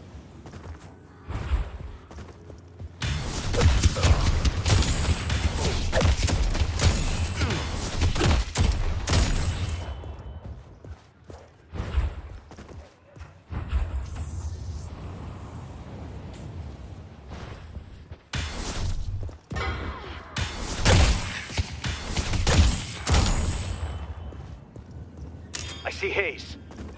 Here I come.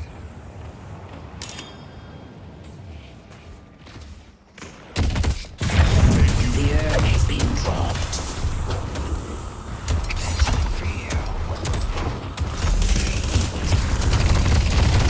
You're gonna have to back up out of that one.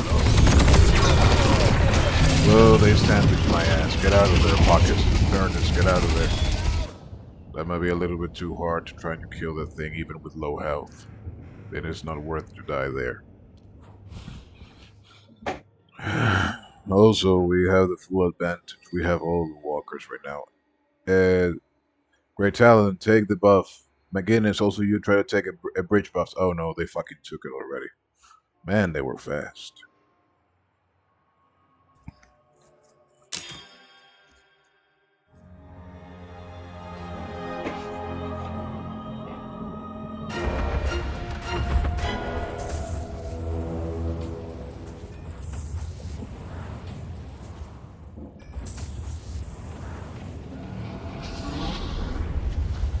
Bebop here in blue.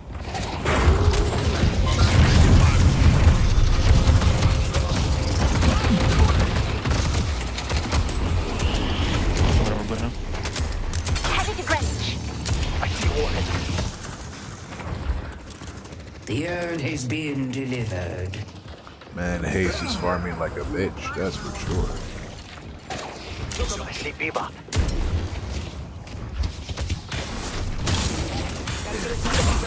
He already has more souls than the character. Yellow, yellow. Bebop low. Going yellow.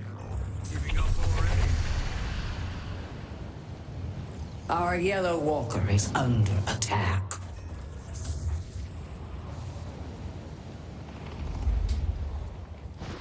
Turrets up.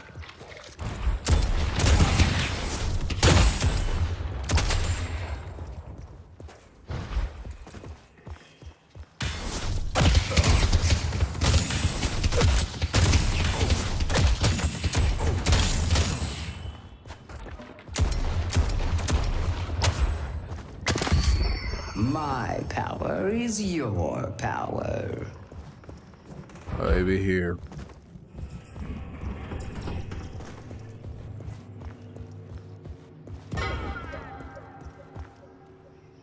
Got two pushing up on Blue Walker. I'm gonna make that three.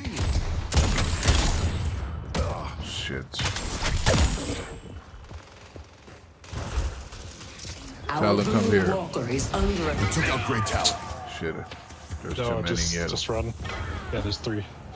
Oh shit, they're ganging on us. Now this is becoming way harder.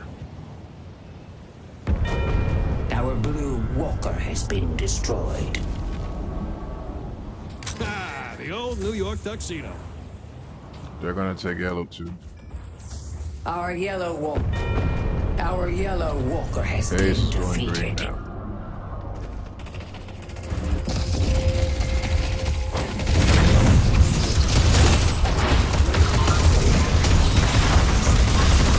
Jesus, have mercy. The 6 of them went to green. It's a complete gang up. They're taking purple too. Somebody go purple. This is insane. I have never seen such a quick gank. Shit.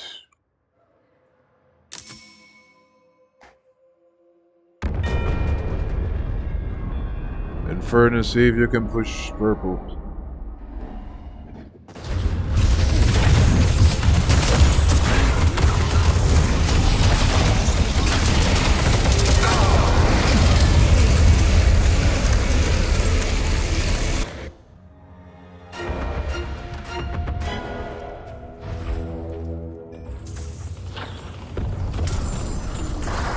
Thank you, Furnace. Your patron gives freely. They're probably gonna go mid off of this, maybe. No. Doubt it. Play It's safe. way too risky right now. They seem ballsy enough to do it. I wouldn't say ballsy. Actually, it was well coordinated. The fact that they took three Yeah, we had 2 dead. the 4 guardians were taken so quickly. And also look at Hayes.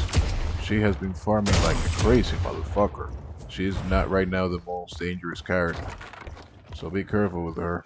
The team knows what they're doing. Or at least a few of them know very well what they're doing.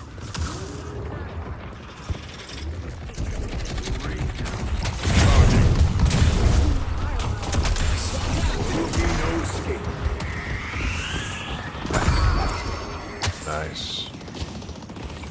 Let's stick together.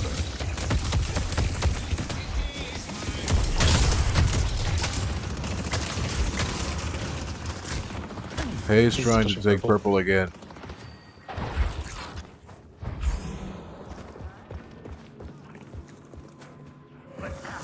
I see Hayes.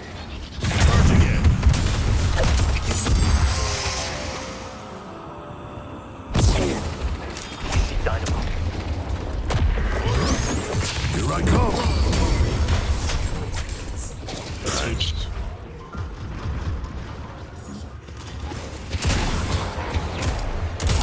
Enemies behind us. Is waiting to be claimed.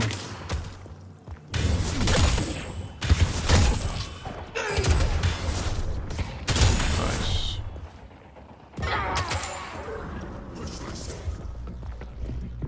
I don't want to fight them underground. We have a Vindicta Great Talon on our team.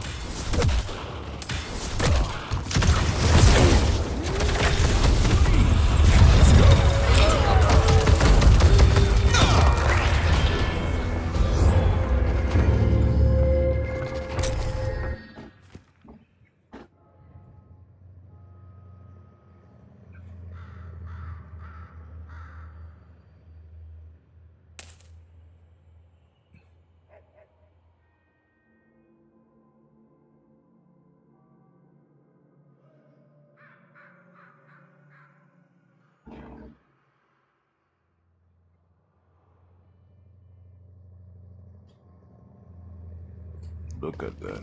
It's not an exaggeration. I'm being left behind yet again.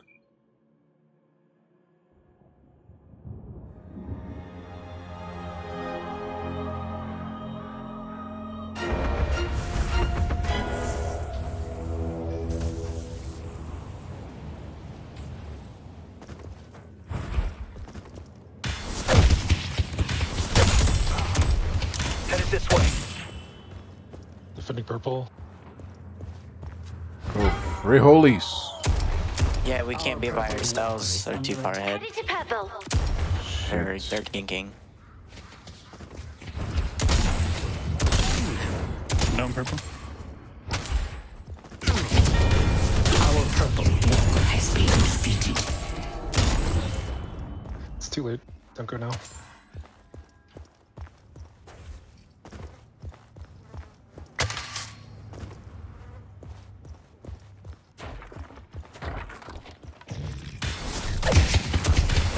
I be taking blue. Allow me Nice. to open your third eye. Oh boy. I see Ivy. Don't go in there. Don't go in there. The whole team's in there. Yeah, we don't want to take a fight indoors.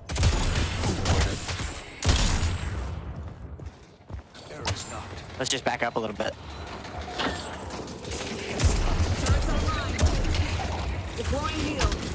Careful with Bebop, he's fishing.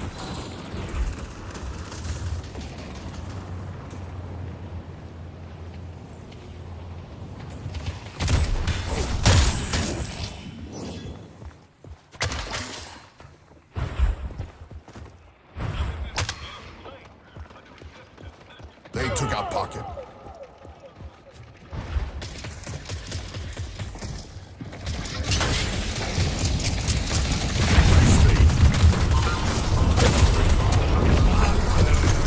Well, that didn't work. I got you protected in there. Nice. Good work.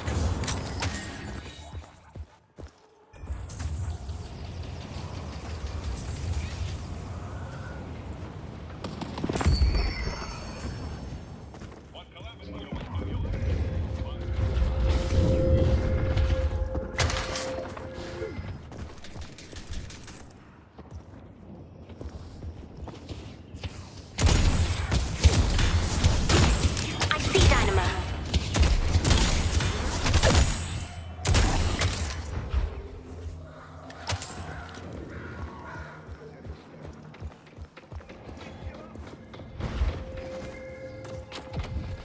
Careful, Hayes is there.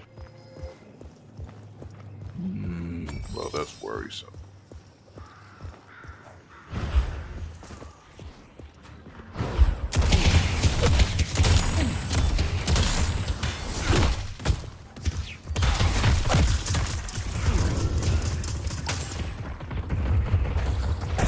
Out of my way.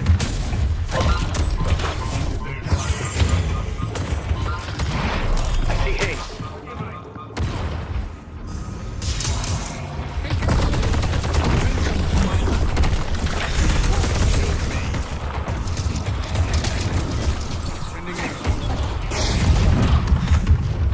Run, run. The spirit urn is waiting to be claimed. There's 3 in yellow, 4 in yellow.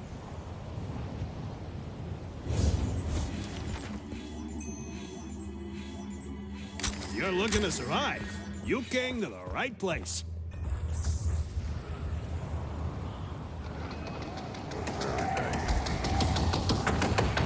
Time for evasive tactics.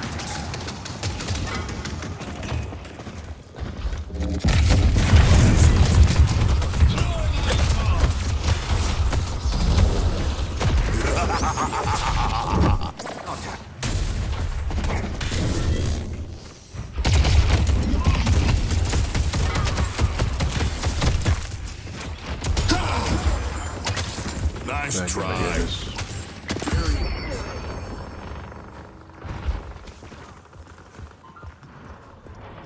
They took Shit. out the Guinness. Oh, fuck. I know, but you left me. No, he wasn't there. I tried to help Indicta, but Hayes Ambush and could be coming from anywhere. Hayes and somebody else were killing Indicta behind us. I may be tough. I don't want to take on the whole team alone. Holy shit, this is insane. My bad, guys. Rejuvenator is descending. Purple if you can.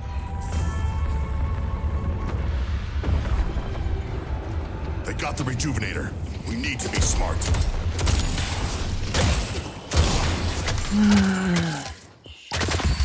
Tap into my power.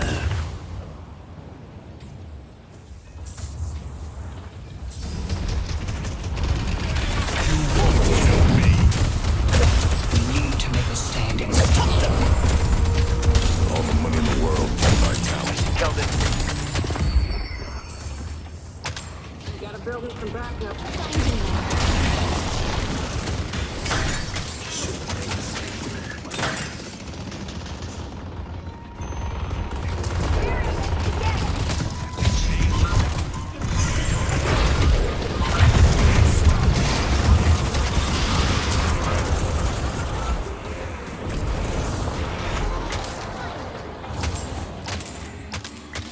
Now go out there and impose your will.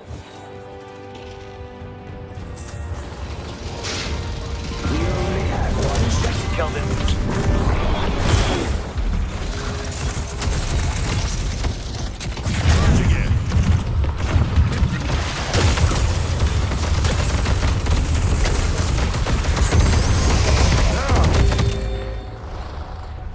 We need to make a stand and stop them.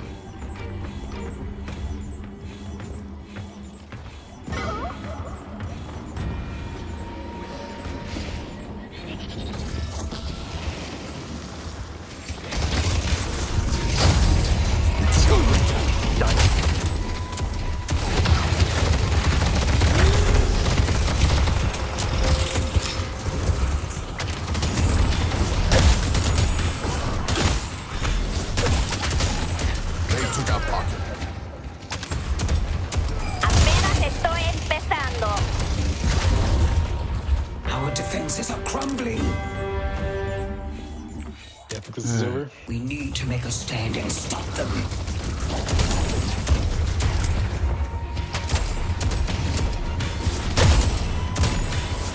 Oh boy.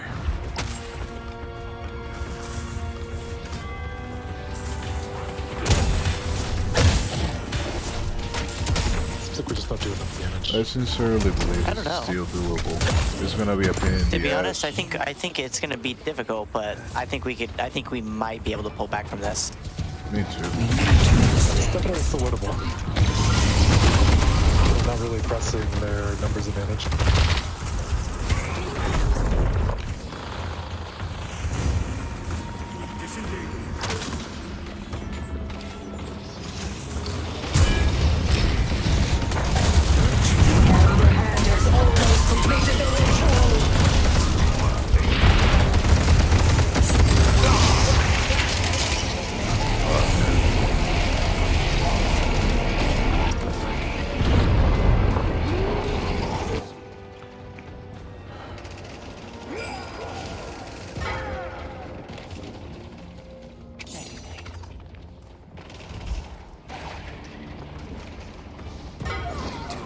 Now is GG's. Sorry guys, good games.